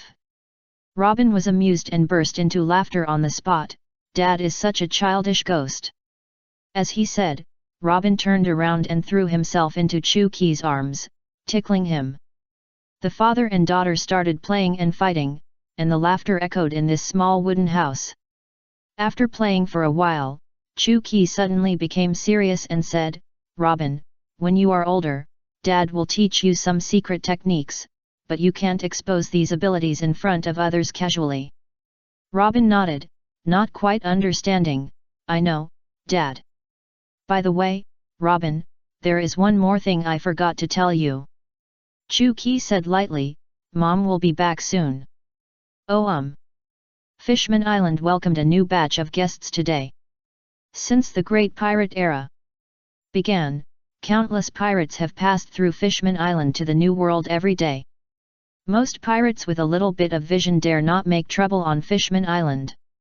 But there are still some fledgling, fearless little pirates who want to make a fortune on Fishman Island. After all, the beautiful mermaids coming and going on Fishman Island are like a bunch of walking Baileys. When these little pirates see them, greed instantly takes over their hearts. Brother, Fishman Island is the territory of the Black Devil. We'd better not make trouble here. That's right, brother, and I heard that there is a very scary monster on Fishman Island, which is specifically for pirates who make trouble. What are you afraid of? The Black Devil hasn't appeared for many years. He may have died long ago. A dead man, afraid. The pirate leader hadn't finished speaking when a huge red fist landed on his face and knocked him out instantly. The one who made the move was Fisher Tiger, with Jinbei by his side. Tiger and Jinbei stood side by side, looked around at the pirates around, and shouted loudly, Listen, you human pirates, we have no objection to passing by Fishman Island. But when you come to Fishman Island, you must abide by 2 rules. Jinbei continued, the first rule is not to harass the residents of Fishman Island. The second rule is not to slander the Black Devil brother on Fishman Island, otherwise you will be expelled forever. Damn you 2 stinky fishmen, don't be so arrogant brothers, shoot hard. Dozens of pirates raised their guns and aimed at Tiger and Jinbei. However, before they could shoot, a tall black shadow suddenly fell from the sky, and after landing, it created a huge air wave, which blew away all the nearby pirates. The tall black shadow was naturally the puppet Hyakushiki that Chu-Ki left on Fishman Island. Without any extra moves, Hyakushiki rushed directly into the pirates, as if he was in an empty space, ignoring all attacks, and knocked down several pirates with each slap. In just a blink of an eye, dozens of pirates at the scene had all fallen to the ground, their eyes rolled back. For this scene, Tiger and Jinbei was no longer surprised. The puppet Hyakushiki is undoubtedly powerful. Except for the top pirates in the New World who can fight against it, the young pirates from Paradise are basically killed instantly. After a while, Princess Otohime arrived late, and Hyakushiki retreated respectfully behind her, like a loyal guard. The mermaid soldiers behind him began to deal with the fainted pirates on the ground with ease, loading them into the car and taking them away. Hello, Queen Otohime. Produced by Lan Yu, more novels can be found at Philo Yungzi Pavilion 104-080-2241, Philo Chenexai Palace 6312183112, Novel Group 9733748899, Philo Pineapple Bag Book Guest Hedgehog Cat Kitty and Zonghung Light Novel Group 2114-712-2130 Philo Pineapple Bag Book Guest Hedgehog Cat 9173477173. For learning and communication only, not for any commercial purposes. If it is not a free resource, please delete it immediately within 24 hours after the trial. If you like this resource, please buy the genuine version. Thank you for your cooperation. If this resource infringes your rights by mistake, please notify us to delete it in time. Thank you. Tiger and Jinbei raised their hands to salute Princess Otohime at the same time. Princess Otohime nodded, then looked at Tiger and asked, Sir Tiger, I heard that you are leaving Fishman Island, right? Tiger smiled and said, Yes, my lady, I plan to visit Big Brother Black Devil first. Then go on an adventure around the world, which has always been my goal. Tiger has a good relationship with Marco and others, through Den Den Mushi. After getting Whitebeard's consent, he already knew that Chu-Ki was in O'Hara in the West Sea. Since you have made up your mind, I will not keep you here. Be careful on the road, and say hello to Mr. Black Devil for me. I will definitely do it. At this time, Tiger did not know that this adventure would change his life. Let him inherit Chu-Ki's name and become the second leader of the slave liberation movement. Chapter 186. The Demon Slayer order reappeared and impressed him in the early morning.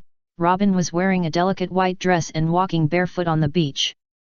She looked indifferent and didn't know what she was thinking. Since she learned from her father a few days ago that her mother was coming back, Robin was not as happy as she thought.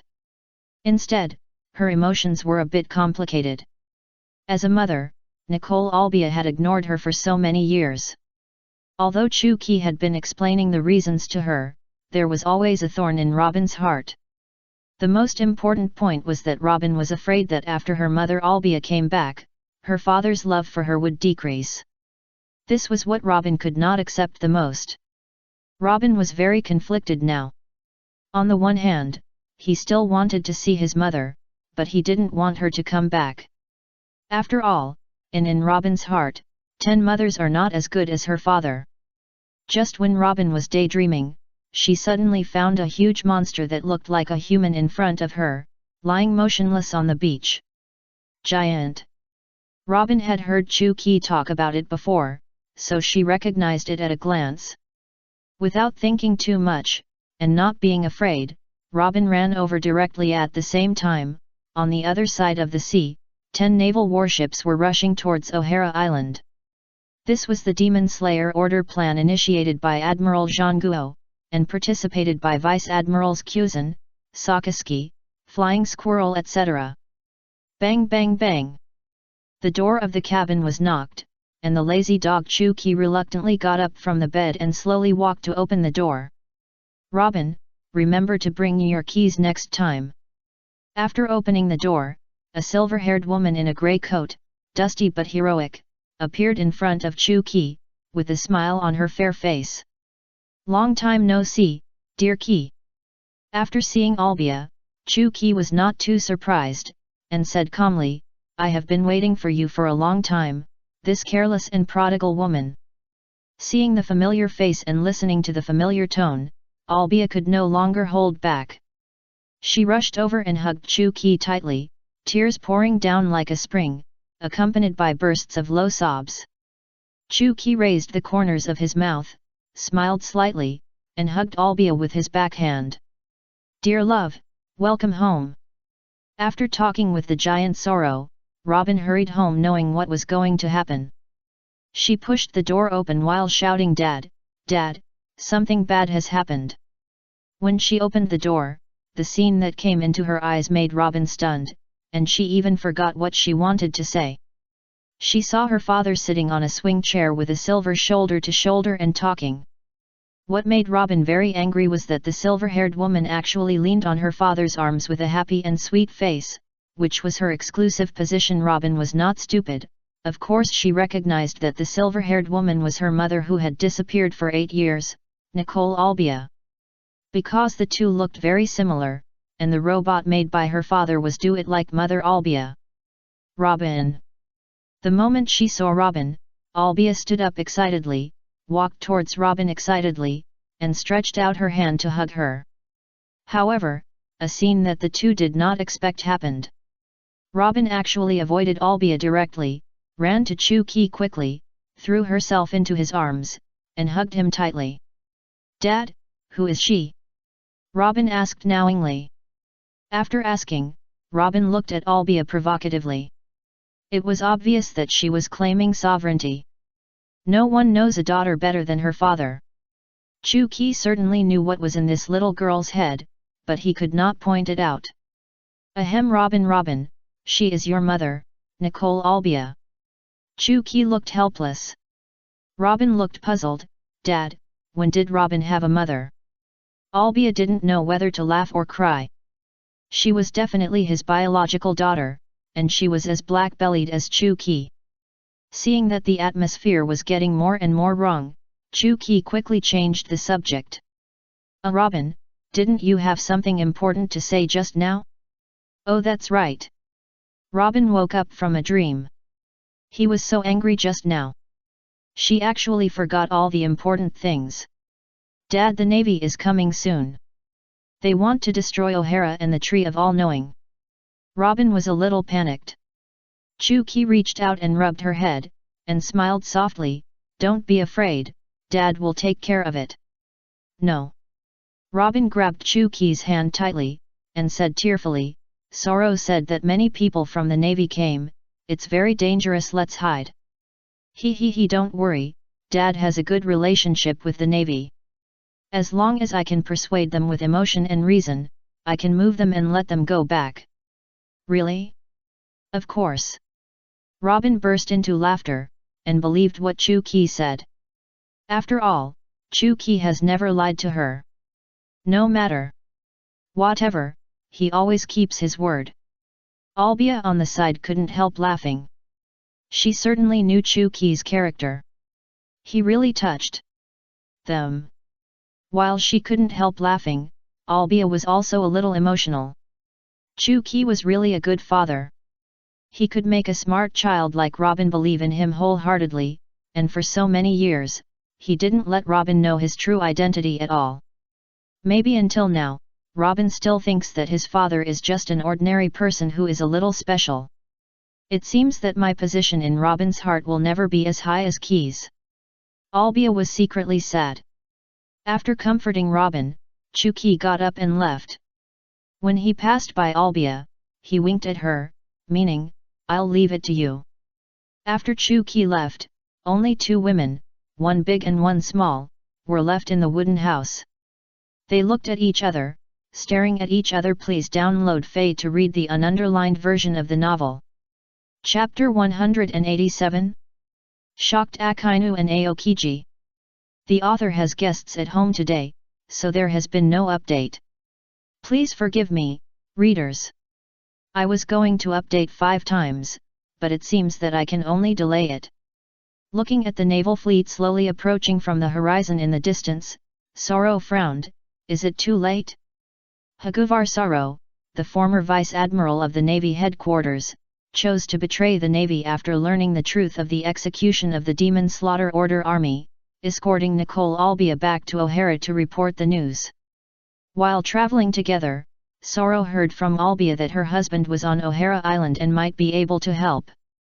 But Sorrow only thought that Albia was naive and had not seen the power of the Demon Slayer Order. In the past 100 years, the execution plan of the Demon Slayer Order has only failed once, and it was a disastrous defeat with the annihilation of the entire army. There has been no exception. The target of that time was the extremely evil pirate group Rox. And the person who caused the annihilation of the Demon Slayer Order's execution fleet, nicknamed the Black Devil, is a taboo in the hearts of every navy. The only thing I can do now is to risk my life to protect Robin and the others to retreat safely. Sorrow looked resolute. Just when Sorrow was lost in thought, a young man's voice sounded above his head. Wow, to deal with a small country island, it took such a big fuss. I am impressed. Are the Navy so idle now? After saying that, Chu-ki jumped from Sorrow's head to his shoulder and greeted him. Hey Haguval Sorrow, right? Thank you for your help in sending my prodigal woman back. You're welcome. You are Albia's husband. When Sorrow turned his head and saw the person on his shoulder, his voice stopped abruptly and his expression became dull. A few seconds later, Sorrow suddenly jumped up and jumped more than 10 feet. It was like seeing a ghost. The hair on his body stood up and his expression was terrified. You how come you are here? Chu-ki shrugged, a little amused. You guys, why do you always react like this when you see me? Obviously, Chu-ki had expected Sorrow's violent reaction and had become accustomed to it, commonly known as the seeing a ghost reaction. Don't be surprised, didn't you come with Albia? Didn't she tell you who I am?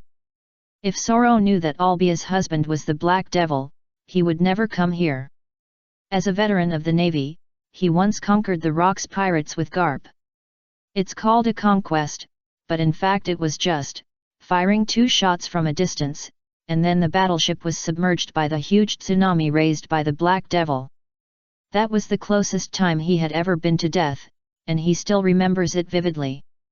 While the two were talking, the Navy's fleet approached the island. Forget it, I'm too lazy to talk nonsense with you, let's kill them first.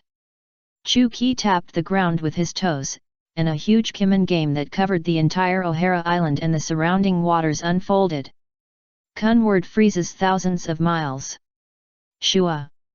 With a loud bang, thousands of meters of the sea surface instantly froze, and the Navy's 10 warships were also frozen together. Seeing the sea surface frozen, Akainu was furious, looked at Aokiji on the opposite warship, and roared, "Kyuzan, what are you doing?"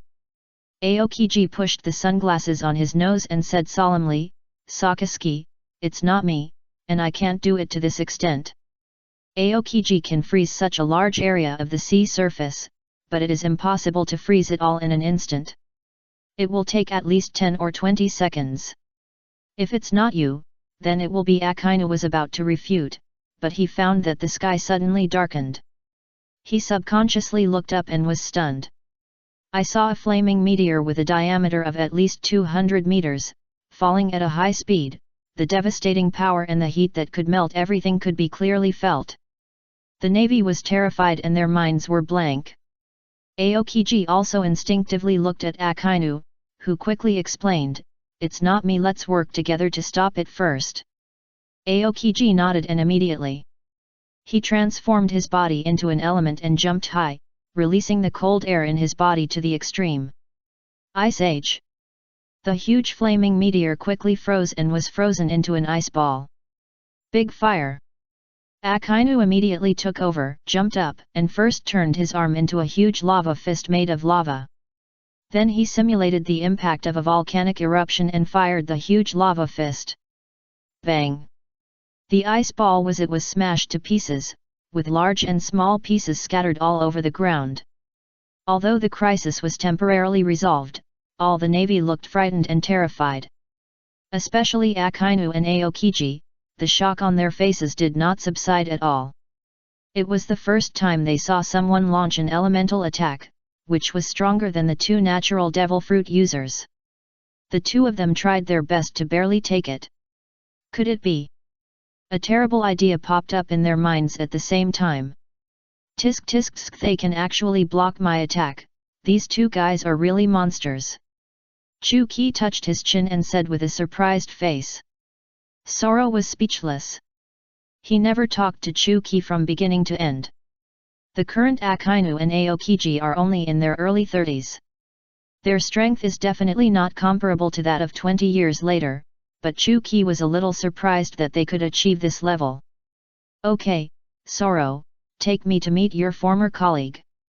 After saying that, Chuki jumped onto Soro's shoulder with ease. Soro was very angry now that he treated himself as a mount, but he could do nothing about it. There is no way. Who told him to be a big boss? Philo reminds you, read Book 3 Things Collection. Chapter 188. Domineering haki that can shock people to death. Kyuzan, melt the ice quickly. Akainu urged. Aokiji laughed and said, "I am a frozen person, not a thawed person."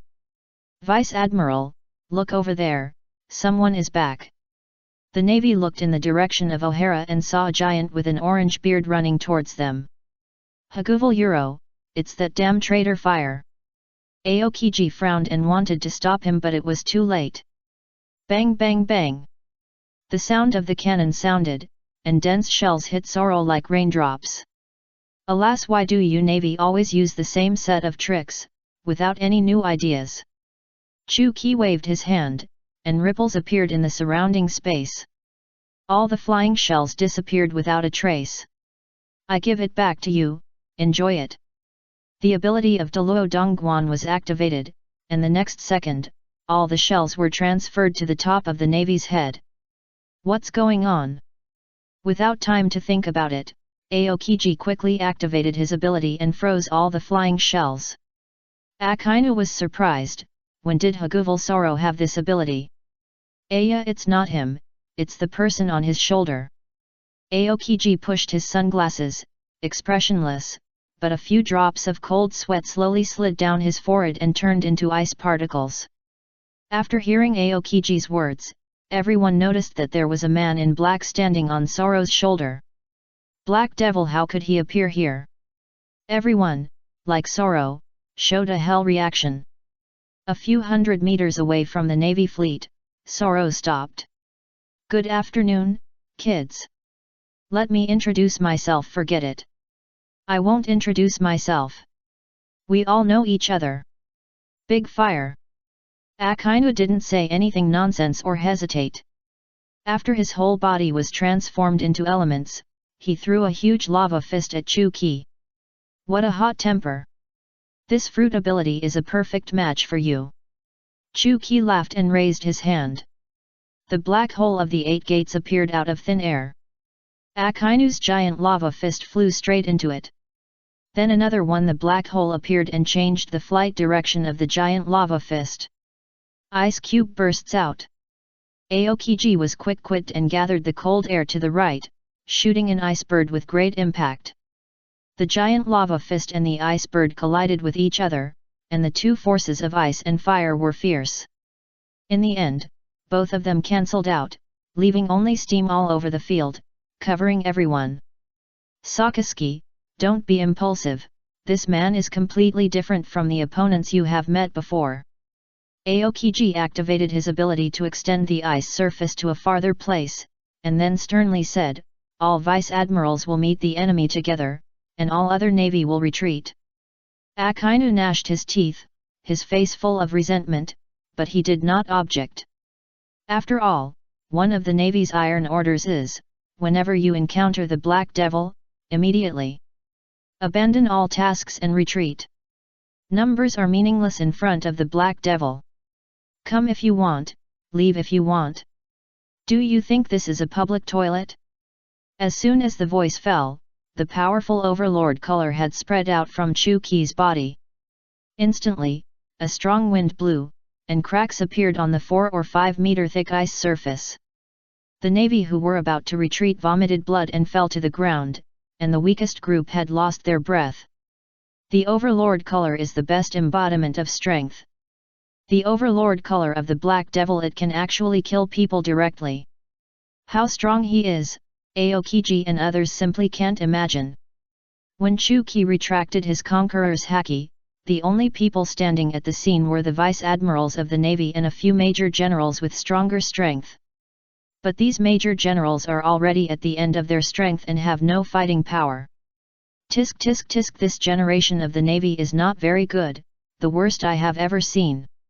Chu-Ki had a look of disappointment on his face. The only remaining fighting force on the navy side is Aokiji, Akainu, Flying Squirrel, Stoloberry, and Hwashaishin, 5 vice admirals. Among them, Aokiji and Akainu are ability users, and the other 3 are sword masters. Sakazuki, there is still some hope in close combat, don't use your ability indiscriminately. You don't need to remind me, I know.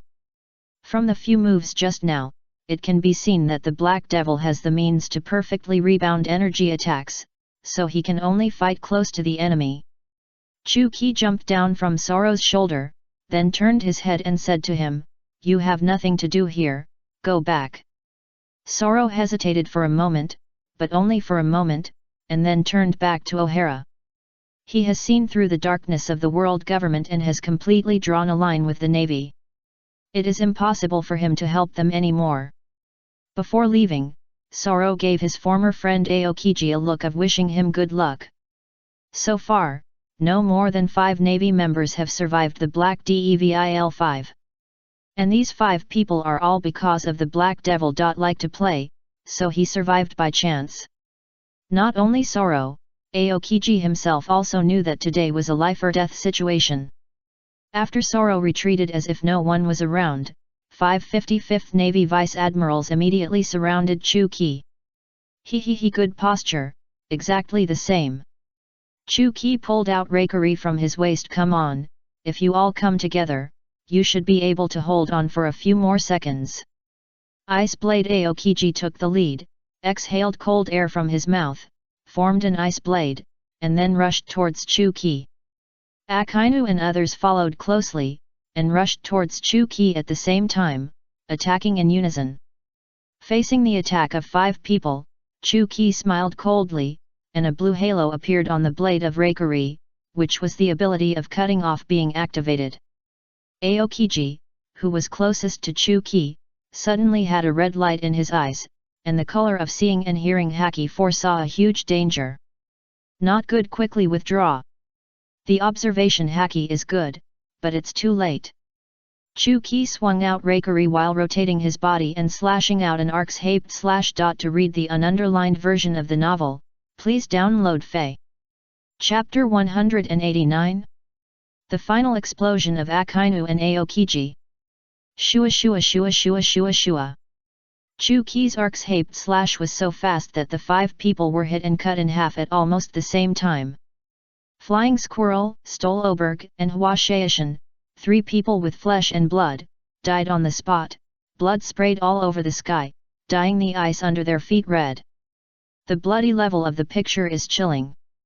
As for Akainu and Aokiji, they used their observation haki to predict the trajectory of the sword and evaded it by transforming into elements in advance. Chuki's sword was almost in vain. 3 lieutenants of the headquarters died in one encounter.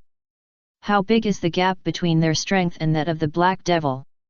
Even though Akainu and Aokiji had made sufficient mental preparations, they were still extremely shocked.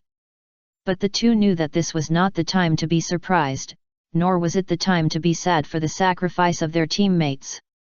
Just because they barely avoided the first attack with their observation haki and elementalization did not mean that they could avoid the second attack. The ability of the natural fruit is very strong. In the eyes of others, it is invincible, but in the eyes of the Black Devil, it may be child's play.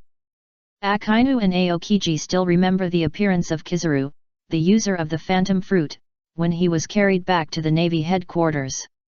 His whole body was comminuted and fractured, and there was not a single piece of normal charred skin. Now the people were no more than 5 meters away from the Black Devil. If they didn't get alert, the next to die would be them. Dog bites Red Lotus. Akainu changed his lava-converted arm into the shape of a dog's head, stretched it out to attack Chuki and bit him at the same time. Ice Cube 2 Thorns. Aokiji also cooperated with Akainu to attack, and after freezing 4 ice spears beside him, he sent them to Chuki.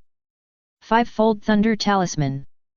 Chuki raised his hand at the same time as the two attacked, and 2 thunder talismans appeared out of thin air, and the armament haki had been fused. Among them, the rune changed from blue to black. 2 black thunder dragons sprang out from the rune and confronted the 2 people's attacks. The thunder with armament haki was unstoppable. It only lasted for a few seconds before it shattered the ice spear and the lava dog's head and flew straight towards the 2. Get out of the way. Akainu and Aokiji had heard about this unprecedented use of fusion of armament haki into energy attack from Kizaru. So I know how terrifying the power is. It is simply the perfect nemesis of natural ability users. You can only dodge it, never resist it. Hedon. Fortunately, the attack just now bought them a few seconds of reaction time, and the 2 barely avoided the black thunder. But Akainu's left arm and Aokiji's right abdomen were scratched by the black thunder, becoming charred and painful. Damn! Akainu covered his arm and clenched his teeth. Frozen time capsule. Aokiji, who had already distanced himself from Chuki, endured the severe pain and released a large-scale cold air shock wave. Chuki did not dodge and was directly frozen into an ice sculpture. Good opportunity. Akainu was overjoyed. After jumping high, he quickly stretched out his lava-like arm, simulated the impact of a volcanic eruption, and punched the ice sculpture. Hell dog! Bang! The ice sculpture was smashed to pieces, but Chuki was not in it. I have been thinking, what would happen if you 2 collided with each other? Will it melt on the spot? Chuki's voice suddenly sounded in Akainu's ears, and Akainu was horrified. Before he could react, Chuki had already grabbed Akainu's head with his hand wrapped in armed color domineering. Then he threw him towards Aokiji like throwing a ball. Under the strong pressure, Akainu's body was completely out of control, like a flaming meteor flying at a high speed, crashing into Aokiji. Looking at the flying Akainu, Aokiji frowned and wanted to dodge. But Chuki had appeared in front of him without knowing when, and used the same trick again, grabbing his head and throwing him out. Under this all-round crush of power and speed, Akainu and Aokiji were like two dolls, with no ability to fight back. Bang! Akainu and Aokiji were like a fireball and an iceball, colliding in the air. The explosion was deafening, and the ice surface began to crack on a large scale.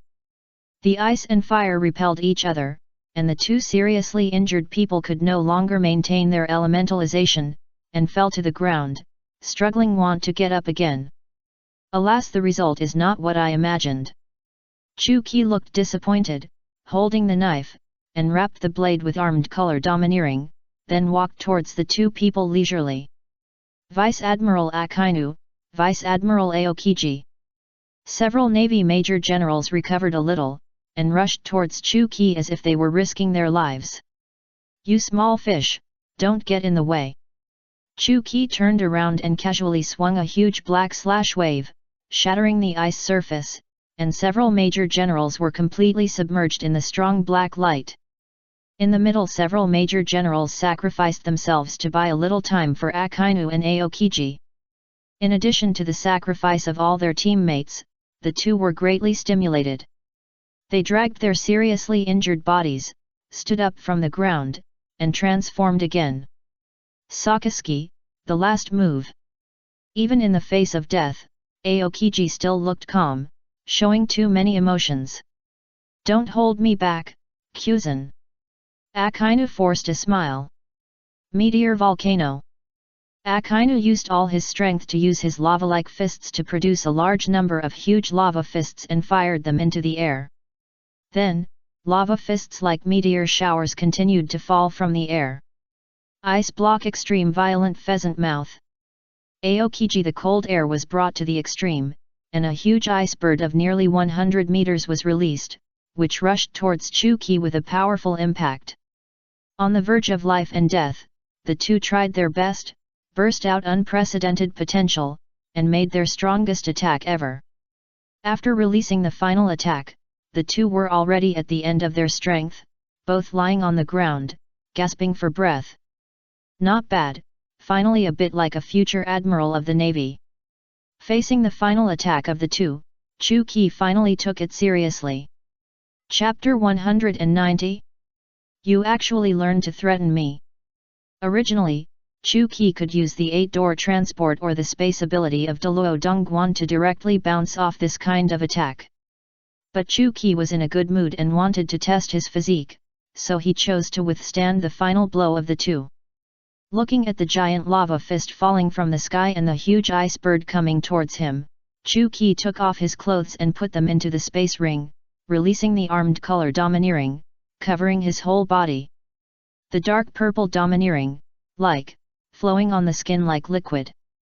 Chuki's armed color domineering has been cultivated to the pinnacle, and can turn the invisible into the visible. Boom! The double attack of ice and fire fell on Chuki at the same time. Not only was it powerful, but the effect of alternating cold and heat made him uncomfortable. Cracks began to appear on his body, like a glass cup that could break at any time.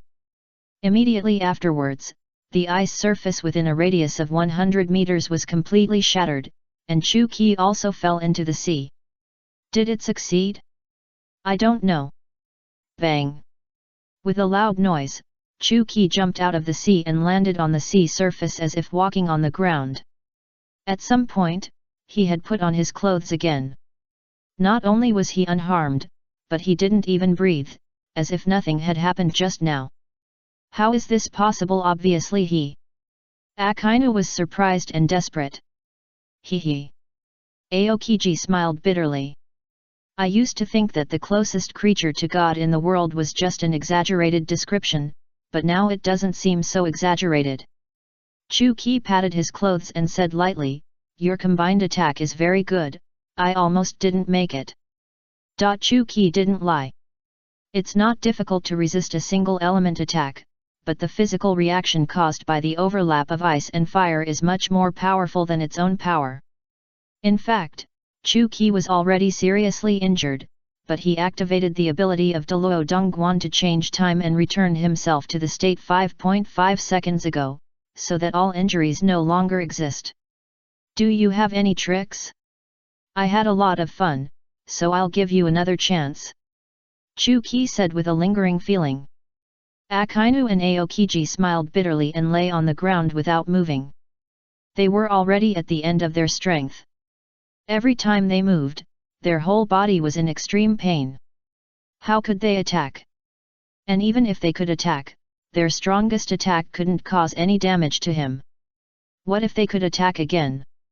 What's the meaning? It seems that my justice will end here. Akainu burst into tears, not because of, but because he was unwilling to accept it. He still had to implement his absolute justice. Kuzan was more indifferent and faced it calmly. Since you give up, then the show is over. After saying that, Chu Qi raised the rakery in his hand, and suddenly fell down, slashing out a huge black slashing wave. The slashing wave was like a shark fin, tearing the ice surface and flying towards the two at high speed. At this critical moment, the incarnation of the Golden the Buddha's warring states suddenly descended from the sky and blocked Akainu and Aokiji. The golden light on his body was radiating, turning into a golden shield, colliding with Chu Qi's slashing wave. Seeing that cracks began to appear on the golden shield, it was a bit unstoppable, and the Golden Buddha warring states waved his arm and successfully bounced the slashing wave away, disappearing into the sky. Soon after warring states appeared, Garp's voice also sounded behind Chu Qi. Black Devil, don't be too arrogant, take my punch. Garp leaned down from the air and hit Chu Qi with his fist wrapped in armed color domineering. Ha ha ha ha, well done. Chu Qi also turned around and punched, meeting it. The fists of the two collided with each other, and the huge air wave that burst out set off a dramatic. The violent waves spread over hundreds of meters. If it weren't for Zhangguo blocking in front, the injured Akainu and Aokiji would have been blown away. Zhangguo was the initiator of this demon-slaying order and was stationed nearby with Garp. The fleet must have reported such a big thing as the Black Devil as soon as possible, so they could quickly come to support. One punch was ineffective. Garp jumped out with the reaction force, distanced himself from Chu Qi, and stood on a piece of floating ice. Zhangguo and Garp, one in front and one behind, sandwiched Chu Qi between the vice-admiral, but neither of them was in a hurry to attack. Hey Garp, Zhangguo, long time no see, you come to get beaten again. Chu Qi said with a smile. You guy. Garp's forehead suddenly turned blue. He clenched his fists and wanted to fight, but Zhangguo hurriedly called him. Garp, look around, aren't there enough casualties today? Garp heard this and looked around. The half-bodies of 3 lieutenant generals, Flying Squirrel, Stoloberi, and Huashaishan, were floating on the sea, and their blood had dyed the sea red. The Navy soldiers who woke up from coma were lying on large and small ice floes, struggling to survive at this time. Garp's anger had broken through the sky, and his eyes were bloodshot, but he had to endure it. Because if the fight continued, the Navy who survived by chance would also become victims. Zhangguo also suppressed his murderous intent and anger, and tried his best to stay calm. Black Devil, make peace, let's stop here today. Make peace. Chu Qi looked playful. He looked at him with suspicion. Are you qualified? What can you do to make peace with me? Zhangguo took a deep breath and slowly said, Black Devil, you want to protect O'Hara, right? I can assure you that the Navy will not attack O'Hara again in the future. Chu Qi just smiled and said nothing. Black Devil, we may not be your opponent. If we continue to fight, we will be annihilated. But by then, O'Hara will also be buried with us. I believe you don't want to see this scene either. Wow, Zhangguo, not bad, you actually learned to threaten me. Chu Qi crossed his arms and looked at him with a smile.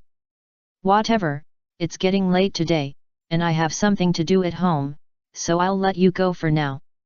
Hearing this, Zhangguo heaved a sigh of relief, and the big stone in his heart finally fell.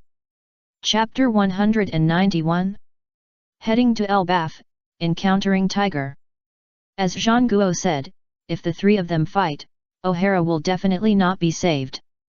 But it is very easy for Chu Qi to ensure the safety of Robin and Albia. To be honest, whether O'Hara exists or is destroyed, Chu Qi doesn't care at all, and it has nothing to do with him. The reason why he wants to save it is because he is afraid that the Tree of All-Knowing will be destroyed, and the mother and daughter will be sad. I'll go back first, I'm going, please do as you please. After saying that, he ignored Garp and Sengoku and flew back to O'Hara. General Sengoku, we. Sengoku interrupted Aokiji and said in a deep voice, no need to say, it's not your fault. Meeting this man, today's mission is doomed to fail, go back and recuperate. When saying this, Sengoku's emotions were very complicated, helpless and resentful, with a strong sense of sadness. Flying Squirrel, Stoloberry, and Hua Shaishan are all excellent vice admirals of the Navy. They have experienced dozens of wars, big and small, accompanied Sengoku on many missions, and captured countless pirates. However, now they can't even find a complete body. How could Sengoku not heartbroken? 1 month has passed in a flash. I thought that after Albia and Robin had a heart-to-heart talk, their relationship would be eased, but the result was not satisfactory. Robin was full of hostility towards Albia and competed with her everywhere. The two women were full of gunpowder, and Chu Qi was caught in the middle and had a headache. Taking the opportunity of sending Sorrow back to the Grand Line, Robin and Albia could live together for a while, which might improve their relationship. Sorrow was a giant. In order to avoid causing panic among the Icelanders, it was impossible for him to live in O'Hara forever. He could only return to the Grand Line. After all, he was the benefactor who helped Albia and was Robin's friend. For his safety, of course he had to send him off. Chu Qi can also visit old friends and start a sailing trip. Get away from these two troublesome women and have some peace and quiet. Sitting at the bow, Chu Qi controlled the boat's sailing while asking, Sorrow, what are your plans for the future? Sorrow shook his head, his eyes a little confused, I don't know. Unlike when they first met, Sorrow is now willing to talk to Chu Qi. Because after such a long time together, Sorrow found that the Black Devil is not as bad as he imagined. Just like the world government and the Navy are not as good as imagined. He is a good father, a good husband, and a worthy friend. He is humorous, and Sorrow is very happy to get along with him. After a brief thought, Chu Qi said, I have a place to go, I wonder if you are willing to go. Where to go? Elbaf, the country of giants. I can take you to join my friend's pirate group. Dark Magic Pirates. Sorrow blurted out. There is only one pirate group in Elbaf, the country of giants, and that is the Black Magic Pirates. The others have been annexed. It is the second most famous giant pirate group after the giant soldier pirates. As a giant, Sorrow cannot be unaware of it. You are now a serious criminal. I believe the wanted order will be issued soon.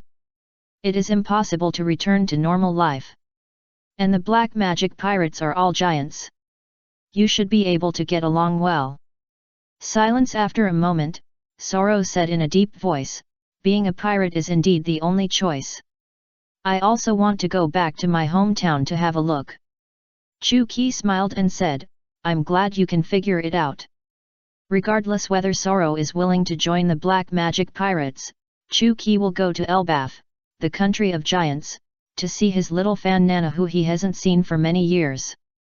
Now that the Black Magic Pirates are famous, Nana has fulfilled her promise to Chu Qi. Chu Qi, who always keeps his word, will certainly not break the promise. On the way there, I will refine a top-level magic weapon for Nana as a gift, Chu Qi thought secretly. Now refining top-level magic weapons is not particularly difficult for Chu Qi. But Chu Qi doesn't particularly like it. Refining top-level magic weapons takes too long, and there can be no mistakes in the middle, otherwise the work will fail. In addition, Chu Qi never relies on the power of magic weapons, so he has not refined much. So far, including Thunder Blade, only 3 top-level magic weapons have been refined. Thunder Blade, Sky-piercing Beast, and the magic weapon Wandihu for fixed-point transmission. What kind of magic weapon should I refine for her? Chu Qi stroked his chin and began to think. Just as Chu Qi was thinking about how to refine when Chu Qi turned around, a familiar voice suddenly sounded from behind. Brother Black Devil, is that you? Tiger. Chu Qi turned around and saw the red-skinned fishman Tiger, standing on a small boat and waving at him. After seeing Qi's face clearly, Tiger was ecstatic. Brother Black Devil, it's really you. Chu Qi slowed down and let Tiger's boat approach and successfully reunited with him. Chu Qi briefly introduced Sorrow and Tiger to each other, and then curiously asked Tiger, "Why did you come to the West Sea?" "Ha ha ha, of course I came to visit Brother Black Devil, but I ran into him before I got to O'Hara." "What a coincidence." Chu Qi also smiled. While pouring wine for Tiger, he asked, "Why are you visiting me?" "Actually, nothing. I'm going to start a sailing trip around the world." "Of course, the first stop is to visit Big Brother." Tiger was very excited and continued, "Oh, yes, Princess Otohim and Jinbei asked me to say hello to Big Brother on their behalf." "Yet?" Chu Qi nodded, his face calm, without any emotion. In fact, Chu Qi's heart is now mixed. What this sailing adventure means to Tiger, others may not know, but Chu Qi knows it best. This is the beginning of Tiger's tragic life. Chapter 192. Help Tiger, Teleport Button. A few years later, Tiger he will be captured shortly before the last journey begins, become a slave, be imprisoned and abused, and suffer for 3 years. Although he successfully escaped and later caused a big disturbance in the Holy Land of Marijoa, liberating all the slaves there, he will be shot by the navy a few years later and die with hatred. "Tiger, give me the button I gave you," Chu Qi suddenly said. "Okay, Big Brother."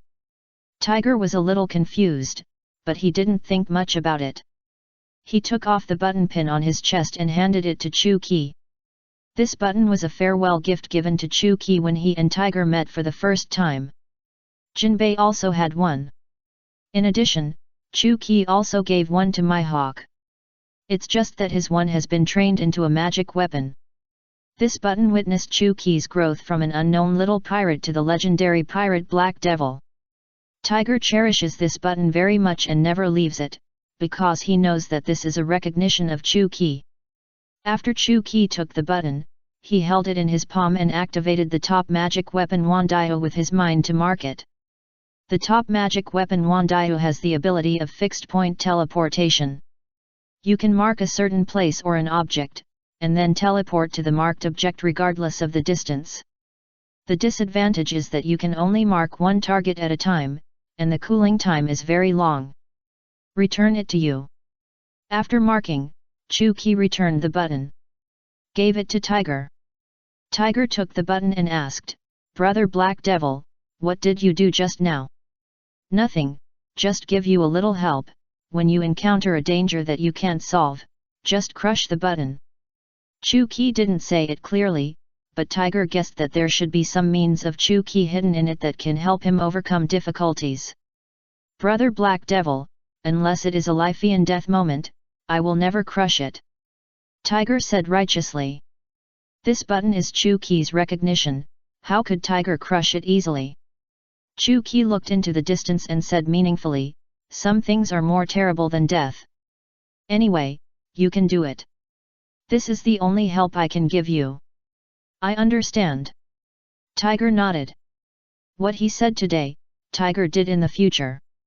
During the 3 years of imprisonment and torture, he adhered to the signal and never crushed the button. After bidding farewell to Tiger, Chu Qi controlled the windlass belt and successfully arrived in the new world.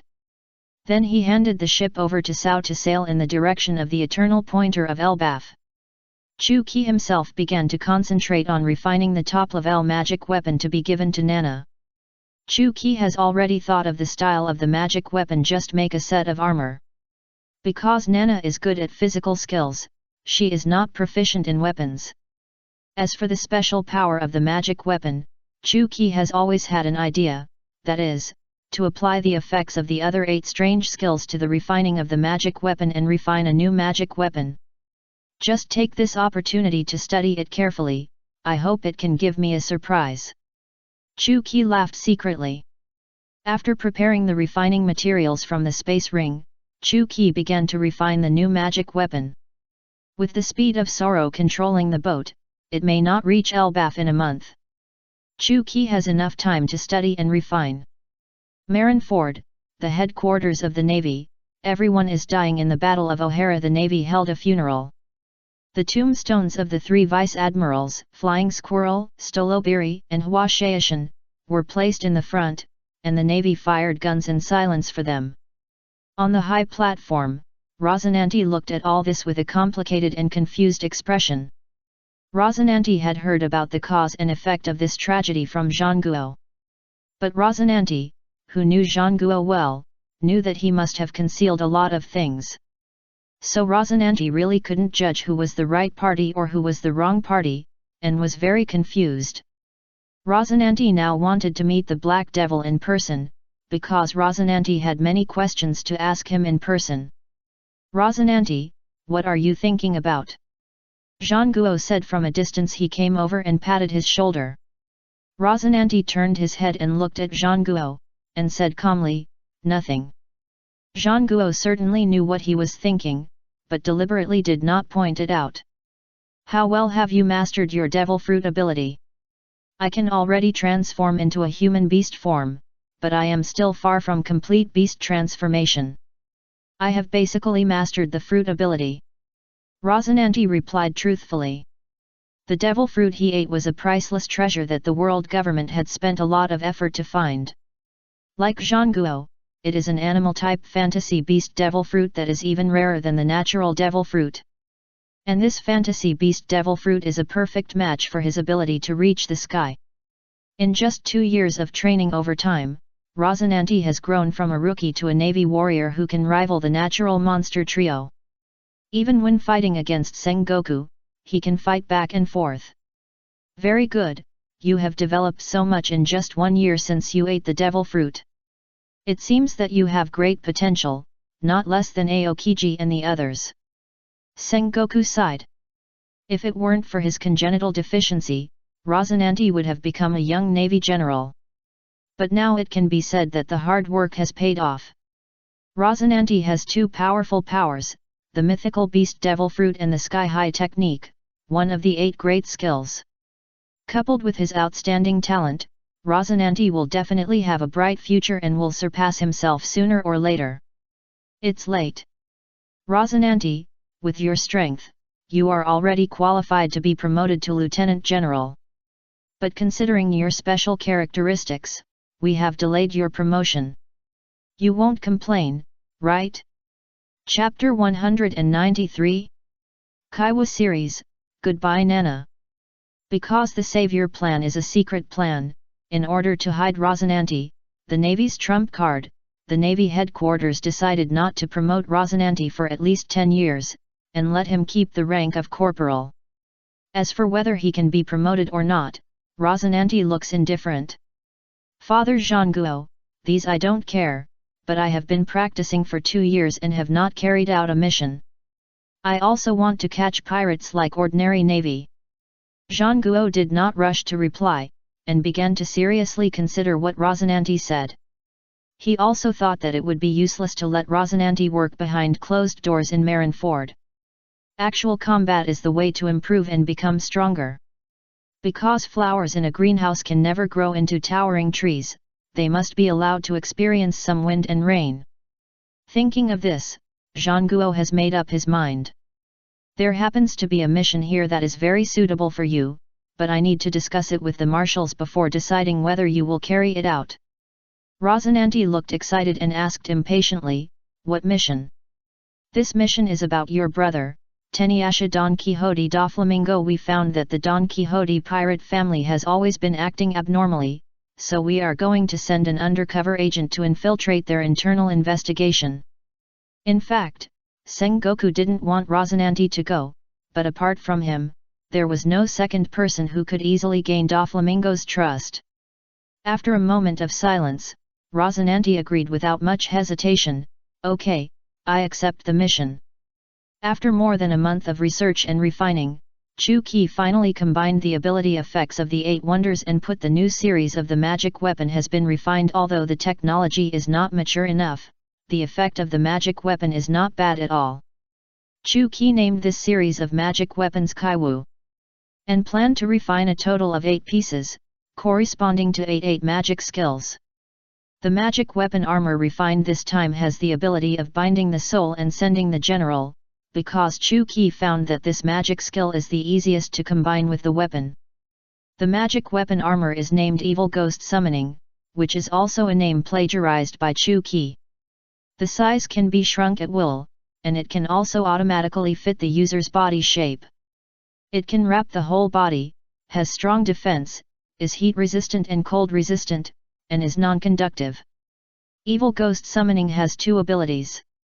One is that it can absorb the soul of the dead, transform the soul energy and store it in the armor. It can be used to launch a power attack, or to make the armor damaged and self-repair. Ability 2 is Summoning Spirits. Chu-Ki Summoning Evil Ghosts armor contains 2 ghost generals, and the individual abilities of these 2 ghost generals are at least comparable to those of 500 million pirates. After using Summoning Spirits, the individual abilities of the generals can be doubled or tripled, and all attributes are greatly improved. Summoning Evil Ghosts is not a perfect top-level magic weapon, but its abilities are very balanced, and it is also the work of Chu-Ki's painstaking efforts. Fourthsfans, Chu-Ki is really good and considers them everywhere. Because Nana and the others admire and respect Chu-Ki from the bottom of their hearts, Chu-Ki will of course treat them well. Take Tiger for example. As long as Tiger doesn't crush the positioning button, Chu-Ki can't use the teleportation tool Wandiu. If Tiger never uses it in his life, then his Wandiu will become a decoration. But it doesn't matter. Chu-Ki hopes that Tiger will never use it in his life, which means that his life will always be smooth sailing. When they were about to arrive at Elbaf Island, where the giant country was located, Chu-Ki and Soro smelled a strong smell of blood in the air. As the ship got closer and closer to Elbaf Island, the smell of blood became stronger and stronger, and the sound of shouting and gunfire could be heard faintly. Obviously, a war was going on in Elbaf Island. Soro, hold on. Worried about Nana's safety, Chu-Ki increased the speed of the boat to the highest speed, and rushed to Elbaf in just a dozen seconds. After getting off the boat, the two hurried to the direction of the gunfire. As they thought, 2 waves of giants were fighting. The battle took place outside the city of the giant kingdom, under a wall over 100 meters high, and the giants were fighting. On one side was a giant army wearing medieval costumes and uniform clothing, and on the other side was the black magic pirates led by Nana. The number of people on both sides exceeded 100. The war between giants was much more intense than that of humans. It was no exaggeration to say that it was earth-shaking and the sky was collapsing. Nana was fighting with a young male giant wearing a red cloak, a crown on his head, and holding a sword. This male giant, the human body is a circle larger than the ordinary giant, like a giant among giants. The two fought back and forth, evenly matched. Chu-Ki didn't think much, flew over and kicked the male giant in the stomach. This giant, which was thousands of times taller than Chu-Ki, flew out directly like a kite with a broken string. It hit the city wall heavily, leaving a huge human-shaped dent on the wall. "Your Highness Prince Loki!" The giant soldier was horrified. "Ahem, the other side has reinforcements, retreat quickly!" Giant Prince Loki yelled while coughing up blood. The giant army retreated back to the city one after another, and Nana did not chase them.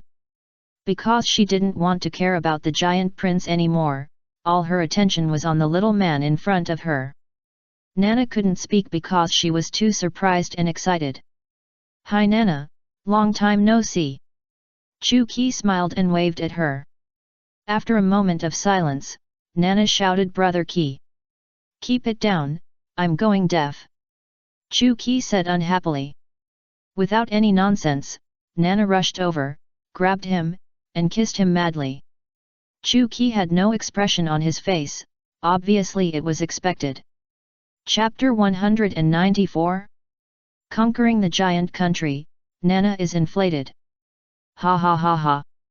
Except newcomers of the Black Demon Pirates, the other giants laughed out loud, and they were no longer surprised by this scene.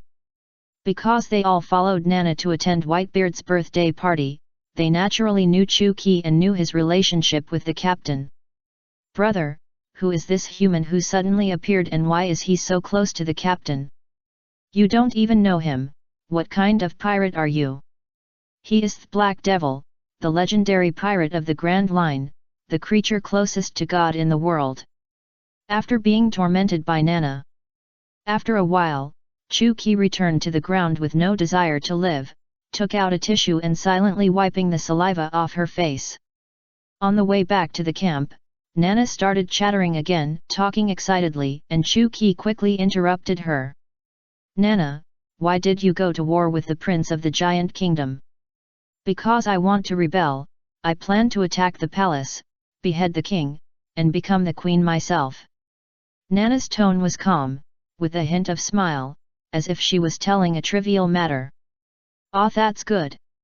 Chu Qi's reaction was also very calm, and he didn't seem to care at all. Sorrow on the side was dumbfounded. What kind of monsters were these two people? They actually took the capture of Elbaf and the beheading of the giant king as a joke. Being Navy Justice. Sorrow, who had been brainwashed and was a giant, obviously couldn't accept it. Why start a war without a reason? There will be many casualties. Angry Sorrow questioned Nana. Chu Qi glanced at him and said with a smile, we are pirates. Freedom and doing whatever we want are our way of survival. Do we need a reason to do anything? Nana looked at Sorrow, who was also a giant, and asked, you shouldn't have been back to Elbaf for many years, right? Hearing this question, Sorrow hesitated for a while and then replied, almost 50 years. Nana smiled and said meaningfully, it's hard for you to leave early like out here are countless giants in Elbaf. They either join the navy, become pirates, or become slaves. Why do they want to leave? It's because the backward Elbaf makes them unable to survive, so they have to go out to sea to make a living. Sorrow wanted to refute, but he couldn't. As Nana said, although Elbaf has the title of the world's first power, it is essentially a poor and backward country. Just look at their clothes and weapons. They wear crude clothes, using animal bones and sticks as weapons, just like a group of primitive people. There are two reasons for our rebellion. One is that the king thinks the Black Demon Pirates threaten his rule and wants to expel us. The second is that I think they are incompetent. It is their fault that Elbaf has become what it is today, so I am ready to replace them. Sorrow was shocked. Nana's words revealed two words, domineering. After all, she has been a captain for more than 10 years, and she is full of kingly style. Chu Qi smiled knowingly, watching the ignorant and reckless little fangirl grow up to be the pirate queen today. He was very relieved. Nana, is there anything I can help you with? If Brother Qi is willing to help, of course it would be great, it's hard for us to handle it alone. Nana was very surprised. Chu Qi smiled and said, what do you need me to do? With Chu Qi's strength, as long as he wants, Nana and the others can hold a celebration banquet in the palace of Elbaf tomorrow morning. But this is Nana's own business and a test. Chu Qi will not interfere too much, and at most help a little. Brother Qi, Elbaf is guarded by two elder-level giants, Mountain Beard Alulu and Waterfall Beard Yoralu. These two old guys are very powerful and very difficult to deal with. I hope you can help me stop them and don't let them join the battle. Chu Qi nodded, it's a small matter. By the way, Nana, this is a gift for you. Chu Qi took out a bracelet from the space ring and threw it to Nana. After Nana caught it, the bracelet instantly became larger and became a size suitable for her. Brother Qi, this is... Chu Qi said lightly, this is the battle armor I refined for you, named Evil Ghost Summoning. Try it. Nana certainly knew the ability of Divine Machine 100 Refinements, one of the 8 wonders, so she was not surprised. After all, she still had the magic weapon Devouring Sack given by Chu Qi in her hand, which she always regarded as a treasure. Thank you, Brother Qi. Nana couldn't wait to put on the bracelet. The moment she put it on, all the ability information about evil ghost summoning was transmitted to her mind. After understanding these abilities, Nana very shocked. This is definitely a real artifact. What a powerful armor, it's worthy of being made by Brother Qi. Boss, show us how to use this thing. The subordinates were eager to try it. Okay, let you guys see it. After activating evil ghost summoning, the bracelet began to glow, and a ball of black air surged out of the bracelet, quickly wrapped around Nana's body, and then began to dissipate. When the black air completely dissipated, a set of dark red women's armor was worn very tightly on Nana's body, leaving no gap except on the face. The armor is evil, gorgeous, and full of power. The baffle on the chest looks like the head of a ghost, extremely hideous. Brother Qi, I don't think I need your help anymore. I feel full of strength when I put on this armor, Nana said proudly. Even if I face 2 elder-level giants, Mountain Beard Arulu and Waterfall Beard Yorulu, I can easily defeat them. Chu Qi smiled awkwardly. Nana, don't be too arrogant. There are people who are better than you. Get familiar with the ability of the armor first. Chapter 195. The Black Devil is in the battle, and even dogs can win. Originally, she planned to rest for 10 days and a half a month before going to war with the royal family of Elbaf, but now Nana has the top magic weapon Evil Ghost Summoning, and Chu Qi is helping her.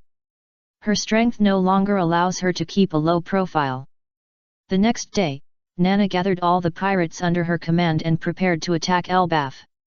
Elbaf launched a full-scale war. Nana has 300 giant pirates under her command.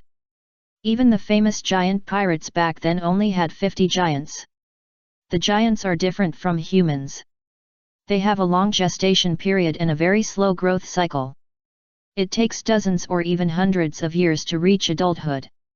The number of giants may be less than 1,000th of that of humans. Nana can raise such a large pirate group, which is enough to go down in history. It was the first time that Chu Qi saw so many giants. They stood in a black mass, 10. It was so spectacular that even he was secretly surprised. Nana stood on the high platform and began to make the final pre-war mobilization. Young men, do you see the man next to me? He is the man closest to God, the synonym of invincibility, the Black Devil. And today, Big Brother Black Devil will fight side by side with us young men. Do you think the Black Devil pirates will lose? After these words, the whole audience was boiling and cheering.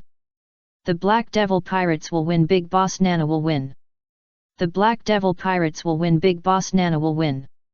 Seeing Nana using her own name to make pre-war mobilization, Chu Qi was not angry, but admired it very much. This is what a qualified leader should do, to pursue victory, just we must learn to make full use of all the advantages around us.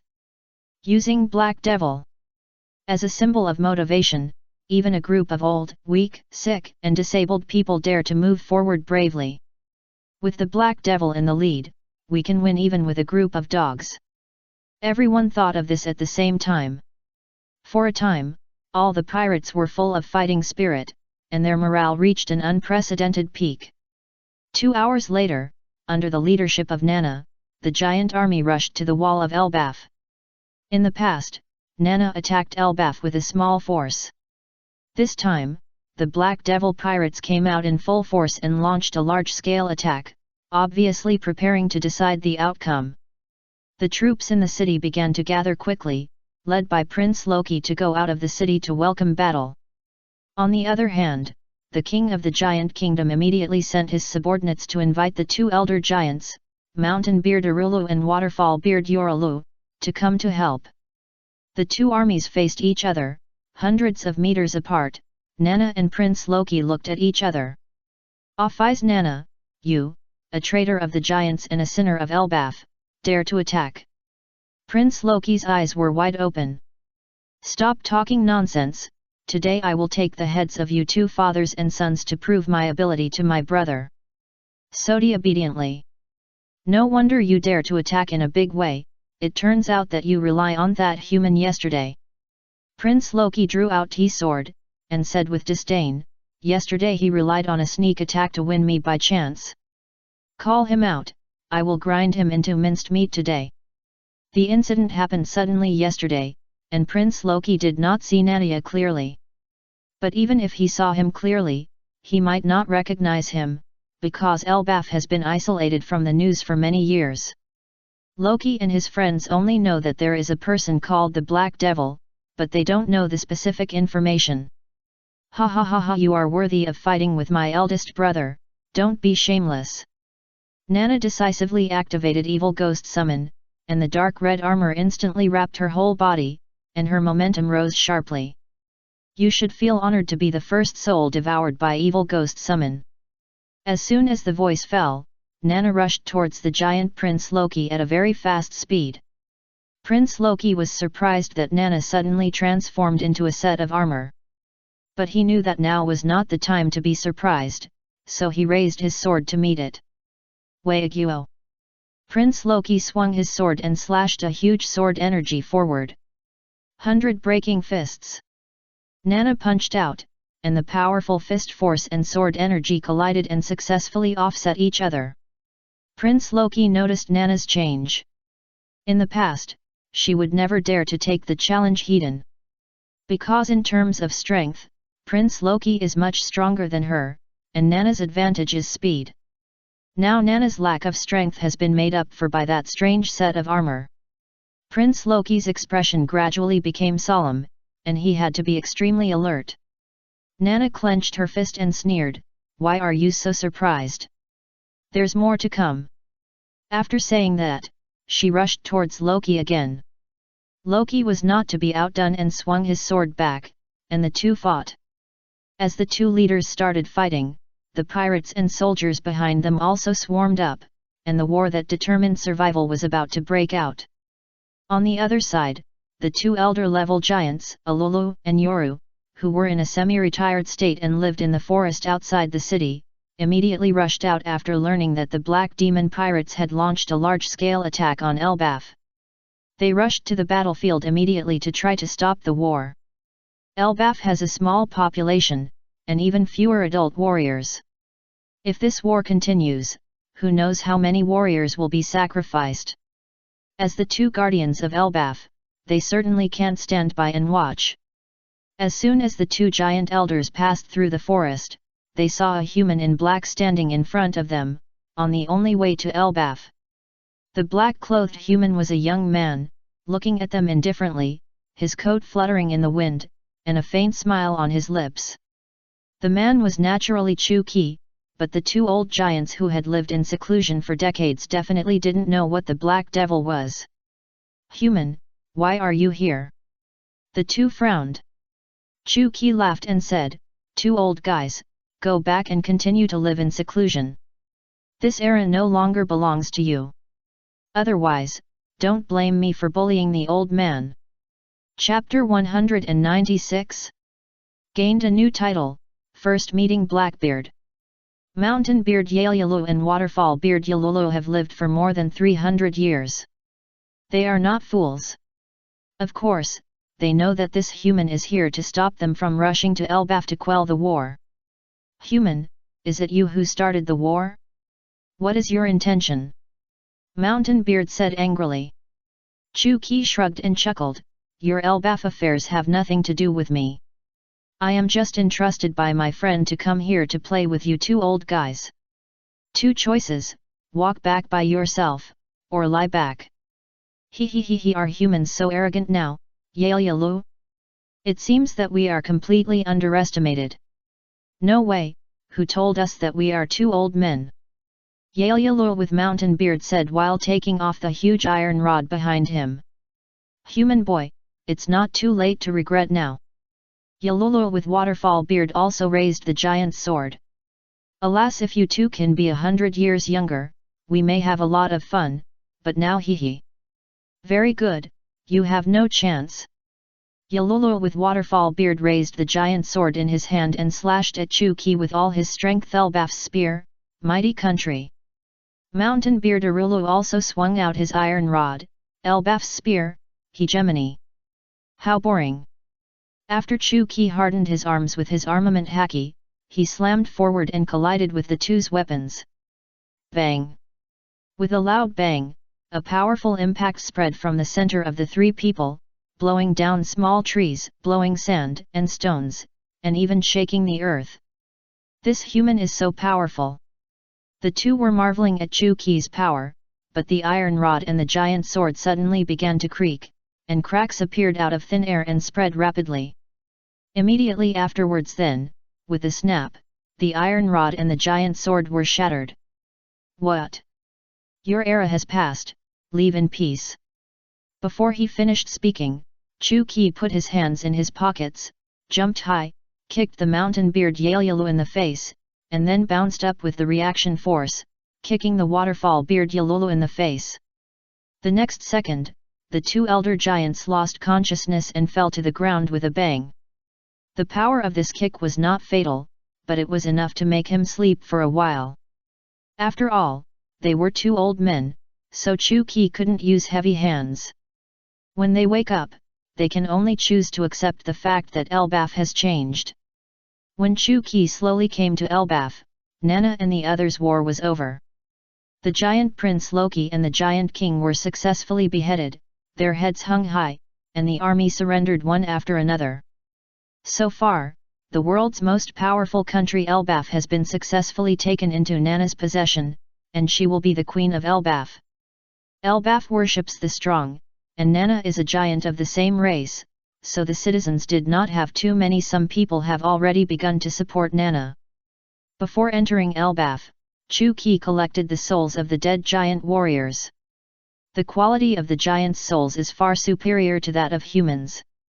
Whether it is used to subdue the spirits or to train ghost generals, it is a good choice. While collecting souls, Chu-Ki also thought of one thing. Among the 666 unique skills that he has fully mastered, only soul confinement and general scent has not been released. Before returning to O'Hara, find a place to hide soul confinement and general scent. Chu-Ki muttered to himself. On the fifth day of successfully ruling Elbaf, after the perfect handling work, Nana could not wait to issue her first decree. The Black Devil will be the only god believed in by the giant country Elbaf. His orders are above everything. After a series of decrees were issued, Nana placed Chu-Ki's position higher than her, the queen. This made Chu-Ki a little amused and helpless.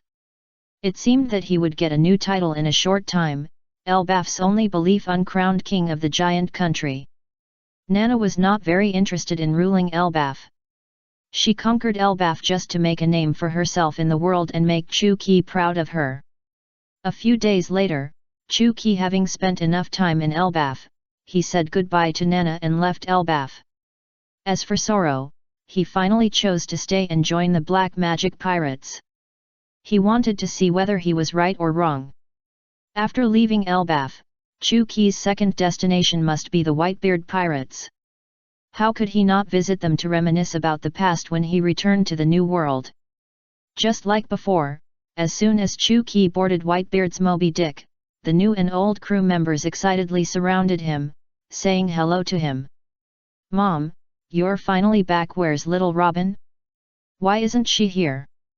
Mom, I've been looking forward to seeing you back for so long, ha ha ha.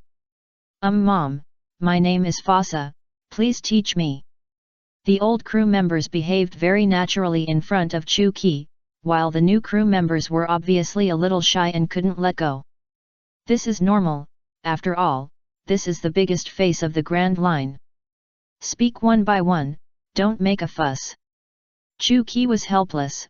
While replying to these chirping little guys, he observed the surroundings. After Roger's death, Whitebeard was undoubtedly the strongest overlord of this era, and naturally more and more pirates were willing to follow him.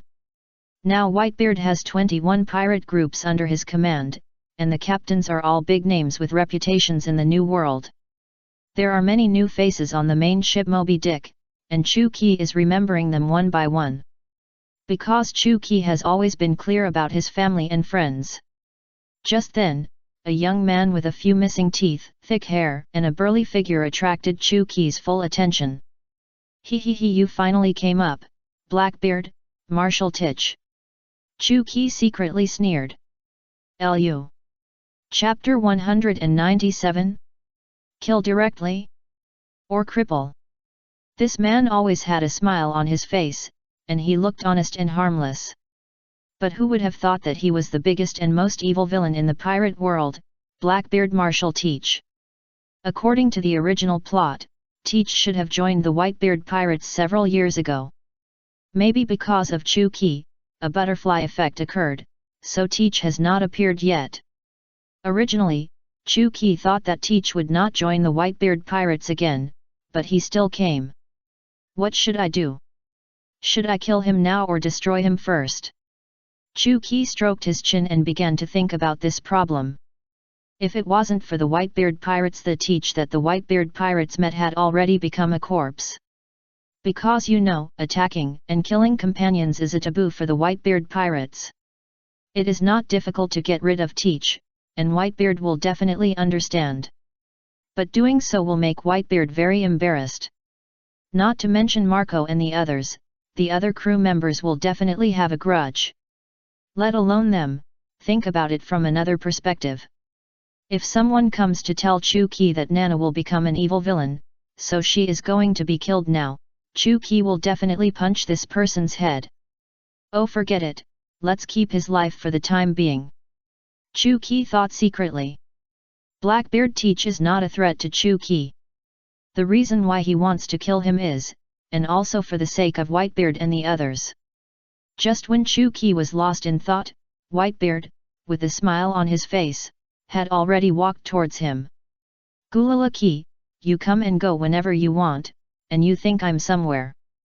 Whitebeard said jokingly. Tell me, how long have you not come to drink with me? Chu-Ki smiled slightly.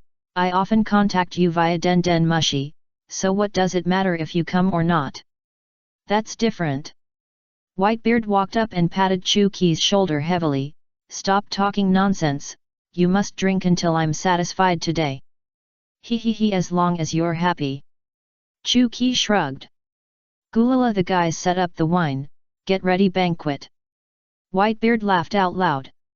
Oh. The two sat face to face, and the delicacies cooked by Chef Sachi were served one by one. In the past, Marco or Jaws took the initiative to pour the wine, but today it was someone else. Mom, it's our first time meeting. I just joined the thieves not long ago. My name is Marshal Teach. I have heard of your great name for a long time. Teach poured the wine while making an introduction. He.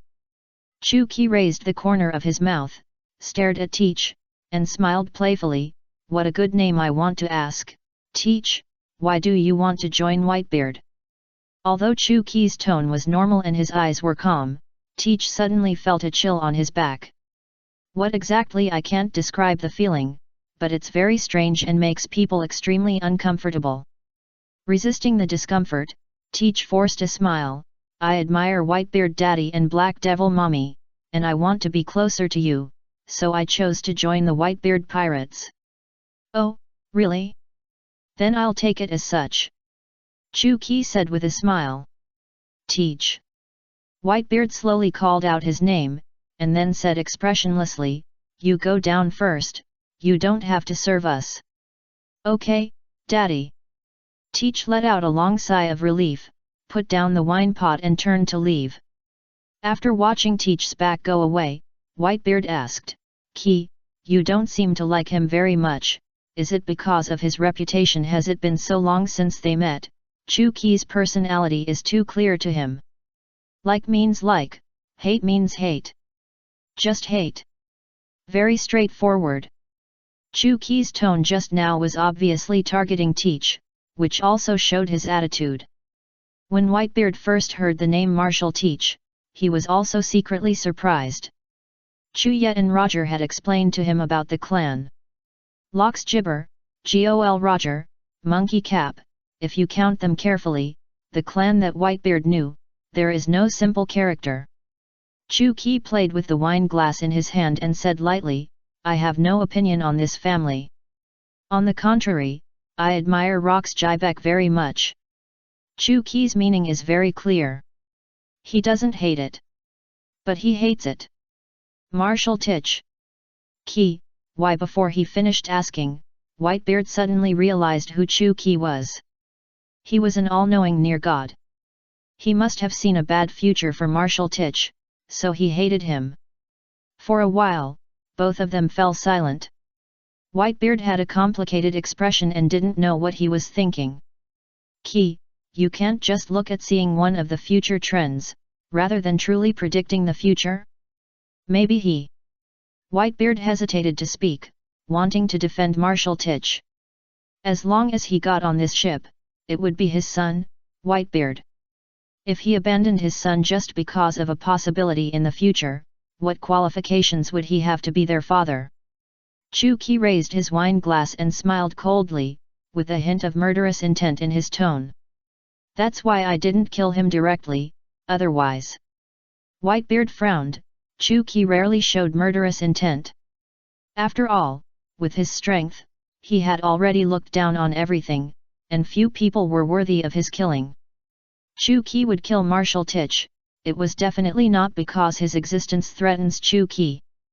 Based on Whitebeard's understanding of Chu-Ki, if Marshal Titch really threatens him in the future, Chu-Ki will not only not have the intention to kill, but will also be very excited, because he has one more opponent. Philo reminds you, 3 things to read and collect. Chapter 198. Blackbeard filled with fear. Whitebeard guessed that Chu-Ki would have the intention to kill Marshal Titch, and he must have seen a future that was so bad that it made him angry. After a moment of silence, Whitebeard asked in a deep voice, Ki, what are you going to do now? I want to kill him, you will definitely not agree. A little knock, you don't mind, right? After hesitating for a moment, Whitebeard nodded and agreed, you decide for yourself, just don't go too far. Chu-Ki stroked his chin and smiled meaningfully, don't worry, I know my limits. Ah, forget it, don't mention him, let's continue drinking. Whitebeard was in a good mood, but because of Marshal Titch's matter, he was a little upset. For Chu-Ki, Whitebeard must have 100% trust, and maybe bad things will happen in the future as Chu-Ki predicted. But as long as it hasn't happened yet, Whitebeard will choose to continue to believe in and protect Marshal Titch, this is his unchanging principle. Whitebeard's reaction was all within Chu-Ki's expectations.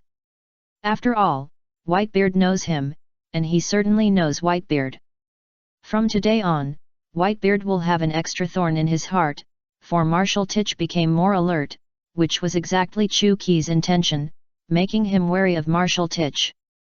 As the night deepened, after the banquet ended, Titch helped clean the dishes in the kitchen.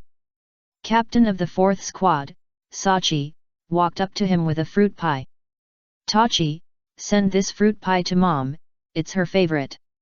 Tachi frowned slightly and said hesitantly, Captain Sachi, please send it over, I still have a lot of work to do. What's going on? Things, didn't you rush to pour wine for Mom today and said you wanted to get to know her better? Now I give you a chance, why don't you go again? Titch hesitated and was very embarrassed. He certainly couldn't say that he was a little disgusted with the Black Devil, let alone say other unnecessary words. Don't dawdle, it's just a fruit pie, it will be quick. Put it in Mom's room, and then come out, it won't waste time. Sachi urged impatiently. Okay. There was no other way, Titch had to carry the fruit pie and came to Chu-Ki's room. Hey! Titch took a deep breath and then knocked on the door of Mom. I'm Titch, I'm here to bring you dessert. Come in. Chu-Ki's voice sounded indifferently. Yes. Pushing the door open, Tikai saw Chu-Ki sitting on a chair with his legs crossed, looking at him quietly, as if waiting for him. Titchi suddenly had a bad feeling, swallowed his saliva, walked quickly to Chu-Ki, and handed him the fruit pie. "Mom, Captain Sachi prepared a dessert for you." Chu-Ki smiled, but did not reach out to take it. Instead, he crossed his arms and looked at him with a playful look. "I remember your full name is Marshal Tikai, right?" "Yes." Tichi nodded blankly, and the feeling of uneasiness in his heart became stronger and stronger. "I used to know a man named the man he brought, Rox Gibber. You young people may not know him." At this point, Chu-Ki pretended to be curious. "By the way, do you know him?" "No, I don't know him." Teach clenched his fists nervously, and his palms and backs began to sweat. Of course he knew Rox Gibber, and he was very familiar with him. Because when he was very young, he accidentally picked up Rox Gibber's diary. In Teach's view, Rox Gibber is the real pirate, the real legend, not the black devil with no ambition. It was also through the records in the diary that Teach learned about the existence of the natural dark fruit. After that, he memorized the appearance of all the fruits in the devil fruit illustrations, and through detailed it is calculated that joining the Whitebeard pirates will give him the highest chance of getting the devil fruit he needs most. Not only that, the Black Devil has a very close relationship with the Whitebeard pirates and is most likely to be exposed to the 8 wonders or get information about the 8 wonders. This is why Teach was eager to show his courtesy as soon as Chu-Ki got on board. The dark fruit and the 8 wonders are what he has always dreamed of. As long as he has these 2 things, he can realize all his ambitions. "Do you really not know him?" "Forget it, I will just assume that you don't know him." Chu-Ki said the same thing again. Teach is not a fool. It may just be a coincidence that Chu-Ki said this for the first time. The second time he said it was obviously intentional. It was not until then that Tikai suddenly realized that he finally knew what the feeling on Chu-Ki was that made him very uncomfortable. It was the feeling of being seen through, as if all his secrets were exposed to the Black Devil. Feng Hokiman. Tikai was horrified. He had always thought that Feng Hokiman's ability to know everything in the world was exaggerated, but now it seems that he might be wrong. Ignoring Tikai's reaction, Chu-Ki said meaningfully. He smiled long and took a piece of fruit pie from the plate and started eating. "It's not delicious. I still prefer cherry pie." "Do you like cherry pie, Tikai?" After hearing this, Tikai's heart was completely filled with deep fear. Everything about him seemed to be known by the man in front of him, and he knew all his secrets. Sachi just said that this was the Black Devil's favorite fruit pie.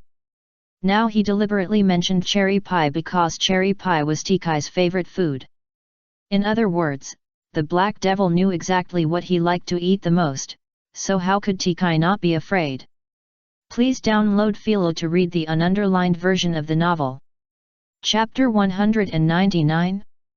7 Nights You Are Such a Devil. Black Devil Mom, I will prepare cherry pie for you next time. If it's okay, I will leave first. Tich suppressed the fear in his heart and pretended to be calm. Why are you so reluctant to chat with me?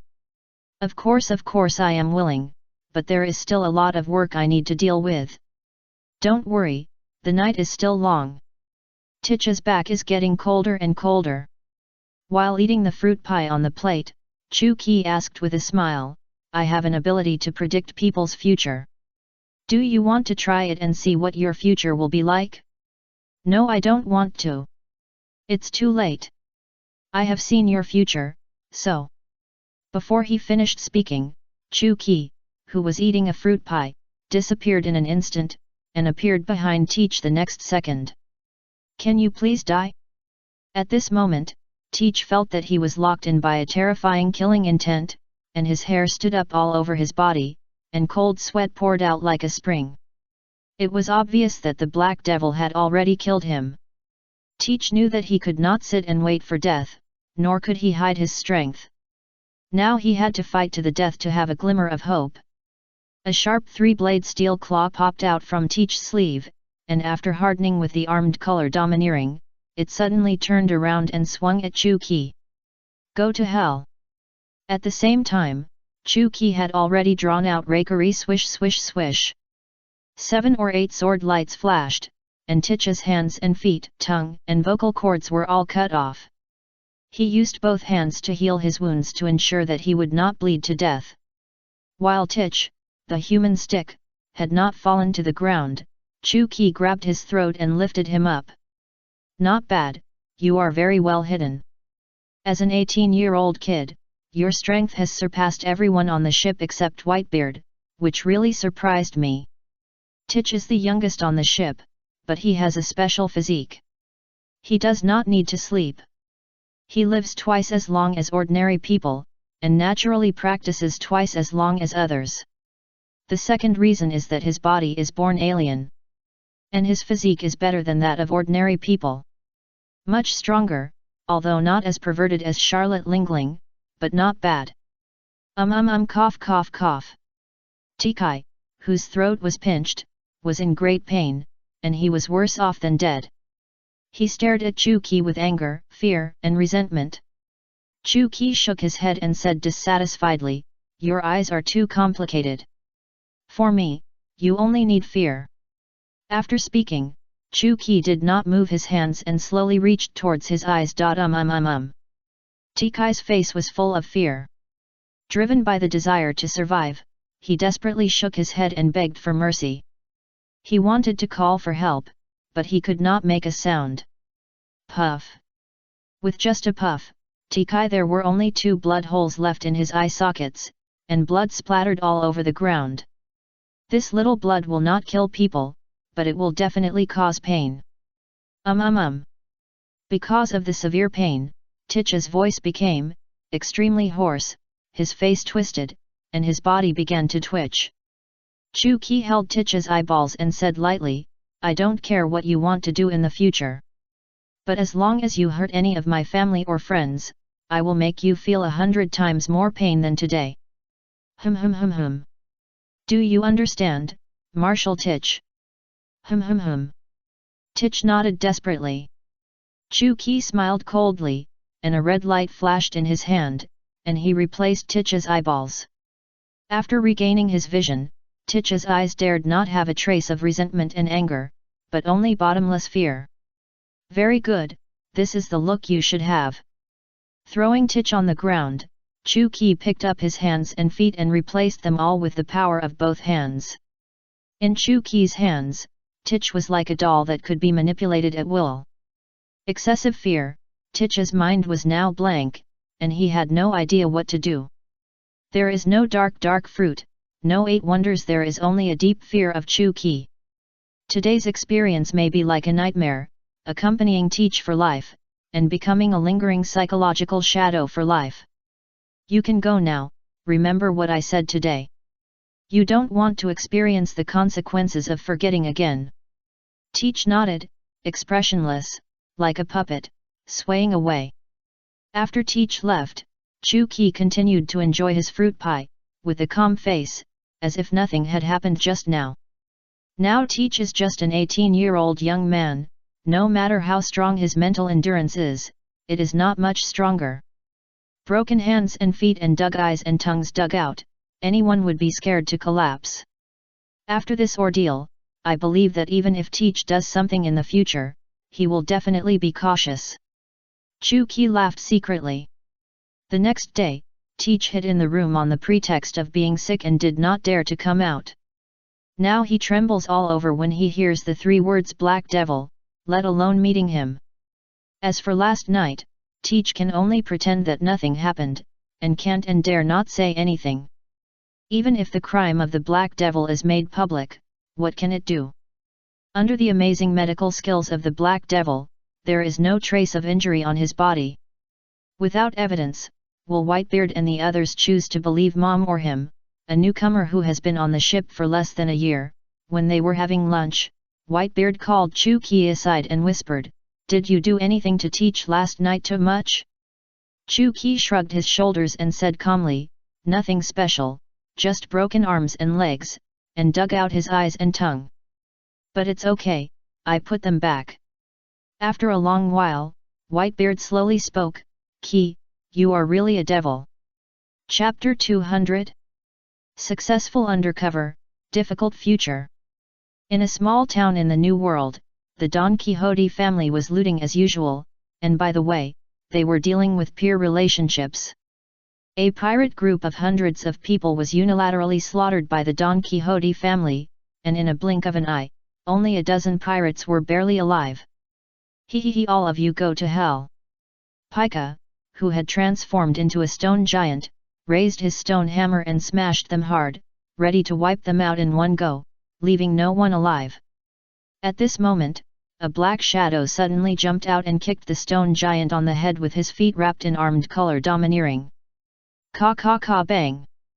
The stone giant shattered, and Pika, who was hiding inside, showed his true form. The black shadow kicked with a powerful hook kick, kicking towards Pika. Foot shaving line.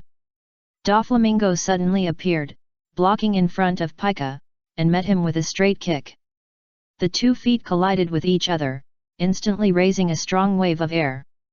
The two were in a stalemate, and the other members of Don Quixote finally saw the appearance of the person coming, and they were immediately surprised. He was wearing a black feather coat, with clown-like makeup on his right eye socket and mouth, and golden hair. He looked like Doflamingo. Flamingo is somewhat similar. Long time no see, my brother Don Quixote Rocinante.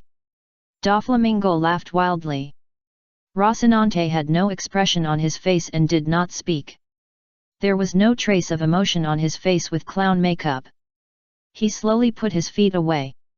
Before coming here, Rocinante knew that Doflamingo was very smart, and he was a bit stupid. It was not easy to deceive him. So Rocinante put on clown makeup to make people unable to see his look and expression, and tried not to speak and pretend to be dumb. Rocinante, I didn't expect to meet you here. Where have you been all these years? The long-lost brothers reunited, and Doflamingo seemed extremely excited. After all, Rocinante was his only relative in the world, and he had been looking for Rocinante all these years. Rocinante still didn't answer, but forced a smile, took out a cigarette from his pocket and put it in his mouth. He turned on the lighter and tried to light a cigarette, but accidentally ignited the feather coat on his body, and a raging fire instantly broke out. But he was smoking by himself, as if he didn't notice the fire.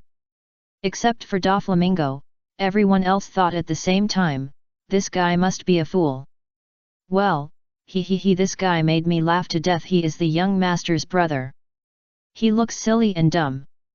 Although he looks silly, he is very powerful and dangerous. Everyone had different reactions, but they all had the same impression of Rocinante, a fool, a dumb man, and a strong man. Seeing Rocinante's clothes on fire, Doflamingo frowned slightly and was about to help. The air around him suddenly became cold and the temperature dropped rapidly. An unknown cold air appeared out of nowhere and extinguished the flames on Rocinante's clothes. Rocinante had a blank expression throughout the whole process, smoking a cigarette, as if nothing had happened. After a moment's pause, Doflamingo was filled with emotion. Rocinante, it seems that you are no longer the crying kid back then. From the kick just now, Doflamingo could see that Rocinante's current strength is definitely not bad. Rocinante, you are also a member of Don Quixote, come back to help me. We brothers will definitely achieve great things together. Doflamingo was a little excited and stretched out his hand to Rocinante. Rocinante pretended to hesitate, and after a long time, he slowly stretched out his hand and shook it with Doflamingo. Doflamingo laughed again. Yes, as for we did Rocinante suddenly appear, and what he did and where he went in these years, Doflamingo didn't plan to ask any more. After all, Rocinante was a mute, and nothing could be asked. If it were someone else, Doflamingo would definitely not believe him so easily. But he was Don Quixote Rocinante, his own brother, and the two were each other's only relatives in the world, so Doflamingo didn't doubt anything. So far, Rocinante has successfully penetrated into the Don Quixote family. He believed that with his own strength and Doflamingo's trust in him, he would soon become a core cadre and get in touch with family secrets. What a tough job! Rocinante secretly cried and laughed. Originally, with his current strength, he could have directly defeated and captured Doflamingo. He only needed a few helpers to hold back the rest of the Don Quixote family. But according to Jean Guo's analysis, Doflamingo has a big secret, and more than one. Before mastering these secrets, he must not act directly against him, and must continue the undercover mission. After staying in the Whitebeard Pirates for a few days, Chu-Ki returned to O'Hara and returned home. After such a long time together, the relationship between Robin and Albia has eased a lot, and they look a bit like ordinary mother and daughter. However, the two women did not compromise or give in on the issue of Chu-Ki's belonging, which is commonly known as fighting for favor. Although there are two women fighting for favor for him, Chu-Ki is not happy at all, and he is in a dilemma. Being caught in the middle, life in the future will definitely be extremely difficult.